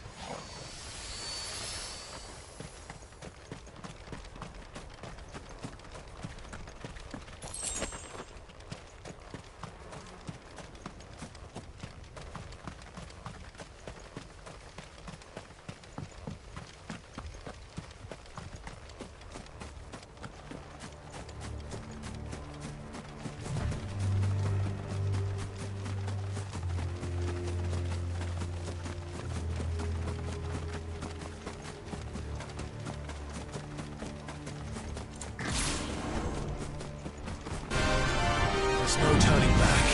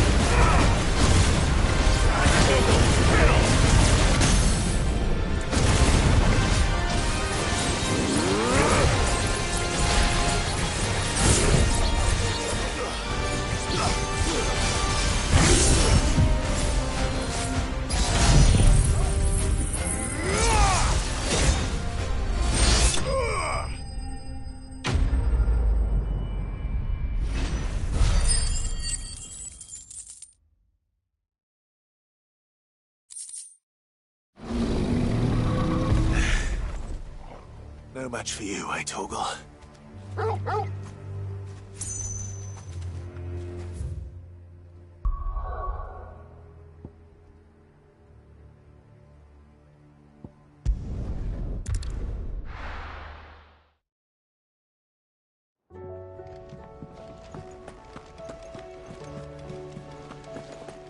There's something about it.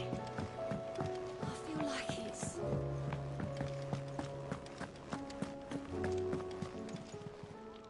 How may I help you today, Clive? Is everything we've received and everything promised? You earned this. All yours. Best of luck out there, Sid.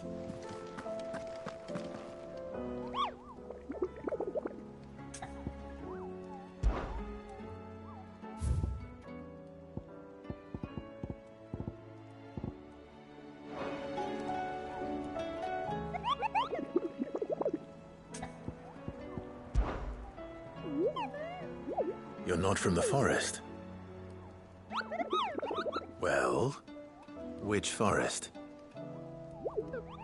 Then what were you going to tell me? And if you had?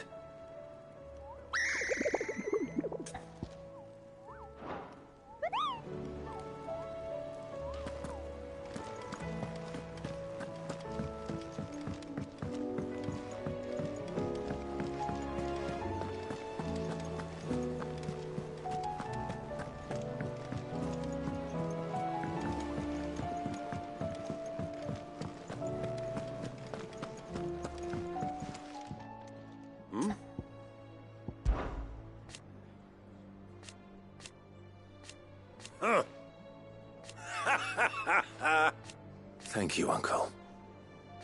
As for down here...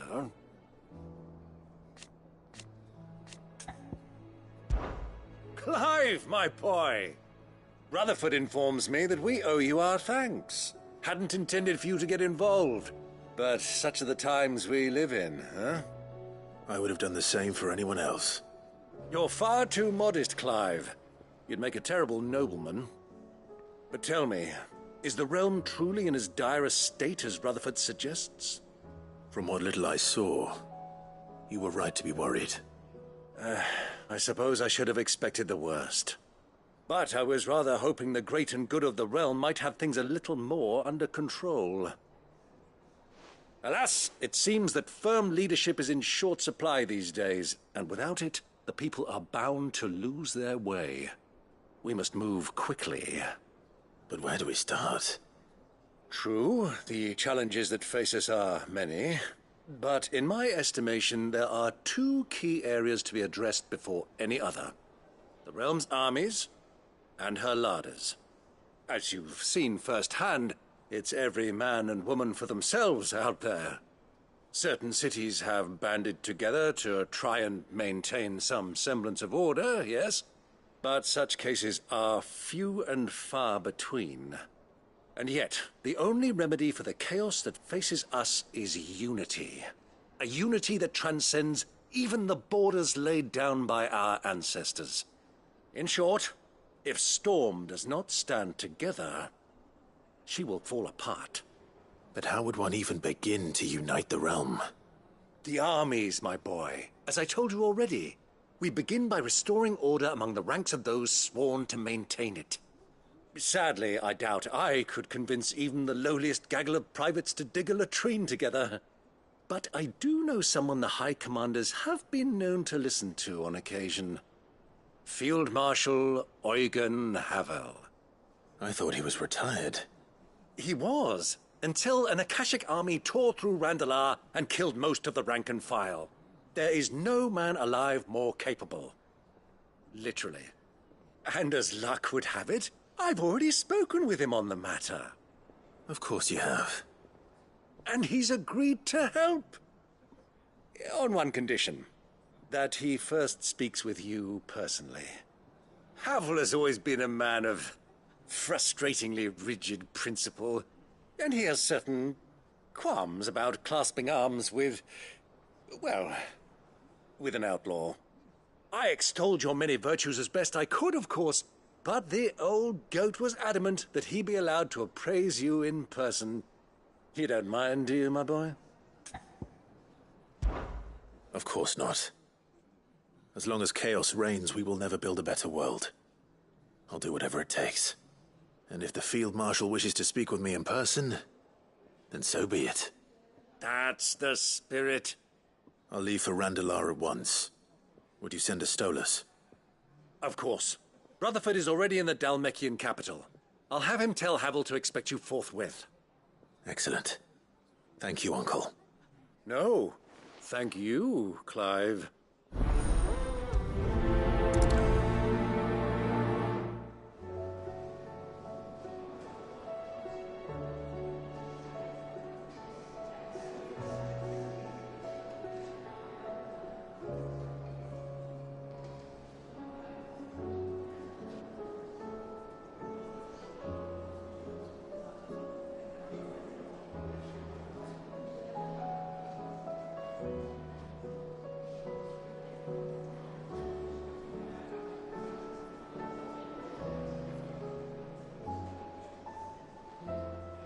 Don't worry, my boy.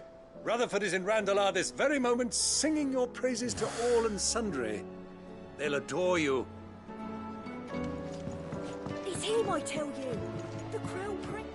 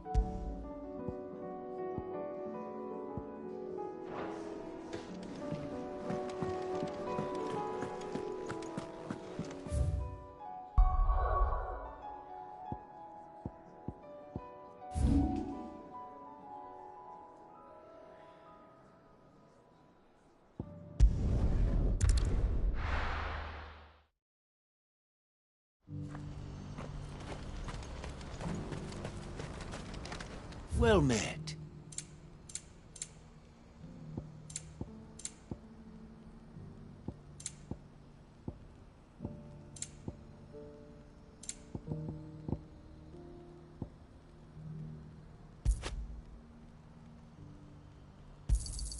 A fine choice. May Gilbert smile upon you.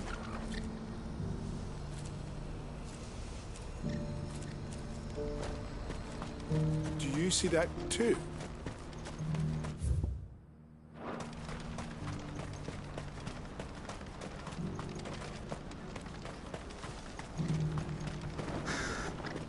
What is it?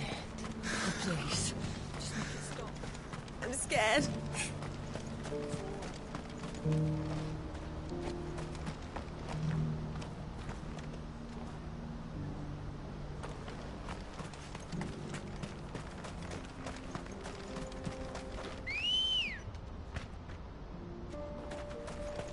Let's go.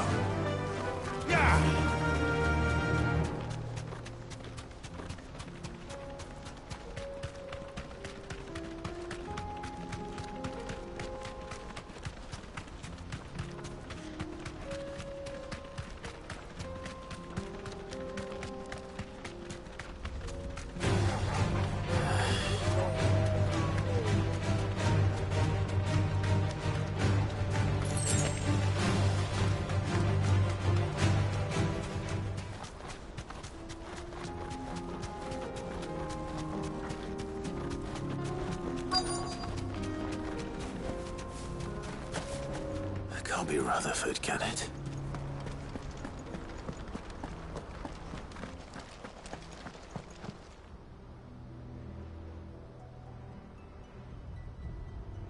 Time turncoats and cowards, the lot of you! If it's a fight you want, it's a fight you shall have! Allow me. I don't need your... Please, Field Marshal, oblige him. This won't take long. You're right. It won't. Men, finish him.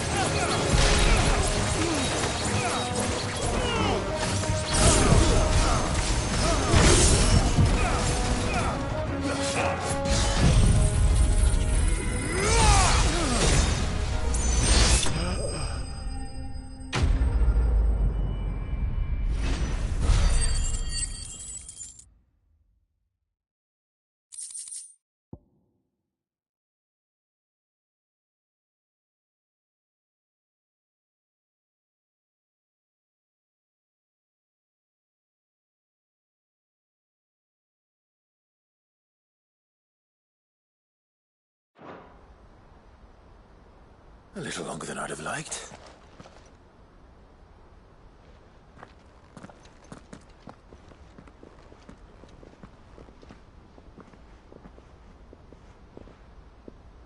Field Marshal Havel, I presume. Are either of you injured? No, my lord. You arrived just as our escort turned on us. Fucking traitors. I'd heard reports of soldiers in the outlying regions abandoning the oaths they swore. But I hadn't thought the corruption had reached so close to the heart of the Republic. It's a fucking disgrace. Your interfering old bastard of an uncle tried to warn me, of course. My lord Marquis. Or is Sid the Outlaw more to your liking? Call me what you want. It doesn't change who I am, or the urgency of the message I bring. My uncle has a plan to right the realm, and he needs your help to see it through. Before I agree to anything, I'd have you answer one question. What do you stand to gain from all this? I won't deny that I might benefit from further chaos. But I seek a new beginning for all of us. And while the choices I've made may not always have been the right ones, I know I made them for the right reasons. For so long, so many of us have been told how we could live, how we could die, when it should have been our decision all along. Now we have a chance to put things right. But in order to take it, we must stand together. Even if it be beside those with whom we don't see eye to eye.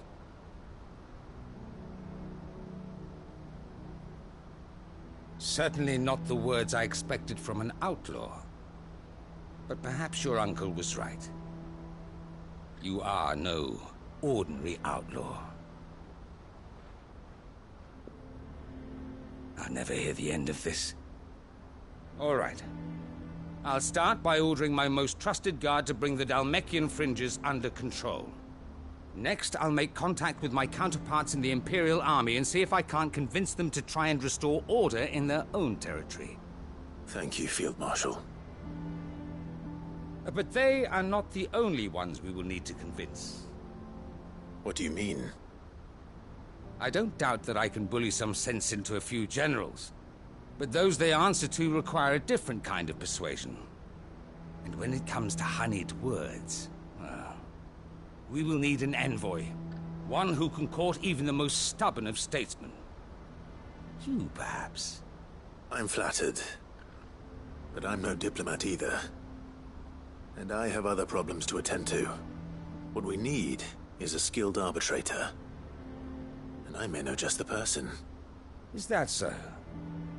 And would he happen to be an outlaw too? Of a different kind, perhaps. Well, beggars can't be choosers. I suppose we'll all have to find a little of the outlaw in ourselves if we're to make it through this. Very well. Send your man to me right away. I shall.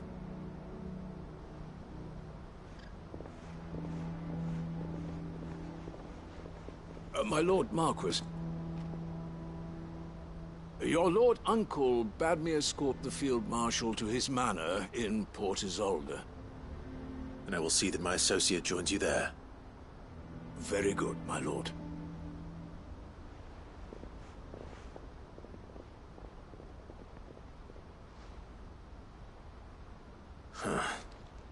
An envoy. I'm not sure I'm the man to talk anyone round. I can barely convince my brother to take his medicine. No. This is a job for someone with experience. Someone like Quentin. I hope I can convince him at least.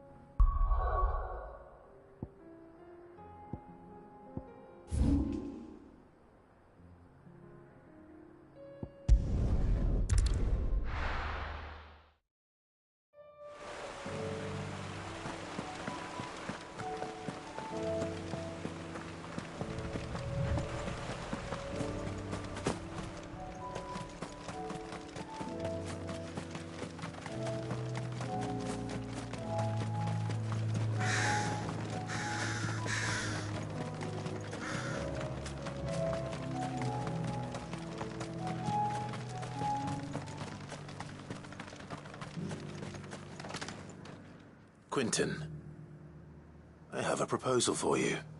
Do you now? Something tells me you'll be asking more of me than a cask of Gotand gold. Go on then. Propose.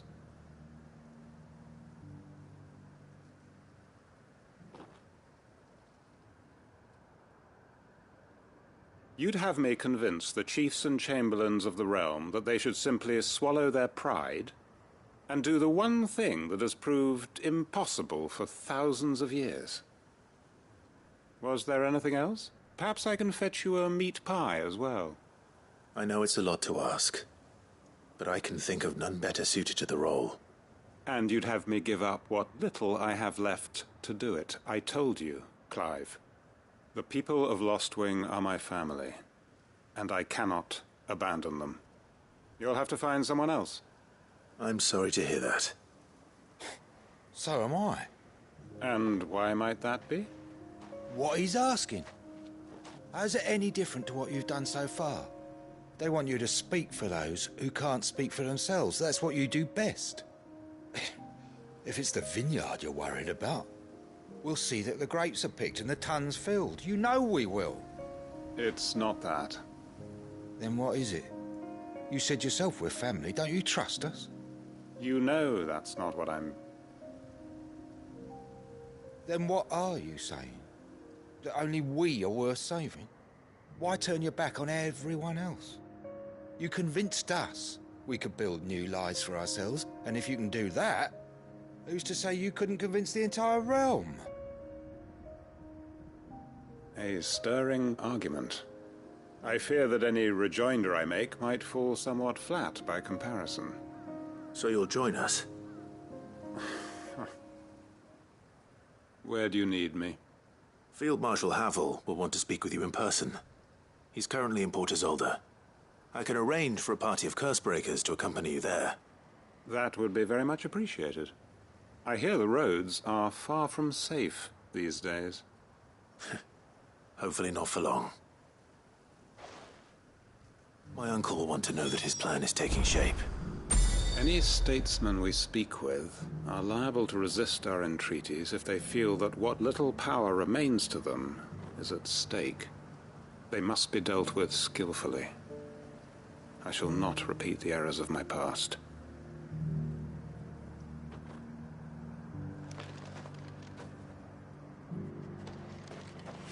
Any statesmen we speak with are liable to resist...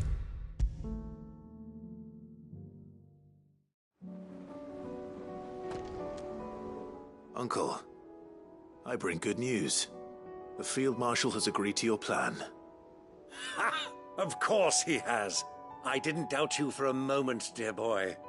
Rutherford is accompanying him back to your manor in Port Isolde as we speak. They will await your return there. As will one other. One other? Who, exactly? Lord Havel was concerned that even if he could get the realm's armies to agree to an accord, he might not be as successful in convincing those with political power. He asked if I might have a solution, and I suggested a certain Imperial Lord Magistrate turned Liberator. One of your co-conspirators? Master Quinton would probably call me one of his, but yes. Another outlaw, then. Just the thing we need to put these rotten politicos in their places. Good thinking, Clive. I'm glad you approve. The more the merrier, eh?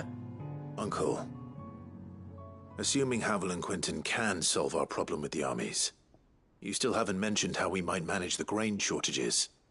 Oh, don't you worry, my boy. The 7 high houses will be seeing to that. They have all agreed to make the most generous of donations. Oh, of course, it did take a little persuasion, but luckily I had some unexpected help. From who? Why, you, my boy. Rumor has it that you rescued the Lady Ariane's head steward Rockford from a horde of bloodthirsty bandits. It was more of a handful.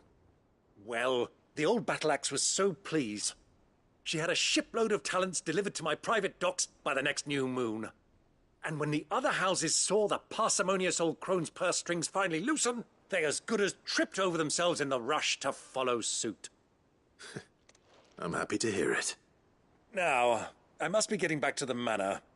Join us there at your earliest convenience, would you? Of course, Uncle.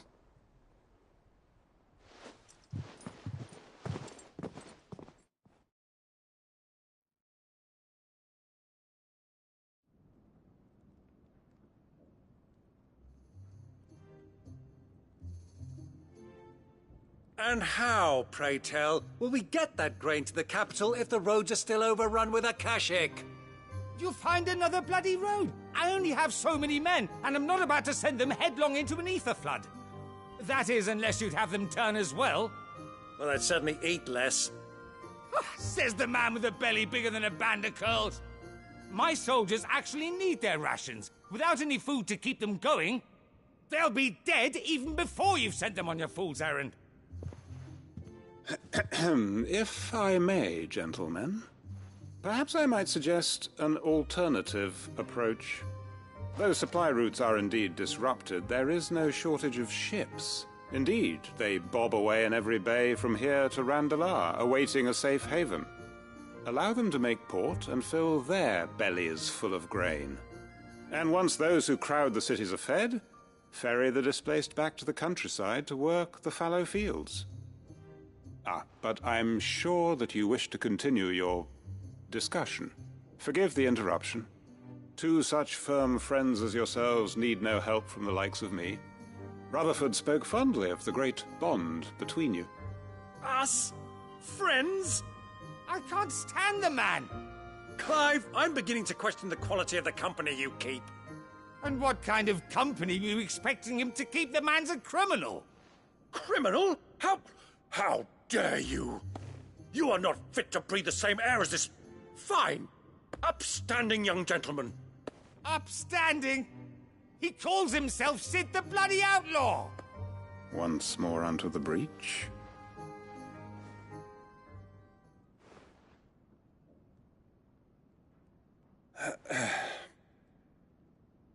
Shall we begin again? What we seek here is not to create a new nation, nor to claim the thrones of those that already exist. We wish simply to bring stability to the realm that mankind might weather the current storm. And to do that, we must convince those in power, the generals, the statesmen, the nobles, that our cause is just.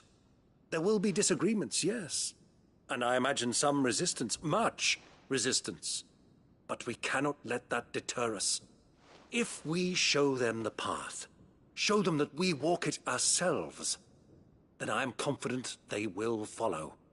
The fate of the world lies in my nephew's hands, but the well-being of her people lies in ours. And we must not squander the chance that Clive has given us. Uncle Byron, Now, with that settled, let's move on to the signing of the Accord. For what great moment in history hasn't been accompanied by a little ceremony?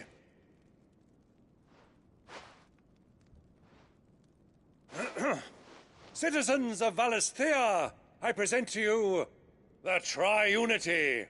Rutherford, Mike Will.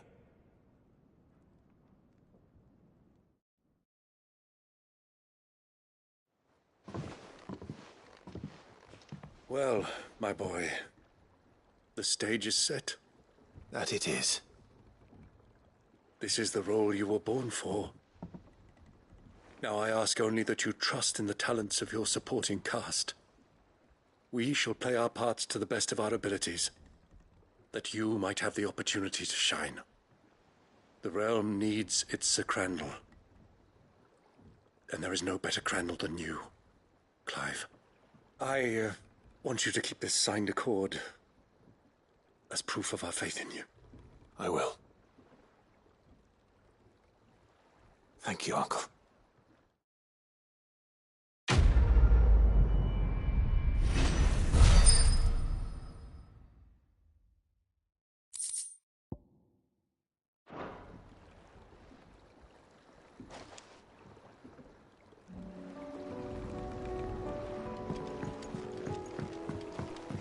What do you think that thing is? And how the hell is Sid gonna deal with that?